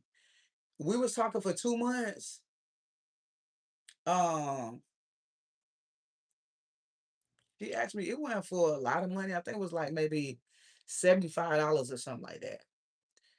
Like $75. She asked me for $75. And I just straight up stopped talking to her and I blocked her. Didn't respond yes or no. Because this is my thought process. I just met you 2 months ago. And I think she was like 39 or something like that. 39 years old. Could have been 40. But I know she was a little younger than me. She was like 39. You asked me for $75. You done been living on this earth for 39 years. What do you normally do when you need money? So in my head, the first thing I thought was, okay, you see me as a person you can get money from. Because like what even would give you the audacity to ask me that? Why would you see? Because there's no way in my head that I'm gonna think, oh, I'm talking to somebody, let me ask them for money. So when I'm talking to you and we're talking and we conversing in my head, I'm thinking, okay, we building something here. But really in your head, the first thing you thought was, "Oh, okay, I got me a person I can ask money. I can ask for money from." No, baby, you're blocked. I never talked to that lady again. Because what the hell? What the hell? What would you normally do? You 39 years old. Baby, you better do whatever you normally do. You better do whatever you normally do. I'm not finna do that. Somebody said 75 too much, baby, a penny too much. There should be no reason why I'm dating somebody asking them for money. I'm sorry. I'm just not. Huh?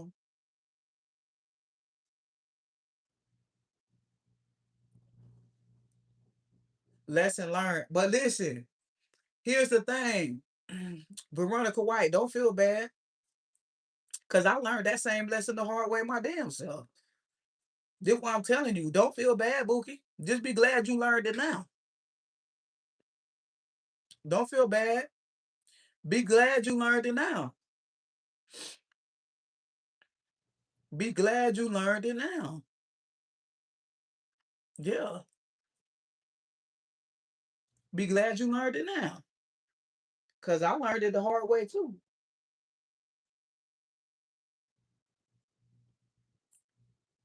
But that's what I think when people ask me for money. Like, if somebody asks me for money, it's like, okay, that's what you see me as. Because this goes back to what did I say earlier? This goes back to what did I say earlier? When you meet people, they place you in categories of their life. So if I just now met you and you're asking me for money, boom, the category you place me in is, oh, I can ask this person for money. Yeah, that's my category. And I refuse.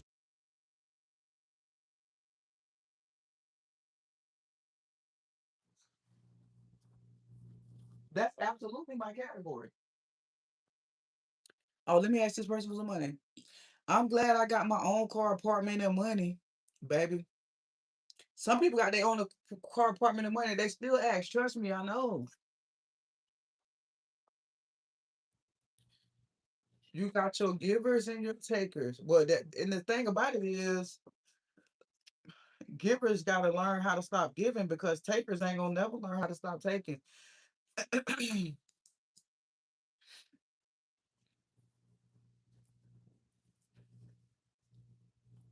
Only my niece can get money from me. I can't respect an adult asking peers for money. Thank you.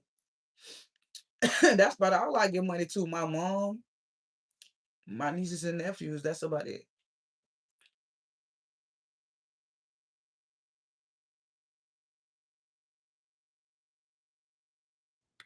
My mom and my nieces and nephews. That's about it.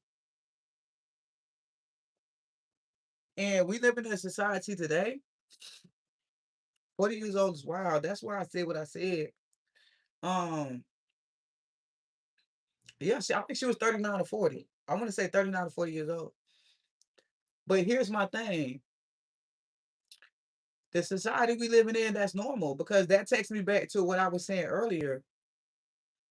That exactly takes me back to what I was saying earlier, to where I was saying like we have normalized the things that is like psychopathic behavior. To me, that's psychopathic behavior.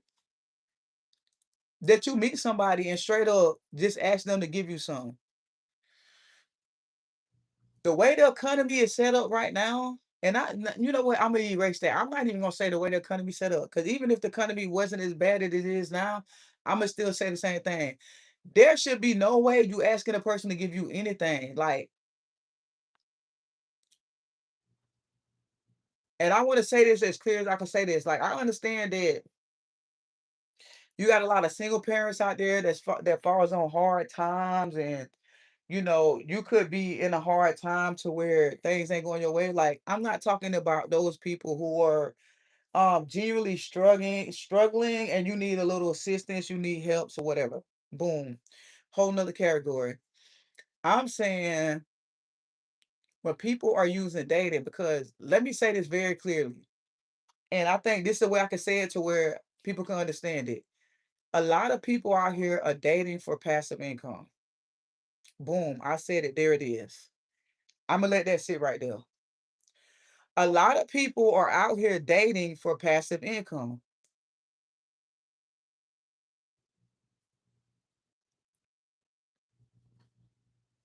I said what I said, I'm standing on it. Yeah. I said what I said, and I'm standing on it. I'm gonna say it one more time. A lot of people are out here dating for passive income.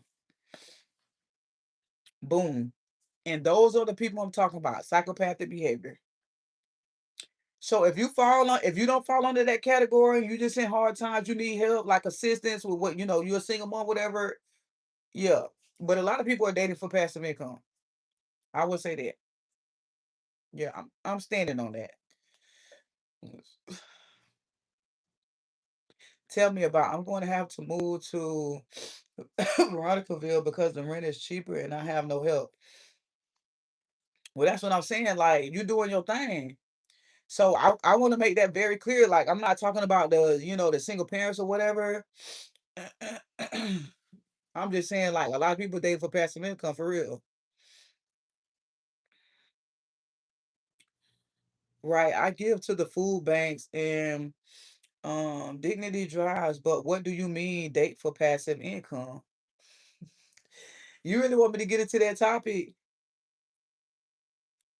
You really want me to get into that topic? Cause that's a deep topic. But I'm telling you, some people are dating for passive income. Like, and no lie.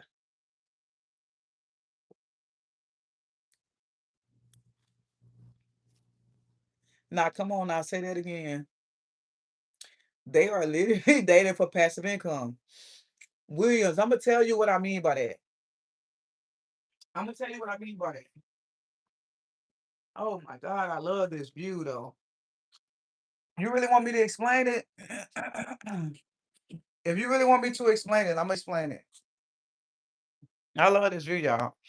Let me show y'all this view. Some date for now. The only thing I don't like about this little Airbnb is they don't got no balcony. Cause like y'all see the balcony, you can step on there, but you really can't step on there. But this what I like, that view of that city. Oh my goodness. This ain't really a good view. I got this one because it was a little cheaper, but the other side is a better view. But I can't step on the balcony. That's what I don't like. Kinda a placeholder just for money. That's kind of right. Hold on, that's kind of right. A placeholder just for money. Yeah, you kind of hit it on the head. So hold on, let me because I see y'all interested. I see y'all interested in the dating for passive income. Cause please tell me y'all know people was doing that. Please tell me y'all know people were really doing that. Please tell me y'all know that. What I mean by dating for passive income is simply this. And before I explain it to y'all, let me be very clear. Men date for passive income and women date for passive income. So I don't want y'all to think this is gender based. Because I'm gonna say this again. Men date for passive income, women date for passive income. There's no gender restriction on this. And what I mean by that, I heard it several times, it's cheaper to keep her. I ain't talking about on that sense. That's like if you married, that's a whole nother topic. That's a whole nother level. If you married, you in an entanglement. You in a financial entanglement. That's why I tell people all the time, be careful who you marry. Be careful who you marry because like I don't know.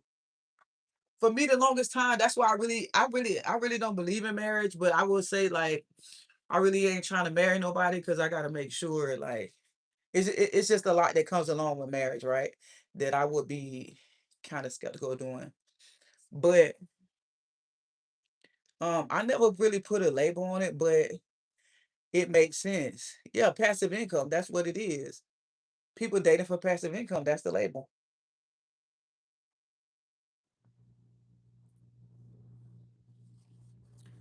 At the end of the day, At the end of the day, what? Like people who date for a place to live, for groceries. Yeah, kind of like that. That's kind of what I'm saying. But it's like on a deeper level. So like, let me.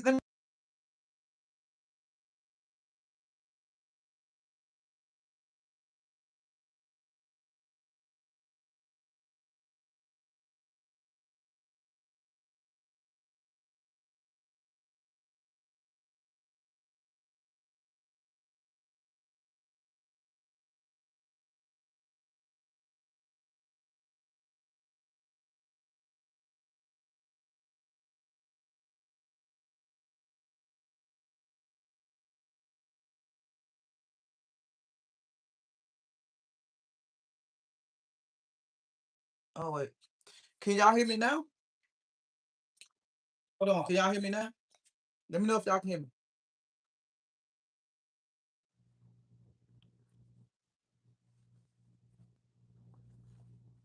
All right, we good. I'm explaining it from the female perspective, and then I'm explaining it from the dude perspective. Some people will date you knowing they don't have no, like they're not interested in you. They're not interested in taking it to the next level. They're not interested in, they just know that you're not their person. Like they know you're not their person, but they're gonna keep you on their roster. And they're gonna keep you on their roster because when they go out with you, you're gonna take them to nice places. You're gonna be downtown. You're gonna be like wherever you live at. They're gonna be just take you to nice places, nice restaurants, so they can count on you to be able to give them at least 3 or 4 meals out the week. Hey, listen, I know I ain't finna have to cook. I know I ain't finna have to cook for at least 2 or 3 days because I'm gonna go on a date with so and so gonna make sure I eat. Passive income. A guy would kind of do the same thing, but he's expected to pay for meals. So what he would do is, and I ain't even gonna say a guy because I keep saying this is not gender based. So I'm not even gonna say a guy, but number one, I'm gonna just list the ways because I don't want this to be gender based. So for one, they'll go on a couple dates with you because they know you're gonna pay. Period. So that's how they're gonna be able to do their extracurricular activities. Whenever they want to do some extracurricular activities, they're gonna go on a date with you because they know that you're gonna pay for those extracurricular activities. So even though they have no interest in you, and even though they know, like, I will never be in a relationship with this person, like, this is not my person, they're still going to go out with you because you're going to fund their extracurricular activities. And then some people date multiple people because although they can't physically stay with you and live with you, they'll be able to stay a couple nights at your house. Say for instance, they might know like, okay, on the weekend I can stay with so and so because she gonna be off work and I can stay there for a couple days. And then they're gonna have somebody else they talk to and they know like, okay, well, when I'm not staying there, I can deal with so and I can stay there for a night or two. It's only 7 days in a week. Seven, seven, 7 days in a week. So it's really not that hard for a person just to say, I'm gonna stay with this person a couple days, that person a couple days, this person a couple days. It's really not that hard. Another way they date for passive income is because they probably know you a giver. Damn, I'm saying, I know y'all say y'all want to know. I'm trying to put y'all on, man. I'm telling y'all straight up for real. Another way a person dates with passive income because it's kind of like what I was talking about earlier. Like when I met that lady and I was talking to her for 2 months and she asked me for $75. Now, to the average person, somebody asking you for $75 is really somebody asking you for $75 is really not that alarming. And somebody said it's too much, but think about it like this. If I'm dating 10 people, and it's possible in 2026 because I have a cell phone and I have the internet, right? So let's say I'm dating 10 people, 10 people, not all in my same town. I could have maybe 5 long distance relationships. I can have 2 in town relationships. And every week I ask all the people I'm dating, which is 10 people for $75. That's $750 a week. Hmm. Hmm. Okay.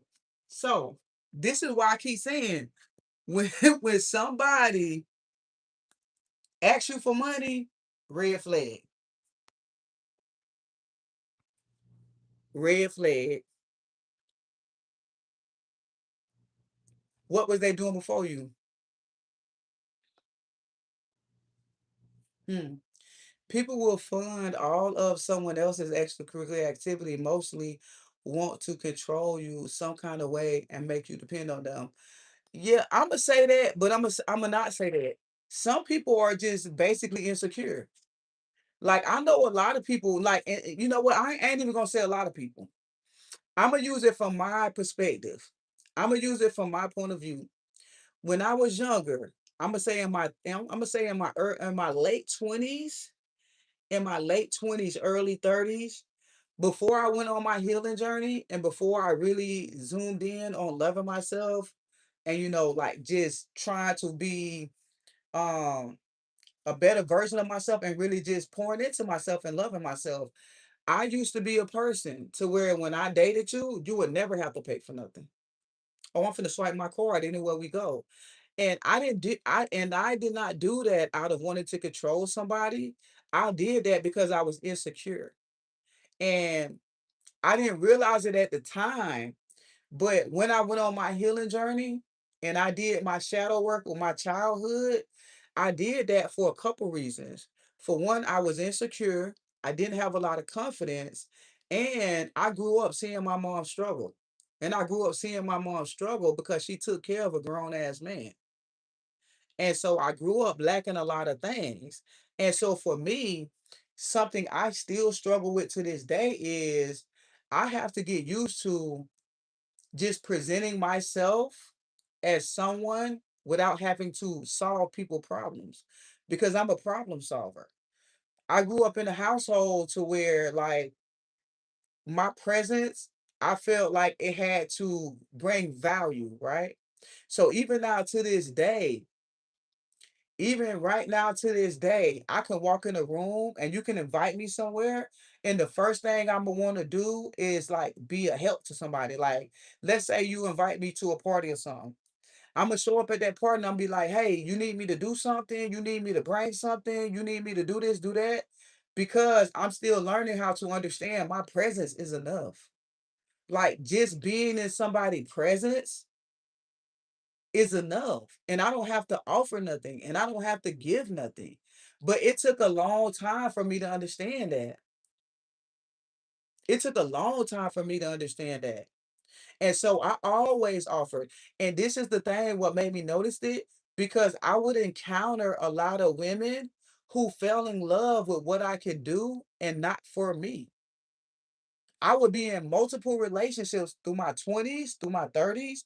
I would be in multiple relationships to where I couldn't understand, like, damn, like, why can't nobody love me for just me? You know what I'm saying? Like, why can't nobody love me for just me? And it's because I'm a fixer. I want to make sure, hey, you good? Hey, you good? Hey, you straight? Hey, you good? I didn't, for the longest time, I didn't know how to walk in a room and understand my presence is enough. I don't have to offer, I don't have to give nothing. The fact that I just showed up, baby, that's enough. But it took the longest time for me to understand that. And I didn't understand that until I went on my journey when I was 40 years old. And I spent 3 years of just no dating, no talking to anyone, just straight healing. You know what I'm saying? Just straight learning. And I tell this story all the time. When I went through my worst relationship when I was 38, 38 till I was 40 was the worst relationship I ever been in. And after I left that relationship, I made a vow that, you know what? That was my trigger in my brain to say, hold on, you've been in all these bad relationships, but you haven't fixed nothing about yourself. And that's why I isolated myself for so long because I made a promise to myself. You know what? I need to figure out why I keep attracting the people I'm attracting. I need to figure out why am I allowing people to use me, to straight up emotionally abuse me, knowing that people don't love me. Why am I allowing this? Why am I doing this? And so I studied myself for 3 years. I studied myself, I studied my behavior, I did the childhood trauma, I did the shadow work because I knew it was something within me that was allowing it. Because here's the truth of it all. Here's the truth of it all. Yes, I've met people who have used me. Yes, I have met people who have did me wrong, but I allowed it. And that's what changed in that last relationship I was in, that I isolated myself for 3 years because I'm like, yeah, them people did me wrong, but there's something I got to fix within me. Because, like I said earlier, we know, we feel when we're with people who really don't care about us. We feel it. We see the signs. The red flags are there. People show us who they are every single day. You know, people show us who they are every single day. But a lot of times, our self esteem and our confidence is so low. Even though we see it, we feel it, the signs are there, baby, we just deal with it. And we deal with it until we can't deal with it no more. You know what I'm saying? So I'm not gonna say that everybody that pay for every outing is trying to control. Some people just have so less esteem, they don't know how to present their authentic self for just them. They feel like every time they show up, they gotta be offering material things. They gotta be offering money because that was me for the longest time. And I don't want to I never wanted to control anybody. I never been that person. But like I said, after doing my shadow work, I learned that okay, let's take this back to my childhood. I grew up poor as hell. When I say poor as hell, like some days I didn't it was no Christmas, baby. I remember when I was growing up, I remember Christmases to where we went fishing. Like if we didn't catch no fish that day, we didn't even eat on Christmas Day. Ain't no gifts under no tree. Ain't no tree to be had. Like I grew up poor as hell. And I grew up watching my mom struggle. And my mom worked a lot, you know? So when I say my mom worked a lot, I probably saw my mom for maybe 2, 3 hours out the day. Not because she was in the streets doing something crazy, but because by the time I wake up to get ready for school, my mom's going to work because she got to walk to the bus stop to catch the bus. And she got to ride the bus for a couple hours to get to her job. And then by the time I get out of school, my mama ain't home. Because by the time she get off, now she got to ride the bus to come home. And now she ain't coming home till like 6, 7 o'clock at night. And then when my mama come home, there was no happy like, hey, how are you doing? It's like, my presence had to be, I had to show my worth. Did you clean up? Did you eat? Did you do certain things? So when I grew up to be an adult, I never knew how to present my authentic self to people. I felt like whenever I walk into a room, I had to offer people material things. I feel like I had to offer a service because that's how I grew up you know? And no disrespect to my mom. I love my mom with all my heart. She did the best she can with what she had, you know? But as an adult, there were things I had to unlearn. I had to unlearn that shit. My presence in the room is enough, baby. I don't gotta offer you nothing. Like I don't gotta pay for nothing. I don't gotta offer you nothing. I don't gotta give nothing. And whatever I do, I should be able to do through the goodness of my heart, not because I feel like I need to. You know what I'm saying? And don't get me wrong, I'm still very so much a giver, and I still like to fix. I'm a fixer. I like to fix things. I like to give. But the most valuable thing I learned was that's not required. It's not required. I'm enough. Just me. As I am, I'm enough. And whatever I do should be out the goodness of my heart, not because I feel it's required. Because here's the thing growing up with that feeling as an adult, it hindered me in a lot of my relationships because that made me have a lot of resentment to the women I were dating. Because I felt like I'm finna give you my last even when I ain't got it. I'm finna just sacrifice everything I got within me Even if I ain't got it, I'm finna sacrifice that, right? And here's the thing, a lot of people ain't finna do that for you. So imagine me, I'm showing up and I'm giving you everything I got, even sacrificing things I don't really have. And my life is crumbling to shambles.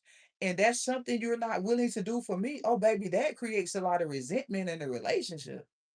You know what I'm saying? And going through my healing journey, what I realized is those women weren't required to do that.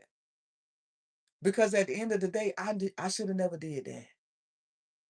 See, that's what I'm saying. Like when you go through your shadow work and you go through your childhood trauma and you really focus on what you need to focus on, you're gonna understand a lot of things that you do that people do not do for you is because you should have never did it for them. There should be no way in hell, no way in hell that I sacrifice some of the things I sacrifice just to feel like just to feel like I deserve to be in that person's presence, to feel like I deserve to be in the room with that person. I should have never did that. That's something I should have never did. And the thought that I felt like these women should have done the same things was just crazy and delusional as hell of me to even think that. To even think that. So, and this is why I always say, like, the important part of this journey is to really focus on yourself, because once you learn these things, forgiveness is easy, giving grace is easy, because you'll start to understand that a lot of your bad dealings with people or bad dealings, and I don't want to take away from nobody that's have been in an abusive relationship mentally, physically, or whatever, but you'll start to understand that a lot of the things you did, you shouldn't have never even did that. And the beauty in that is, the beauty in that is you can now take accountability to a lot of your failed relationships, right? And I'm not saying that gives a person a pass for what they did to you. And I'm not even talking about, I want to make this very clear because a lot of times y'all misunderstand me. So let me make this very clear.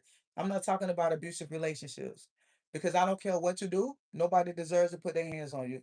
I'm not talking about sexual abuse that anybody went through because no matter what you did, nobody deserved that. I'm not talking about any type of that. So let's just separate those two for right now because those are two totally different categories. But what I'm saying is relationships to where you done gave your all and the person didn't give you that in return. Instead, they used you, they manipulated you, and they took you for everything you was worth, and they didn't do anything you did in return, that you did for them. It's because, baby, you should have never did that. You should have never did that. You should have never did that. That wasn't your job. That wasn't your place. If anything, so what I had to learn and what I did learn through going through my journey and just learning myself is the same love that I give to other people, I make it a point to give to myself. And I think now that I'm kind of just relearning myself as an adult and learning what I love and learning what I don't love, I think this is why I live the lifestyle that I live now. This is why I kind of just float around. I travel. I really haven't settled down. When I say settle down, I'm saying relationship wise. I'm just saying, like stability wise, as far as home, like just planting myself in one place and like settling it down. Listen, I just be roaming. I'm roaming so much. I've been in Houston for like 2 years and I ain't signed a lease yet, baby. You know what I'm saying? And for me, that's just the life I want to live. And the more I go on my journey, I'm realizing, okay, well, if I'm looking for a long-term relationship, and this is something that my last relationship taught me. And I didn't realize that until my last relationship. Because you got to think, I went 3 years without dating. After I went through my healing journey and did all that, I went 3 years without dating. But what my last relationship taught me was, okay, well, damn, if you do want something to last as far as relationship, then maybe I need to create a little stability for myself. You know what I'm saying? like, okay, if I'm looking for a long-term relationship, maybe I need to create a little stability because I'm noticing that I'm older now. I'm 44. And my lifestyle to a lot of people is scary. To a lot of women, my lifestyle is scary to them because I kind of just flow through. I do Airbnb hopping. I might wake up tomorrow and be like, you know what? I want to go back to Colorado for about a month. And I could just wake up, I pack up my car, I get in my car, and I'm gone. And now I'm in Colorado for a month. And then I might wake up one day and say, I don't want to be here. Let me go to Oklahoma for a couple weeks. And that's the life I live.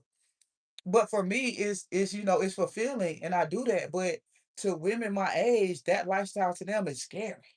You know what I'm saying? It's like, oh, it looks like instability. It looks like unstable. But for me, I'm just living. I'm just living. I'm doing my thing.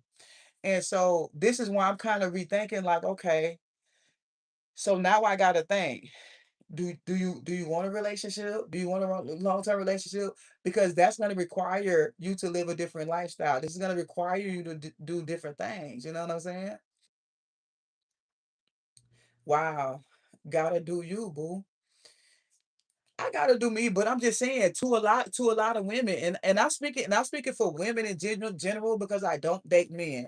So I'm saying it could scare men too. I don't know. I just don't date men, so I don't get their reaction. So I don't want to just make it seem like it's a female thing, but I'm just saying I don't date men, so I don't know. But I'm just saying to a lot of women I date, my lifestyle is very scary to them. Because to them it's like, okay, well, damn, that's kind of unstable. Like they just scared to live that type of lifestyle, you know? How did you reset yourself, Zen? How did you go about it?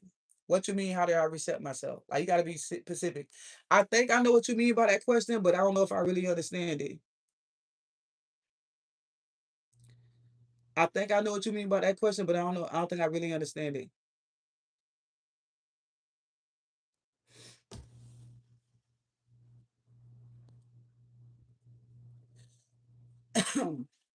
If you pray, don't worry.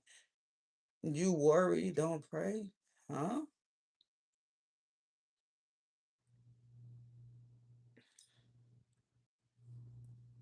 How did you fix the problem? Wait, what you mean? Okay, so hold on. I'm gonna tell you what I think you mean, and then you just tell me yes or no. You saying that you asking me because I said I was a giver to wherever I show up, I feel like I gotta just like present material things to people. That's what you asking me, like in my relationship, to where I would show up and I would just present material things and do things like that.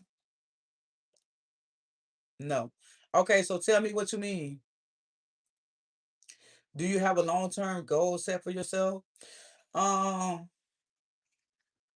I think a long-term goal set for myself, I'm gonna say I'm kind of leaning towards the fact of, just to be honest, I'm kind of leaning towards the fact of maybe setting some roots somewhere, if that makes sense. What I mean setting some roots somewhere is like, okay, maybe I need to figure out where exactly I'm gonna be, how I'm gonna be there. So I'm like, I'm still in legal of, do I want to sign a lease in Houston? Do I want to go sign a lease in Colorado? So I think one of my long-term goal is just to kind of create some stability for myself to where like okay, I kind of dedicate myself to something, right? I think that would be a long-term goal. It's just basically dedicating myself to at least I keep saying Houston is my home, but I haven't even I haven't signed a lease in Houston. And I haven't signed a lease anywhere. So I think committing to an area that I'm gonna say, okay, I'm gonna be here for a year. And even if I travel or do whatever I do, I'm just gonna make a commitment to say, okay, let me sign a lease here. I'm gonna make a commitment, try to settle down, try to lay some roots somewhere, and see where that can go. Um,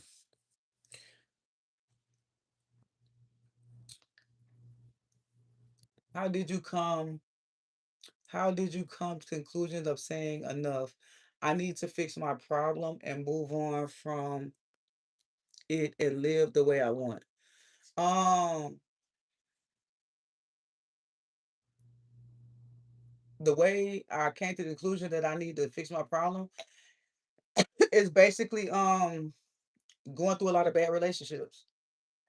Like you gotta think, even though okay, so in order for me to answer this question, I'm gonna explain my life from when I left home at 16 up until the end.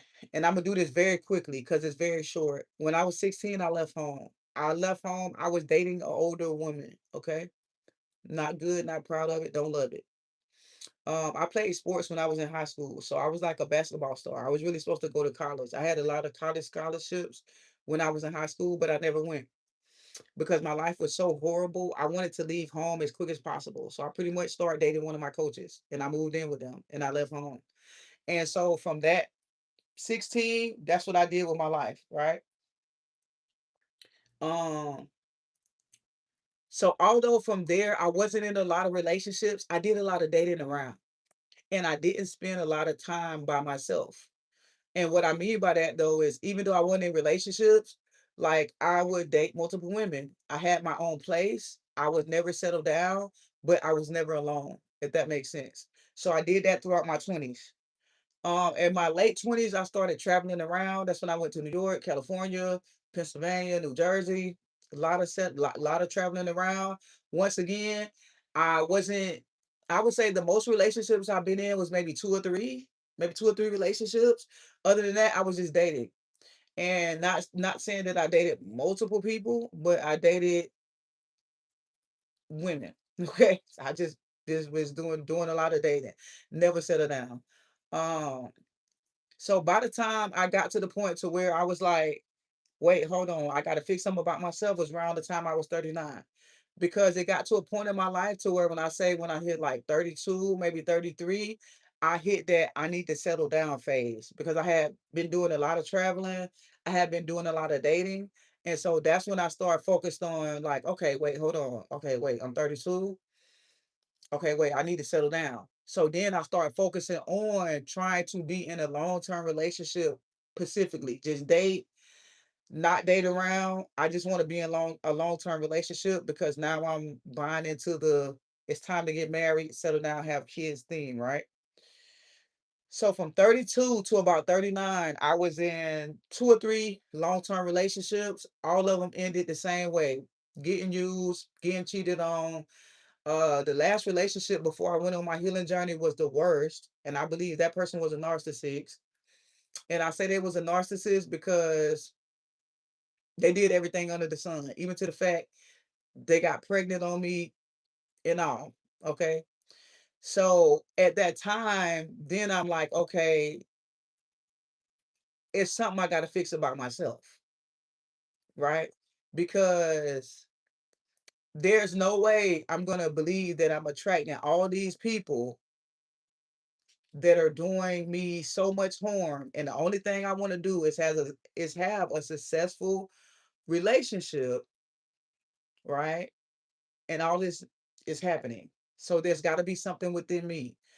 Not saying that there was something bad within me, but I knew that there was something that I needed to fix, right? I needed to fix it because there was a common theme in all the relationships that I had been in. And the common theme was somewhere along the line of us dating and getting serious, there were signs and red flags that I noticed to let me know this is not my person. And instead of me saying, I'm done, I don't want to deal with it, I said, I'll stay. I'll work it out. They don't mean it. That we go through. We try to make excuses. They don't mean it. It's gonna get better. We try to feed ourselves these lies until it comes to the very end, and exactly what you knew a year ago is coming to the light today, and it's worse than what you thought it was gonna be. So just by going through heartbreak, that's the short answer. Going through heartbreak. going through multiple relationships to where I'm giving 100% of me. I'm giving, everything that I think I need to give, and boom, you know what I'm saying? This is what I'm getting.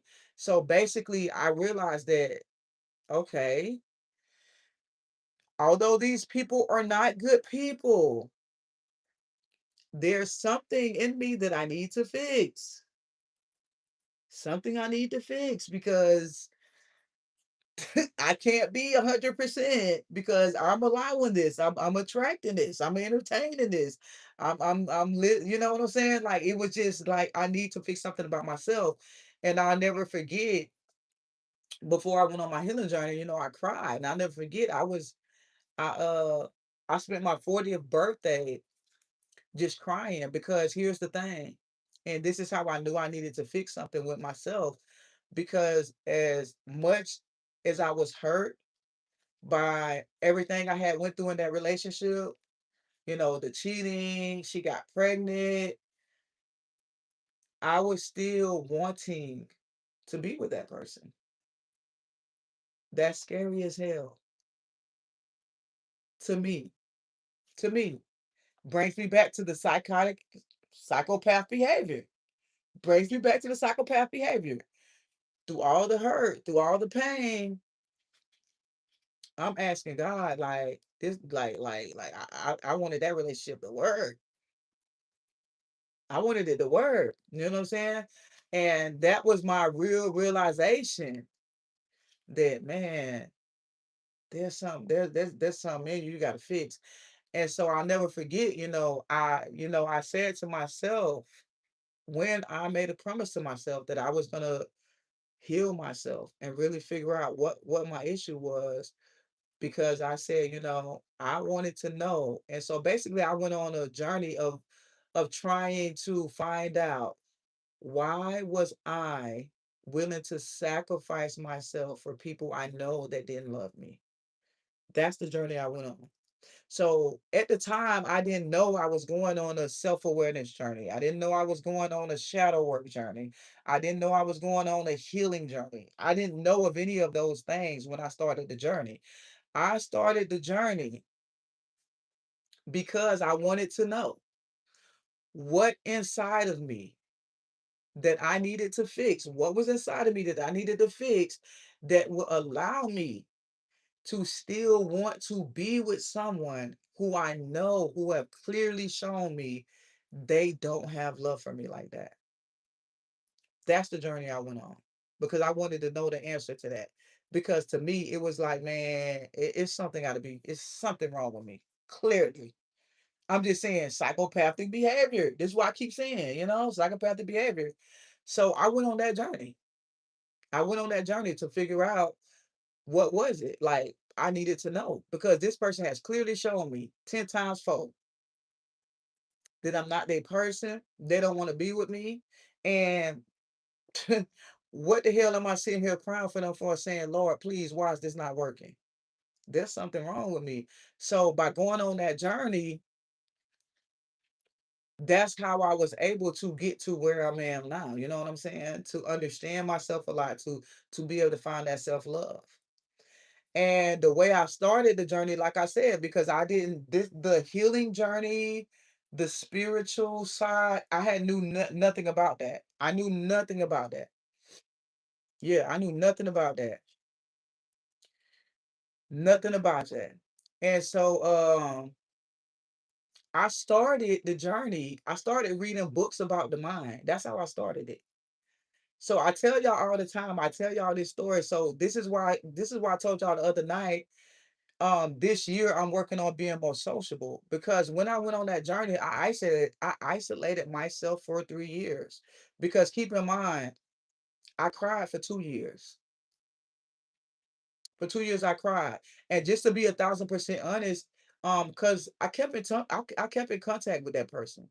Like I didn't go back to them. They lived in a different state. I came to Houston, and that's when I officially moved to Houston.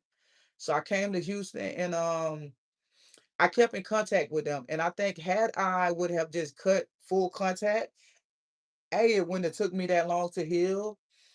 And I just, I don't regret it. It was a part of the journey, but I kept in contact with them. And just like every narcissist would do, they're gonna try to get you to come back. You know what I'm saying? So, um, I cried for 2 years.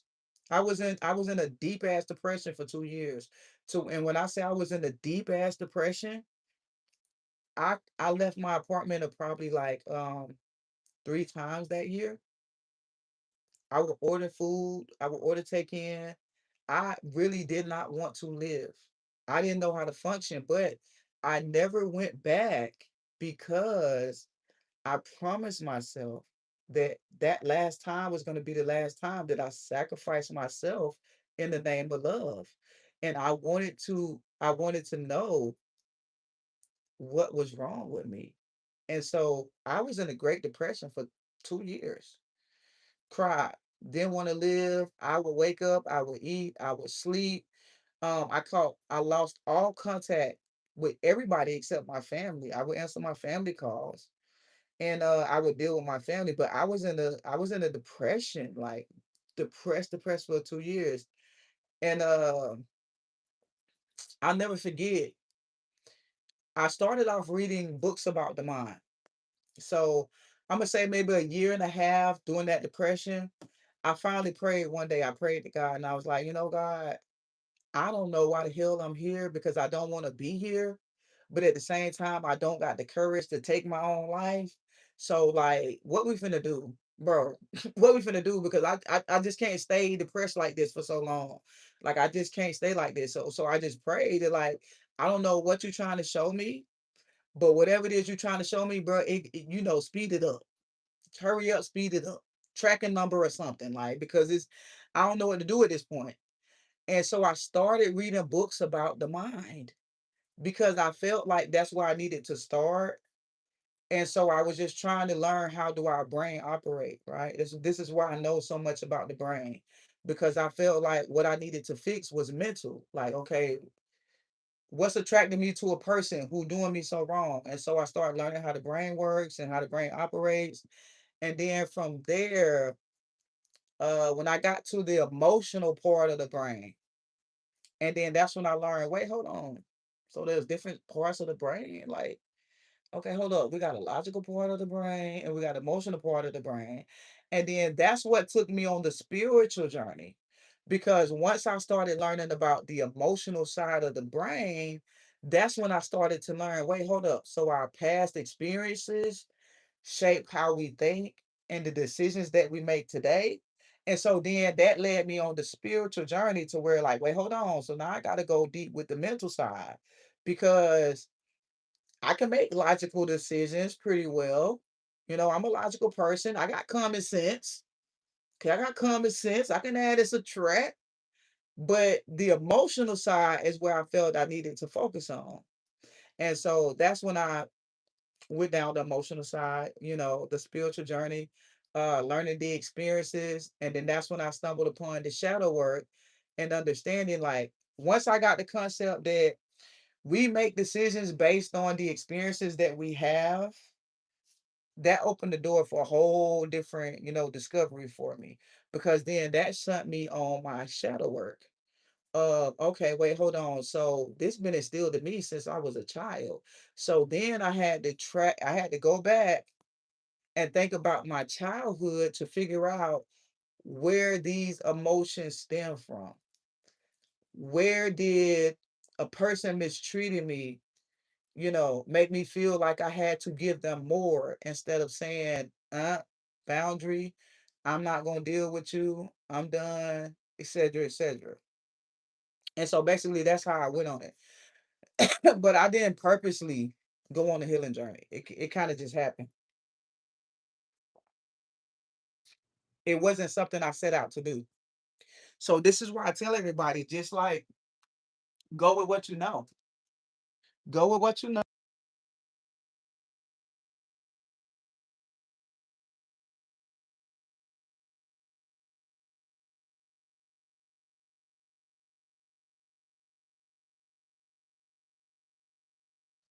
Go with what you know and learn with what you learn.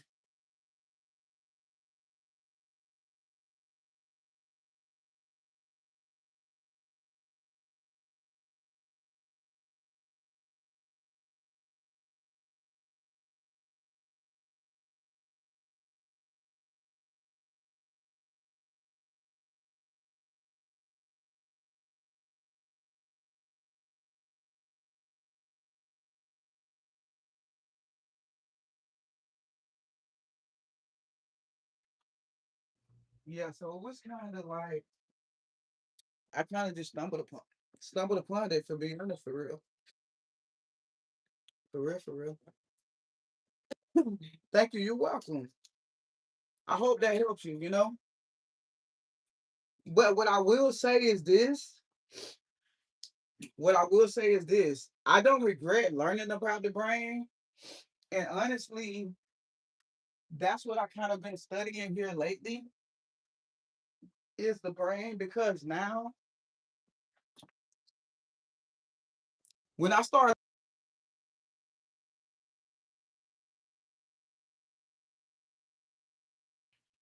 I'm sorry, y'all, I keep getting a call. My bad. When I start learning about the brain, what I'm learning about here lately is I mixed the whole part about the brain that I didn't realize I overlooked. Oh, I know you're lying. This is my old shit. Hold on. I did tremendously. Huh? Wait, what? Hey, Zen, glad you made it. I'm going through this right now, and when I tell you, it's kicking my ass. Nah, baby, listen.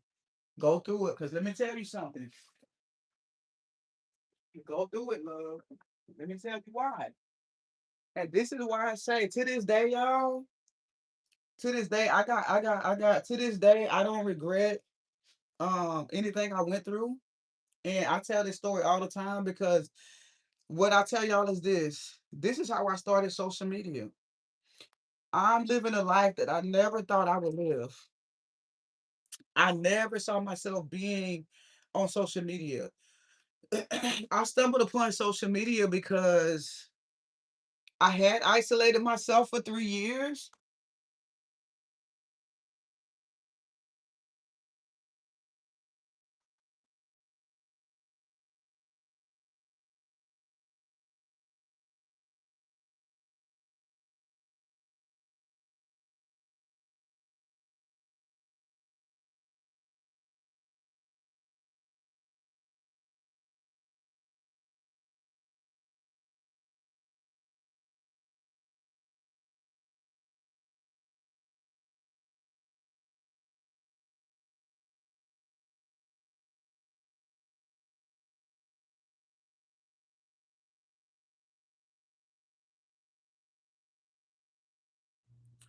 I'm sorry, y'all. My bad. My bad. I keep getting a call. I keep getting a call. That's a whole nother story for a whole nother day. I ain't finna even talk about who calling me, but whole nother story for a whole nother day. But anyways, whoever going through it, because I read a comment that somebody said they're going through it right now and is kicking their ass. I'm gonna tell you this. Go through it. It's worth it. It took me 3 years to come out of it. It took me 3 years to come out of it. Okay. And what I will say this again, I will say this, and I say this all the time. Had I not went through that, y'all would not be watching me right now. I would not be talking to y'all right now. We would not be having this conversation right now. I never saw myself in a million years being on social media like this. In fact, I didn't even know how to work social media like that. I got on social media because well, keep in mind, I was depressed for 2 years to where I didn't leave my house. I was living in Houston, which was a new state. I didn't know anybody. So when I finally started coming out of this state of depression, when I finally started getting my aura back, and I'm like, okay, I got to move on with life. I got to do my thing. I didn't have nobody to talk to, and I didn't have no friends to chill with. So one day I'm like, you know what? I was strolling on TikTok. I'm like, well, let me make me a TikTok. And then one day, as I'm doing my walking through the neighborhood, I recorded a video. And I recorded a video about emotional intelligence, self awareness. And boom, I recorded that video. I uploaded it, went to sleep, didn't think none of it. Recorded it, went to sleep, didn't think none of it. Didn't check it till the next day, right? Because I'm thinking I just did it because I needed someone to talk to. Like I was just wanting to get some things off my chest. Well, when I woke up the next day and I checked the video had went viral. And I was like, what the hell? Like, people want to hear what I got to say? Like, what? And this is how I end up starting my social media path. So I started doing social media talking emotional intelligence. And it just kind of, ended up in me doing mukbangs and things like that just by me experimenting with social media. But I started off doing social media. That's how I got started. I literally was just walking, doing my daily walk because I was big into exercise back then, a lot skinnier than what I am now. Because back then, when I was going through my healing journey and all that, I would do a lot of juicing. I would do a lot of fasting because I was trying to, really get mentally right with myself to see like I was really trying to heal myself. Once I had discovered the emotional intelligence and once I discovered that, I started doing a lot of fasting and I started doing a lot of juicing. And so I was exercising a lot. So I just was going on my daily walk. I recorded a video and the video was I don't even remember I don't remember. I could probably put it up on TikTok. I think I still got it on my TikTok. But if you go to my TikTok and you stroll all the way down, it's the first one of the first videos I posted. I was just talking about emotional intelligence and yeah, posted the video, went to sleep. Woke up the next day. I woke up and it was like 200,000 views, 3,000 likes, 1,000 comments. What the hell? People want to actually hear what I got to say. So that put me on a whole nother path. So I'm a firm believer, just like I tell everybody, when you feel like you're stuck in your life and you don't know what to do, focus on yourself. Focus on yourself. You don't know what to do in life because to be honest, I'm gonna tell y'all 1,000%, and I'm gonna be 1,000% honest y'all with y'all. I didn't know what I was gonna do. I didn't know what I was gonna do. I didn't know what my mission was. I didn't know what my purpose was. I didn't know what my journey was. I didn't know what the hell I was gonna do. I was just waking up every single day trying to survive, trying to get over heartbreak, trying to figure myself out, trying to figure out, trying to just figure me out. Period. I was just trying to figure out me. I didn't know what the hell I was gonna do. Did not have no clue at all.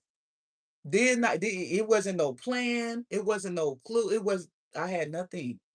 All I was able to do was survive. I had a place to stay, you know what I'm saying? Had me a little car, didn't know what I was gonna do. And I just focused on myself. I focused on myself and I made that video and then that changed the whole trajectory of my life from that video. You know what I'm saying? That's it. That changed the whole trajectory of my life. And so this is why I'm here today. So I tell people all the time, when you don't know what to do, focus on you. Focus on you. When you feel lost, you feel confused, baby, just focus on you. Mhm. So what is your social media life looking like these days? To be honest, it's pretty good. I will say this. I am going on a different direction. I am going on a different direction of my social media life only because like I think my social media took off faster than I expected it to. Especially with the mukbangs. And a reason why I don't do a lot of mukbangs now, and I don't think I did one in about it's been months, maybe 3 or 4 months. But I did want to be known for mukbangs. I started doing mukbangs out of fun because, like I said, my first introduction to the internet was emotional intelligence, and that's kind of the lane I wanted to take. I kind of fell into the mukbangs, playing around. It was fun. I did a video, it went viral, and I'm like, okay, this is cool, it's good. But I kind of slowed down doing it because it's like, even to this day, like when I go to the store, hey, ain't you that lady that do the mukbangs? Like, I don't want to be the mukbang lady. I'm just it's sad but true. And a lot of people inbox me and a lot of people tell me all the times, man, those videos help me so much and this and that. And it's like, you know what? I don't want to be the mukbang lady though. I really don't. I really don't want to be the mukbang lady. And so I'm kind of trying to be honest. what I would say right now is I think I'm in the process of reinventing myself as far as social in these social media streets. I'm definitely in the process of reinventing myself. So, but other than that, I would say, I love social media and I think it's going good. I am having a difficult time right now because I'm trying to reinvent myself. And it's kind of hard when you have built millions of followers. You got to understand, I have 1.2 million followers on TikTok. I have about 450,000 on Instagram. I got close to 500,000 on Facebook.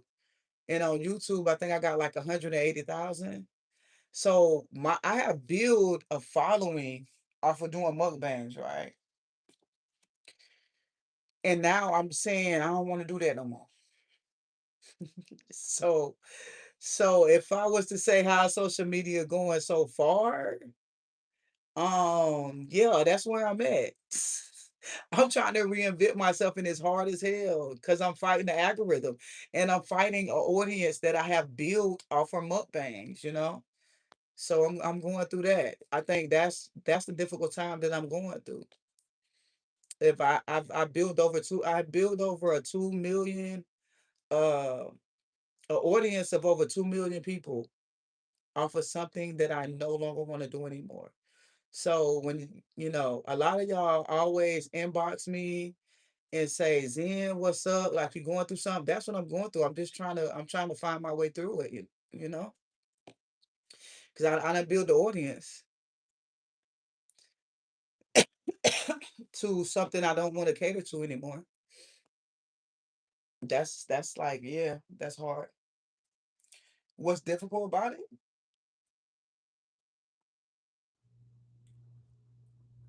Um, I would say what's difficult about it is the algorithm. It's not so much the people, it's the algorithm. Because I'm gonna get a little technical with you right now, and y'all just follow me. I'm gonna try not to be so technical, and I'm gonna try to say it just in plain English because I know I study a lot of technical stuff when it comes to the internet with the analytics and stuff. So I'm gonna try to explain this in the most simplest way possible. Um, it's not so much of the audience that I have built, it's the algorithm. So you got to look at somebody that has built the audience of over 2 million people by doing mukbangs, right? So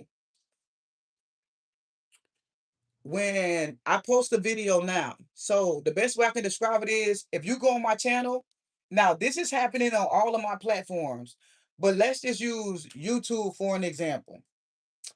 If you go look on my post, right, you'll see my post from when I first started. The views are high views, high views. It's because I was posted in the same category. Mukbang, mukbang, mukbang, mukbang. So the algorithm knows me as, oh, this is a mukbanger. This person do mukbangs, right? And I have built the audience off of doing mukbangs. Now, let's say I was to post a 10-minute video, even a reel of some emotional intelligence or storytelling. The algorithm don't know who to push that video to because I have built the audience off of mukbanging. So the algorithm is pushing my content to people who watch mukbangs, right?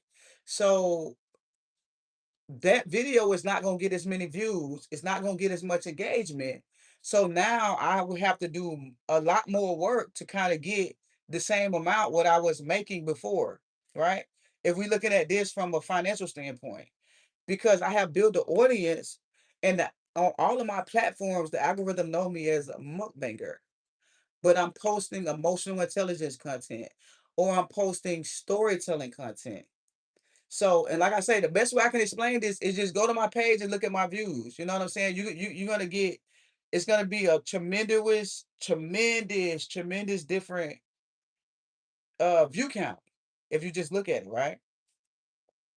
And so let's say that's one. The algorithm is going to be my biggest problem because the algorithm don't know who to push my content to because the algorithm is constantly pushing my content to people who watch mukbangs. My second problem is I build over a 2 million people following of people who want to watch me eat. And so when I come on here and I tell you a story, or um I come on here and I tell you a story, or if I talk about emotional intelligence, you probably ain't gonna want to hear that because nah, I followed you for eating. I don't want to hear that. I don't want to do that. Right. So it's just like it's a battle of I have to basically put in the work. So although I have an audience of over 2 million people, it's like I'm starting from zero because now I have to retrain the algorithm and it's like I'm starting from square one. Now, don't get me wrong, every video I post and every reel I post, I'm still gaining followers, 300 followers per video, 200 followers per video, but it's like I'm starting over because you know what I'm saying? I got to get the numbers back up. So it's like I'm starting over, if that makes sense. And I hope I explained it I hope I explained it the simplest way. The simplest way I could tell you is just go look at the views. That's the simplest way I could tell you without getting too technical. Um, why don't you want to do mukbangs anymore? What's wrong with being known as the mukbanger? To be honest, just my consciousness. And what I mean by that, but hold on, somebody asked me a first question. So I'm gonna come back to that question and then I'm gonna answer your question. The first question is, why did you build the audience off mukbangs? Because to be honest, just to be honest, it was fun at the time, but I feel like I'm evolving and I'm done from that era, that time, right? So, and I always use B Love as an example, but I want to say this for the record. I love mukbanging and I love B Love. Before I even started doing content, I used to watch B Love. Love her content, much respect to B Love. But I don't want to be that. I don't want to be that age having to eat it on the camera just to make money. Period. I don't want that to be me. So I feel like I'm done with that area. I'm done with that era of my life. I want to evolve into something, you know what I'm saying? Like I'm evolving and I want my content to evolve with me. I did share a lot of good messages in those mukbangs. I enjoyed doing every single last one of them, but I want my content to evolve as well as I'm evolving. And just my honest opinion, I just feel like I'm not in that space anymore. My content will always be surrounded around food because I am a foodie at heart. I love food, I love cooking, I love eating. I love everything it is about food, but there's more that I want to give to the world besides mukbanging. You know what I mean? So I just feel like I'm evolving from that. And I want to show that through my content. So I would say that what was the other question? Oh, the other question was what's wrong with doing mukbangs? It's nothing wrong with it, but like I said, and I still do a mukbang here and there. You know what I'm saying? I think I did one a couple months ago. I think I did one a couple months ago where I did a mukbang. But I just the world we living in right now, where the economy's at and how everything going, like I also want to be a positive light, especially for my people. Like, you know what I'm saying? I kind of want to bring the health version of it. And I think that's something I've been struggling with. Like, you know what I'm saying? Like health is wealth. You know what I'm saying? I want to just be that for my people. Like, you know, I really want to be that. And I think me seeing that I was able to build such a large following, um, you know, it lets me know like, damn, people really look up to me. Like people like I'm really a light to so many people. And like when I read all the emails and inboxes that I get where people like, hey man, you changed my life. Like you helped me through a hard time. It's like, damn, like okay. Now that I see that I have a certain level of influence, like I want to use it correctly, if that makes sense. Like I really want to use it. You know what I'm saying? To that to just to be a help. And Like I said, I still do mukbangs here and there because I love to eat. I'm a foodie at heart. I'm a foodie at heart, and so I just want to be, I just want to be a light, and I want to be that positive reinforcement. So I think that's just so to a short answer to the question is I'm just evolving. I'm evolving, I'm learning, I'm growing, and I want to show that in my content. I want to be a light. I want to be a light. So I think that's why that's what I'm struggling right now. That's honestly what I'm struggling with right now. Because yeah, I can make a mukbang. I can go back, start to doing mukbangs, and I can just, and everything can go back to normal for me. But it's like, my conscience. I do have a conscience. And I'm like, yeah, it's not, should I really be promoting that?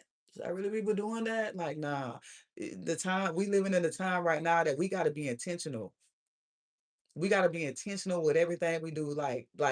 And I'm not a person to be a political person. I'm not a person to focus on the world's like everything that's going on. But what I will say is this: we have to be intentional right now. With everything that's going on around us, oh, we gotta be intentional, baby. We gotta be intentional with everything we do, with everything we put out.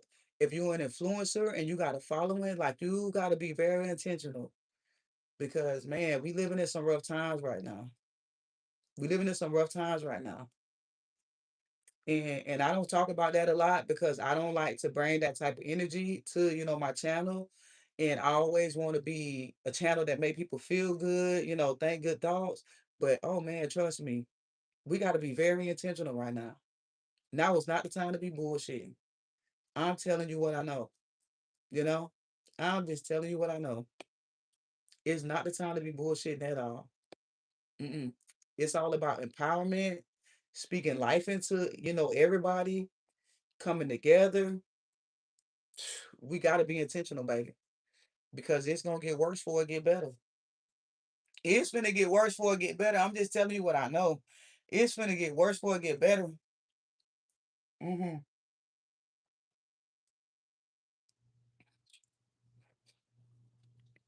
So, that's another thing. Good night, K baby. Have a good night, love. I'm glad. I can't even believe it's 2:30. We've been on here since 2:30. It's 2:30. We still on here. Communicate and access and adjust. Communicate and access and adjust. What time is it there? It's 2:38 where I'm at. You're so welcome, love. You're so welcome. But somebody asked me what happened to Zen Within 2. I'm thinking I might start posting on Zen Within 2. Not for nothing. I'm thinking I might start posting on Zen Within 2.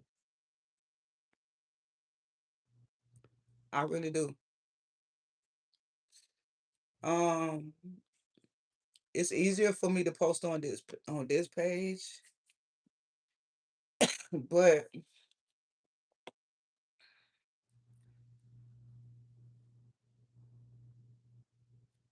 it seems like social media likes the unhealthy and toxic content. Um, I will say this only because I've been doing my research and I've been studying it. That's your algorithm. I will say that. And I thought that for the longest time, but I promise you, if it's one thing I'm learning about the algorithm, the more you watch a certain something, it's gonna show you a certain something. So for instance, right now, and I did an experiment because I have like 4 different phones, to where on each phone I watched a certain type of content on each phone. And each phone, I'm on a whole different side of the world when I go on the internet. Whatever you watch is what the algorithm is going to feed you.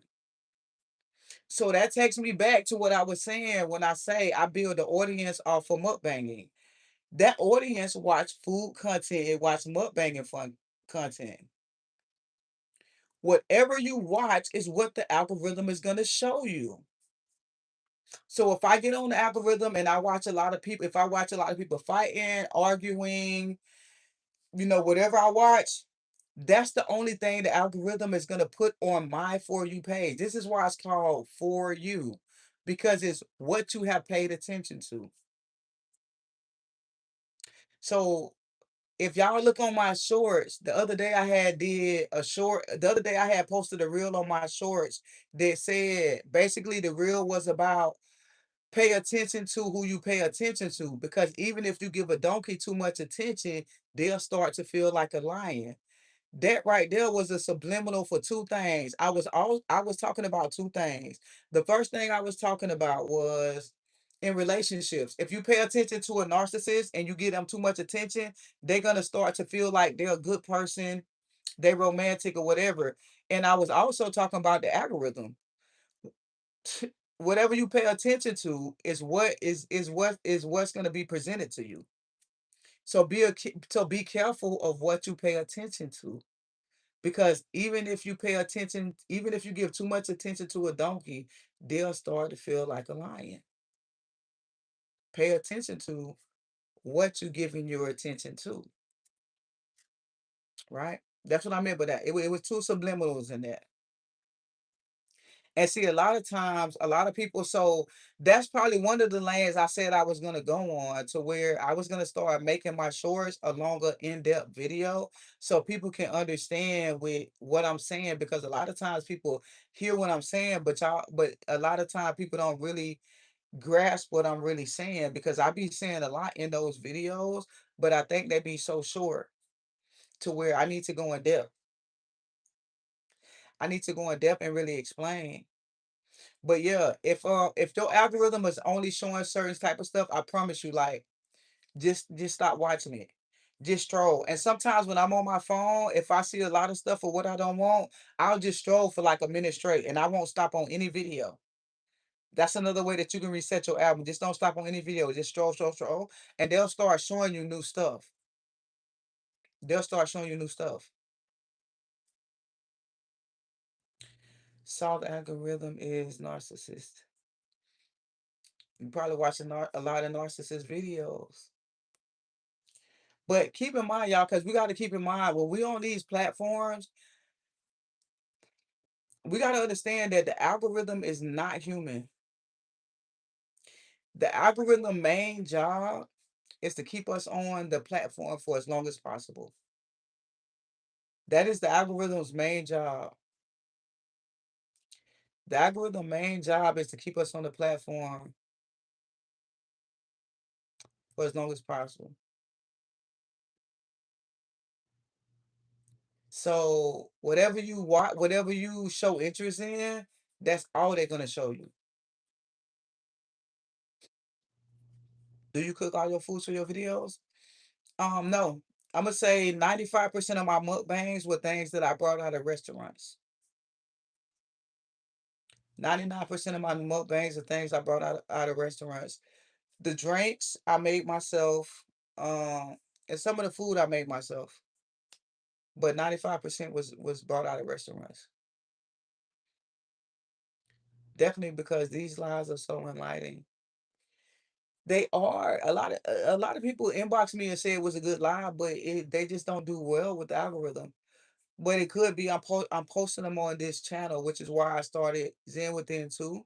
And I just need to start posting more on Zen Within too. I just gotta start posting more on there.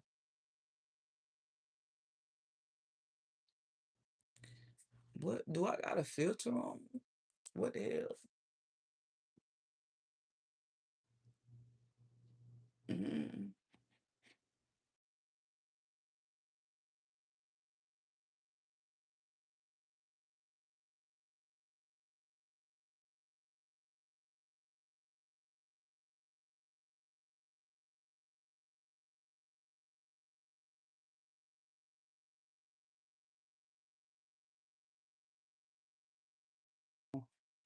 It look like I got a filter on. What the hell? How do I take that off? I know you lying. Well, do I got a filter on or no? Okay, it's gone now. I'm like, what?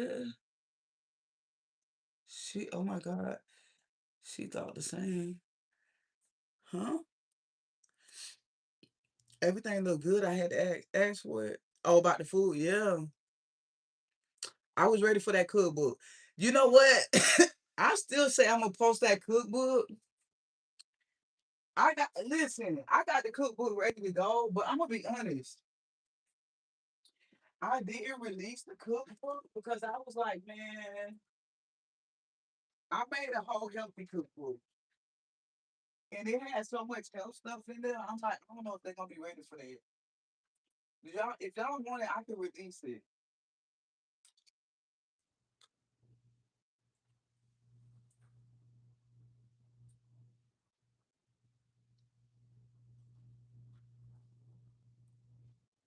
But honestly, I didn't release it because I said it was too healthy.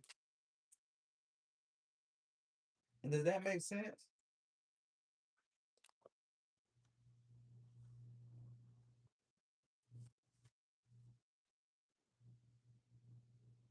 Mm.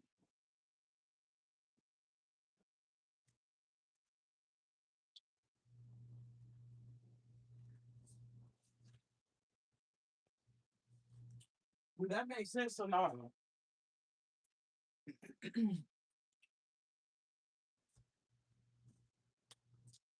I said it was too healthy though.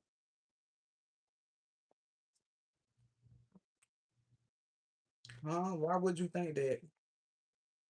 Because I didn't have no big back. I had some big back stuff in there, but not really big back.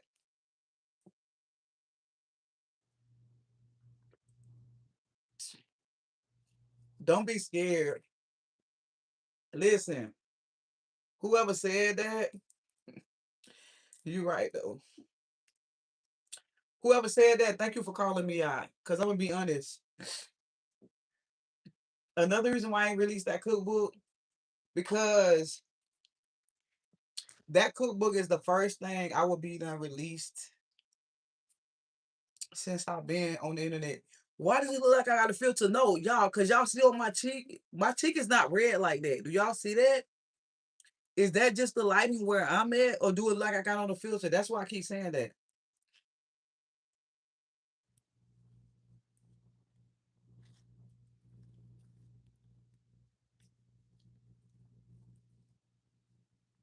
Do a big back cookbook sequel.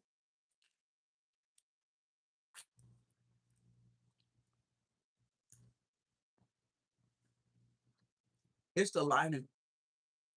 Okay, 'cause I'm like, bro, y'all want a cookbook for real?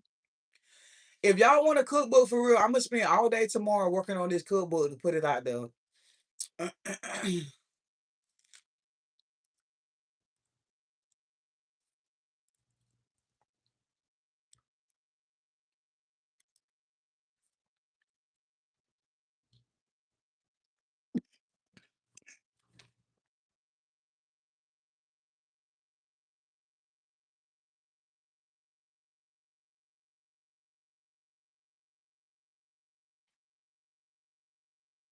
Hold on, y'all. Let me use the bathroom real quick.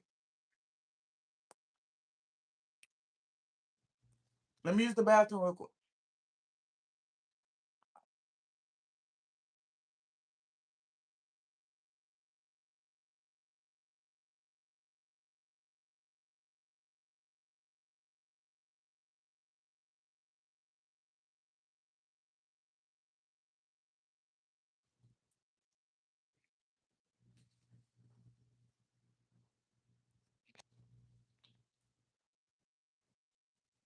A healthy one? Oh, the cookbook? Hold on. Let me use the bathroom real quick.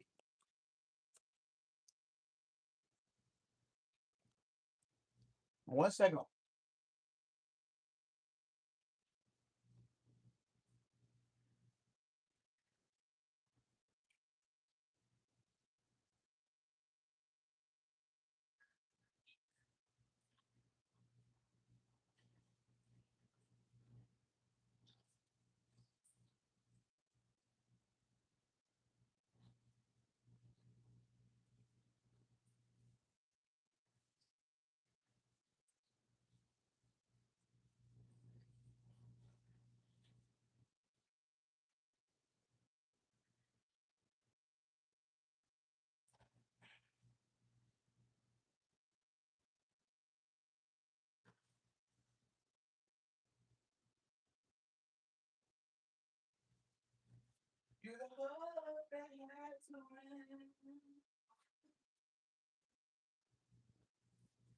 If you knew me well,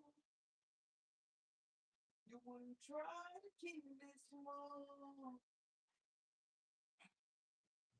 Who would do that to a friend, let alone the way you love?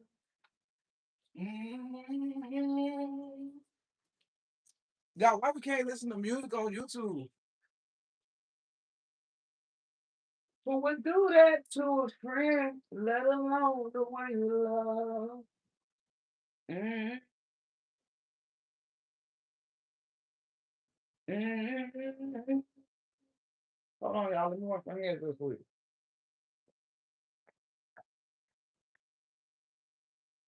Who would do that to a friend, let alone the way you love?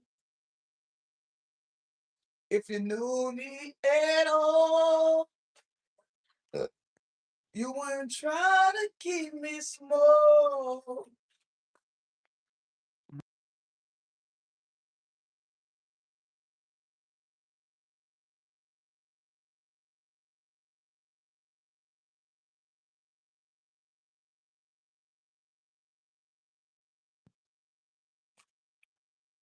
Who would do that to a friend, let alone the one you love? Ma'am, those strawberries is not the bathroom. I had to eat one before I went in there. My bad. My bad. I had to eat one before I went there. Y'all need to buy some lotion. I got this weak ass lotion because I ran out of lotion. I gotta go to the store tomorrow and buy my real lotion. Cause I shouldn't even have to put on lotion this much. Oh, you know what song I'm singing? Yes, do a big bag cookbook and drink book. That food be looking good as hell. I know it's gonna be fine. I do need to do it. When y'all say a big back cookbook, what y'all mean by that?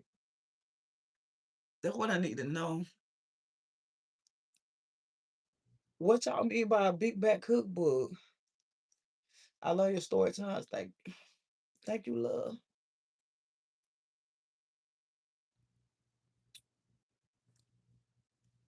Please do it, Zen. The people want it. Oh wait, hold on. I just realized who that is. Shay Shay, what's up, boo? Where you been at? Where you been? We won't wait. We see you eating in the car. Ooh. No, no, no. Wait, no, no, no. Wait. Hold on. Wait, what? Especially the king crab legs. Healthy. Okay, hold on. So let's do this right here. I miss you busy with the children. Oh, oh, that's right. You done had your baby. Oh my goodness. Congratulations. It should have been me. All right, y'all, let's do a vote real quick. What happened? Why didn't you put the cookbook out? To be honest, I didn't put the cookbook out. If it listen, cause I've been sitting here trying to make up 1,000 excuses. Girl, come back to Florida. The fuck? Who is that? Come back to Florida. Maybe I visited Florida last year. What time it was? I think I was in Florida for like wait, hold on. I went to Florida last year, September. I was there for like 2 weeks. Oh, that's Shanteria? Stop playing. What? Where you been at? I was in Florida for 2 weeks last year. Hit my inbox, boo. But anyways, y'all, we finna do a quick poll right now. If y'all want the cookbook to be healthy or big bag, write healthy in the comments, big bag if you want it to be big bag. Healthy in the comments,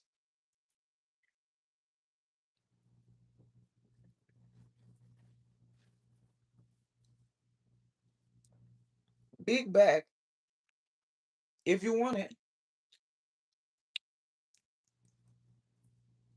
Both. Big back. Big back.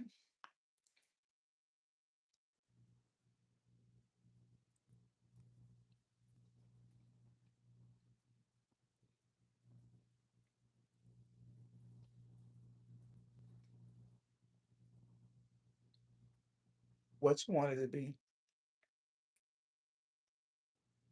I'm gonna be honest. If I had to be 1,000% honest, if I had to be 1,000% honest,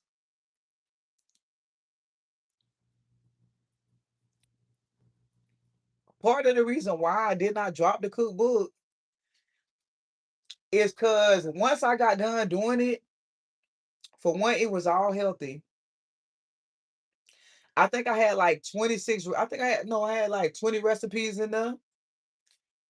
It was all healthy. But the honest reason why I did not release it is A, it was a healthy cookbook, and a lot of my content is on Big Bag. Secondly, is I was scared. Like y'all gotta understand, I done had a lot of success on the internet, but I never did affiliate marketing promotion. I never did any of that. Not because someone said your brand is Big Bag. What the fuck? Nah, Williams, but that's true. That's another reason why. Um, but y'all gotta understand, it's not because I don't have offers to do these promotions, but I specifically did not do any promotions because I was like, I built this brand that I want to stand for something. And I made a vow to myself that when I first release something that I'm gonna put a price tag on, I want it to be something that I stand by. And I want it to be something that I feel like my brand can stamp it without a reasonable doubt, right? And so by me denying a lot of these promotions that people want me to promote their business, promote their products, by me not doing that, I feel like damn, a cookbook, you done turned down all these brand deals over a cookbook that might not do numbers. So to be honest, I got scared. I just didn't drop the book. If I'm being 1,000% honest with y'all, that's why I never dropped the book.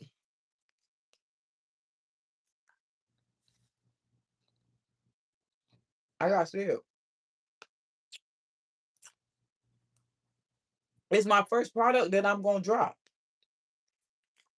And I got nervous. And I was like, man, I ain't gonna do it.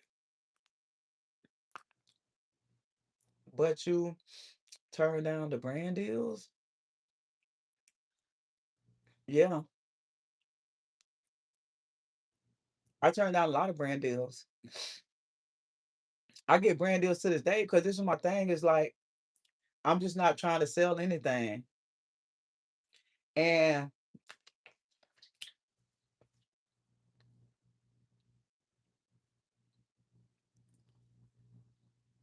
okay, stay scared. Damn, why I gotta be like that? Bro, what? I cannot. Hold on, who is that? At Lane? Lane, why I gotta stay scared, baby? That's too funny though. Okay, stay scared.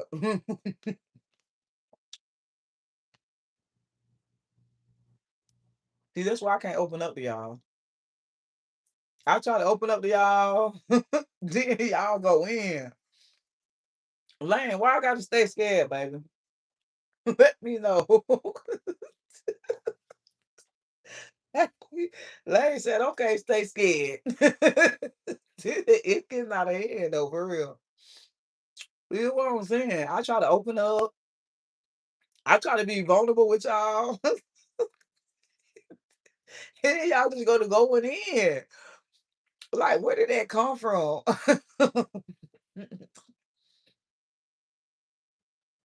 That was real though. I feel you. I feel you, Lane. If you scared, stay scared. If you scared, go to church, huh? I feel you, Lane. I feel you. I feel you. I feel you. Because you know what you want and not doing it. Because you know what you want, not doing it. I'm still trying to figure out what you scared of, not selling or your audience turning. Feel the fear and do it anyways. Um, yeah, I think that was the fear.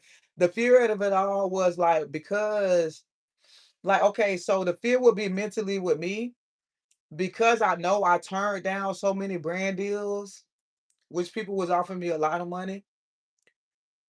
Um, and then I kind of dropped something of my own that I own, and maybe it don't do so well. Like that was the fear in me mentally, like, okay, you turn out a brand deal for this amount of money, then you drop this book and it don't do well with your audience. And so now it just looks like, you know, like I made the wrong decisions. Like I don't know.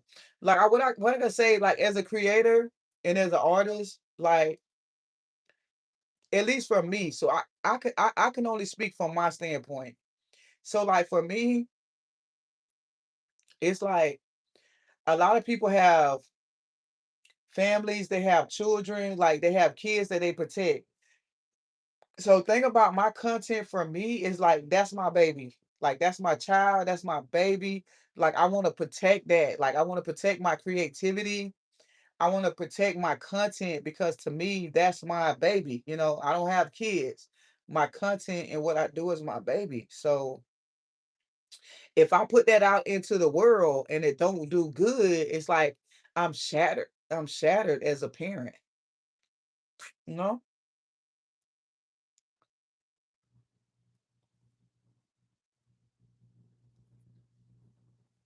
Yes, feel it and do it anyways.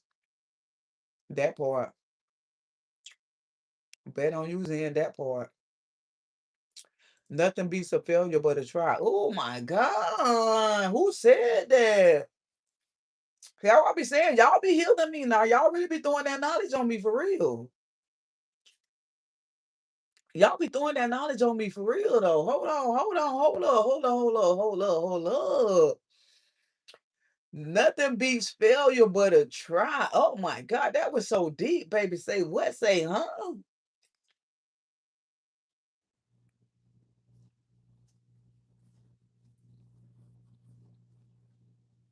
Say what? Say, huh? Hmm. But yeah, y'all, that's the journey I'm on. But see, that's why I told y'all earlier, that's the journey I'm on. You know, I'm on the journey to where I'm transitioning. I'm going through a transition. I'm really going through a transition.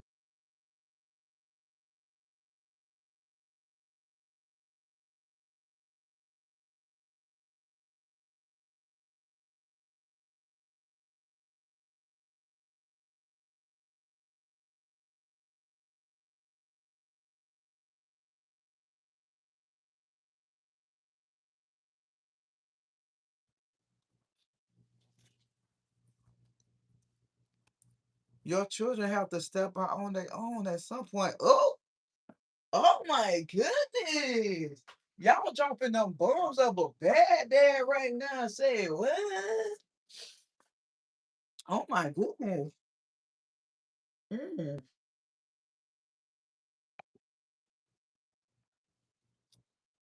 Like nothing comes to a sleep but a dream. Oh my God. Oh my God. Y'all dropping it on me. But you did all that hyping us up and cooking and fasting just to withhold it. Don't be a helicopter mom. Let your creation live. Let us enjoy it. Oh my goodness. Oh my goodness. Y'all dropping it on me. Y'all dropping it on me. It's time. And y'all, this is the crazy part. I got a whole website and everything. I got the website. I got everything. That's the crazy part. And this is why I'm saying, like, I got to work on my confidence. Like, but I ain't gonna lie. After tonight, I think I might be ready. Do a mini series do a mini series with your cookbook. Drop every few months. That's cool. That's cool. I like that. I like that.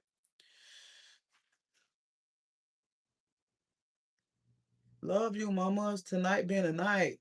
Good night, love. Enjoy your sleep. Have a good night. Um, damn. Eat the cake. It's your time. Yeah, yeah. I really gotta do it, y'all. I gotta do it, Chad. I gotta do it. And it is time. It definitely is time. But just to be honest, that's why I didn't drop it. But you know what? And the sad part is I've been thinking about that for the last 2 days.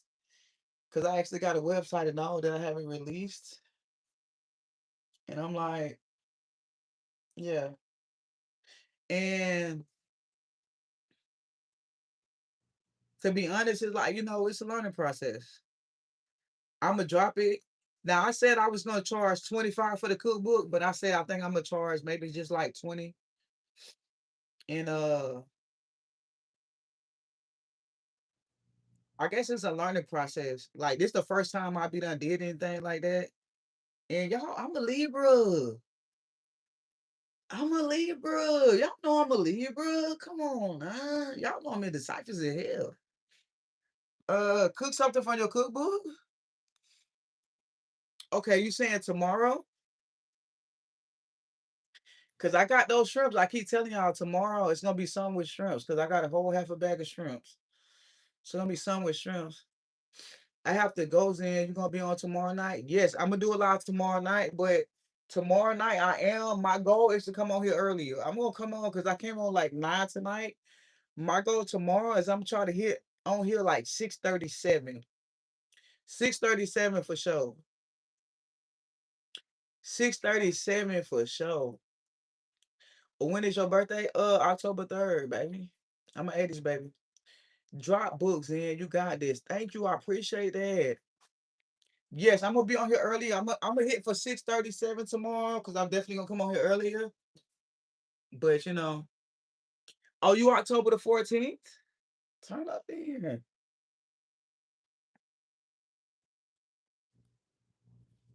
You a pre-order? Let me drop it.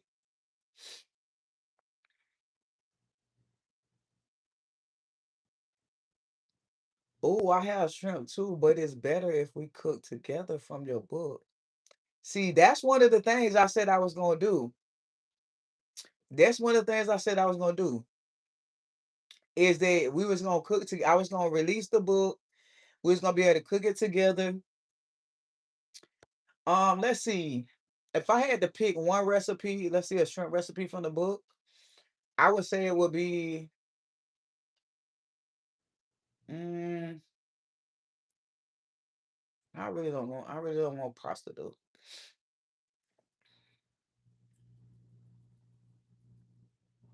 If I say I would have to cook a recipe from the book, it would be the seafood pot. It would be the seafood pot pie.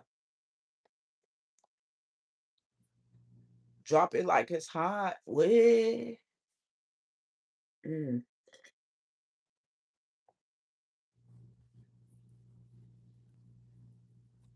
Charge 50 for the cookbook. You're selling yourself short. Get out the way. 50 for the cookbook? What? You finished the cookbook. It's been a while since I saw one of your lives. Yes. The cookbook is done. I'm just bullshitting to be honest. I got cold feet. Like I got cold feet. I was right there and got cold feet. Okay, so let me tell you this. Williams, you said that sound good. So here's the thing. This is what I'm willing to do. Okay, you playing. Now I need that recipe. I love pot pie. Okay, this is the thing, Williams.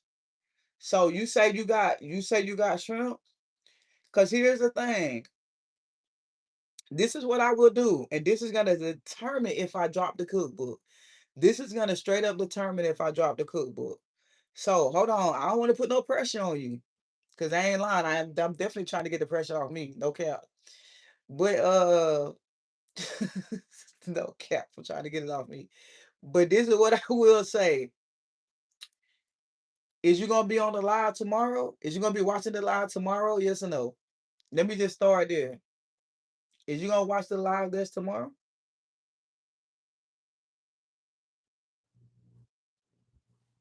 You gonna take it out of the freezer right now?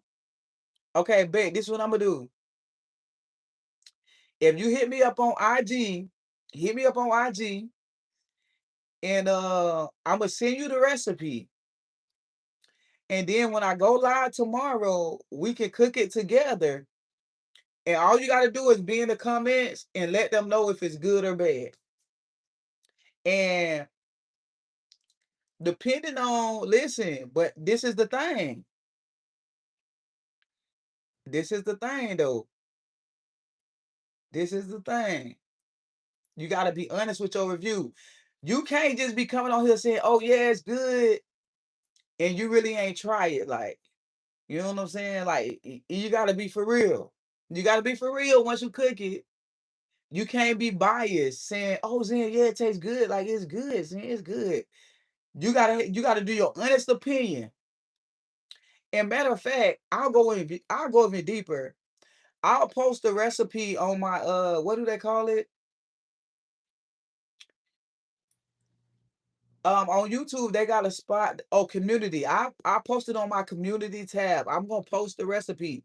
So anybody that's in the chat that wanna cook with me tomorrow can cook. Not only Williams. How about that?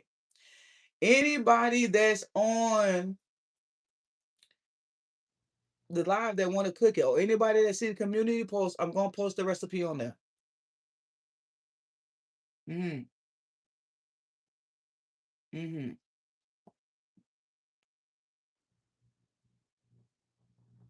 Not sure you're gonna drop it. Drop is in. I'm talking to someone about how you cook a seafood boil for the holidays, and we both agree that's not a bad idea. I'm just saying, I'm gonna post it on the community tab.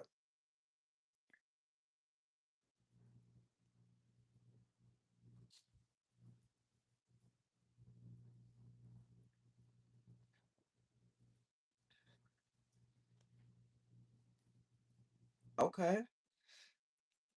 That's not me. I'm a critical Virgo. I'll give constructive feedback. Big. Hold on. Does that sound like a plan? Yes or no?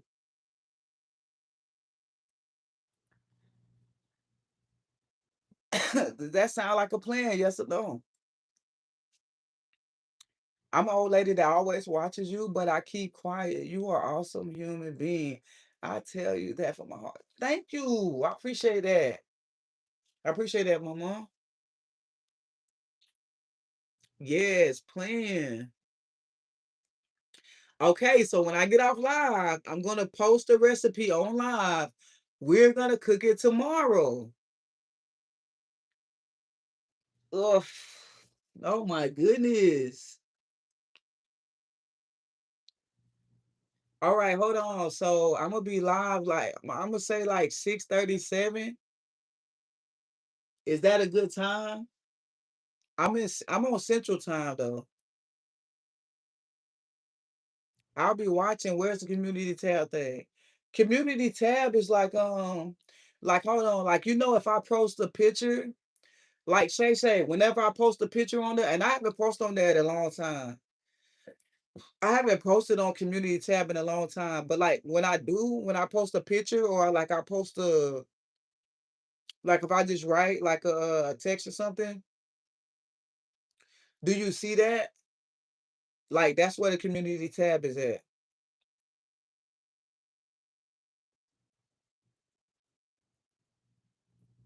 Zen, why you look nervous? Look, cause I just realized what I just did. I don't know how you saw that because I am nervous. I was like, oh shit, what did I just do? Like, oh shit. Oh my goodness. 6:37 is fine. Okay. On YouTube. Yeah, on YouTube. Wait, hold on. You don't see the like when I post on community tab, it don't just show up. I might be calling it something different.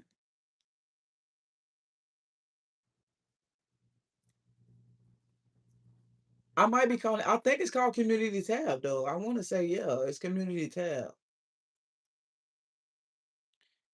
I might be calling it something different.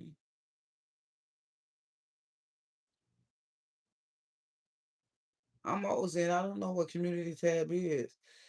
Oh Lord. Hold on, let me see. I don't know if I can see it from this phone because I'm not signed in on this phone. This phone is dead. Damn, this phone is dead. This phone is dead. Am I calling it something wrong? Am I calling it the right thing? You are right, because I never heard of that. Wait, hold on. So do y'all community post? Yeah, community post. Wait, hold on. So let me ask y'all this question. Are y'all ever strolling on YouTube and y'all see like people pictures? Because like you can't post videos on that part. You can only post like a text post, or you can only post like a picture. You can't post videos there. So have y'all ever been strolling on YouTube and y'all see somebody video? I mean, y'all see somebody picture, or like where they just wrote something out?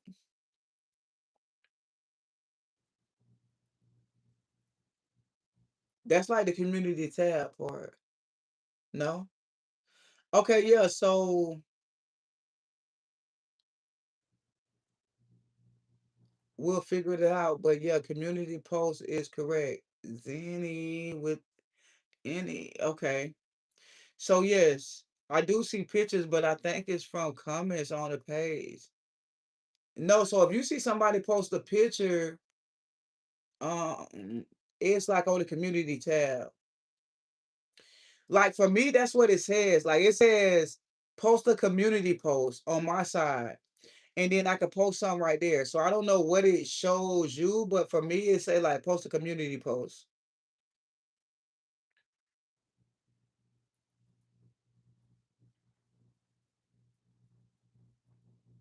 Um, let me charge this phone. I think you can see it. Yeah, that's a post, I think. Thank you. Who sent that? Thank you for that, love.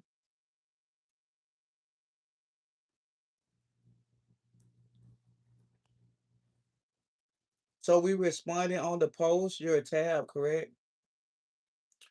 You can respond, but what I'm gonna do is when I post it, you can like react to the post and you can write a comment so that it could like so the algorithm can push it so more of the followers can see it for people who can't find the community post. You have to be subscribed to the page. Okay, thank you for that, Lane. So you got to be subscribed to the page to see my community post. So pretty much, I'm just gonna post the recipe online. I'm gonna post it on there, and I'm gonna post it on there as soon as I get off for live. So that way, y'all know the ingredients. So if you want to cook along tomorrow, you already have the ingredients ready to go. So that way we'll be cooking together and then you can try it. That's our way of being able to try the food without like actually being where I'm at.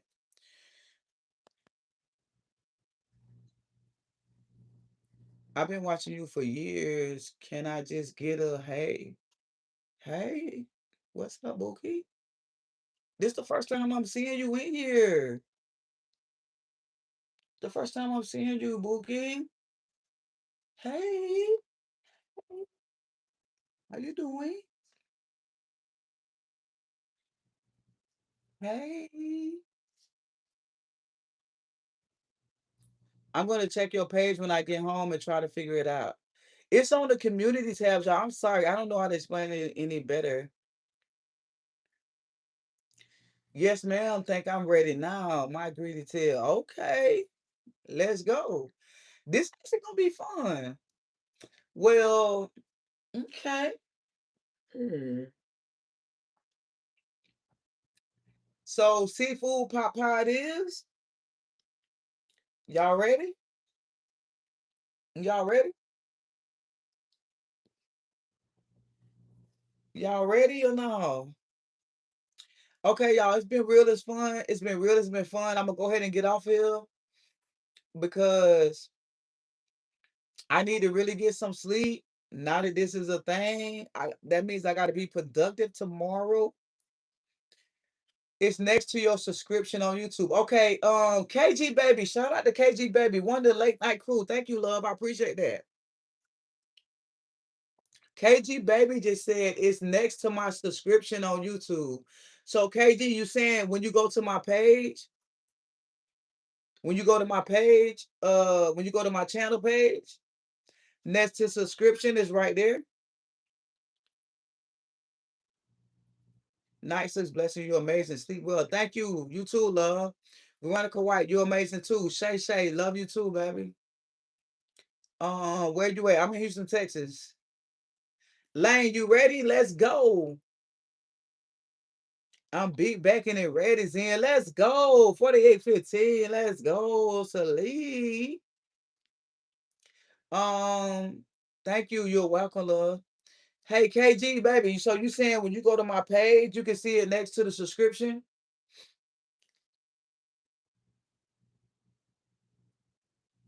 Good night, Zen. It was great seeing you. Keep being blessed. And you, thank you, KG, baby. You welcome. I'm ready. Williams, you ready? Let's go, Williams. Okay, bet. So shout out to KG, y'all. KG said, straight up, go to my page.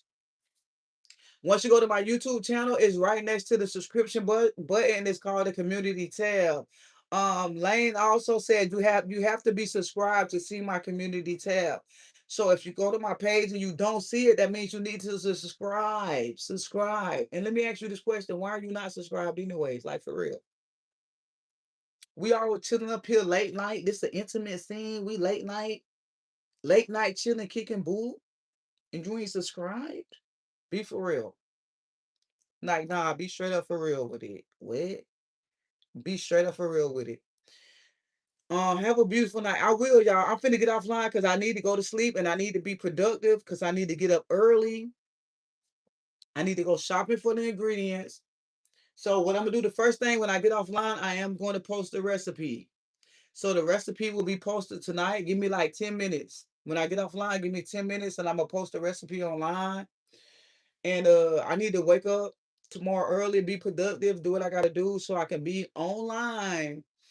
I'm gonna put the time online, but we're gonna start cooking online around 6:30. Ooh, let's just say 7. Y'all know I'll be late. Y'all know I'll be late. Y'all know I'll be late. I'm gonna do 7. I want to do 6:30, but I'm gonna say 7 because I really want to be on time. I want to be prompt. I gotta be on time tomorrow. This a big one, so I want to be on time. I'm gonna say 7. It's gonna be 7, okay? We're gonna start cooking at 7 p.m. Um, and yeah, this is one of the recipes from the cookbook. Good night, Shay Shay. Have a good night. On the West Coast time, it's 5 p.m. Is that too early? It's because I know a lot of people still be at work, but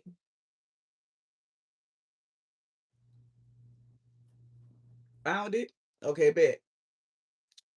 Is that too early for the West Coast? Somebody else said they was on the West Coast. I think it was Williams. Williams, you on the West Coast, right? Is that too early, love? Let me know. No, ma'am. Okay, Veronica White, you on the West Coast too? Bet. Celeste, it's Saturday. It's Saturday. It's Gucci's, man. It's Saturday.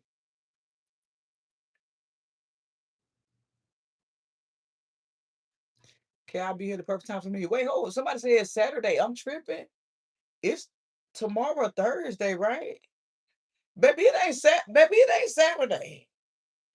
Wait, hold on. Who said it's Saturday? Baby, it ain't Saturday. It's really not Saturday. We doing it Saturday. Baby, we doing it tomorrow.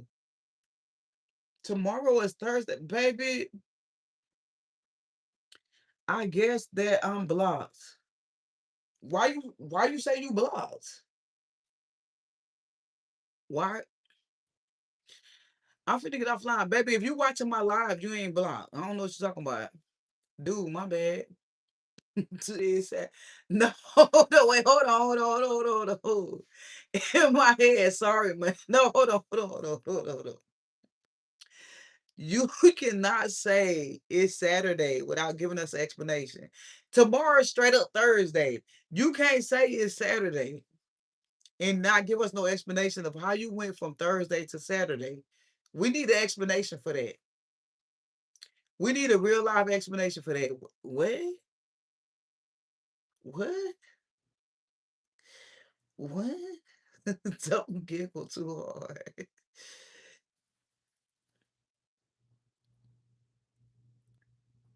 Today,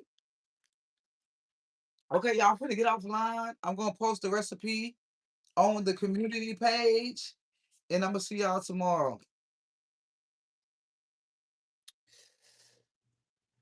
I'll see y'all tomorrow. Y'all ready to cook? Let's go.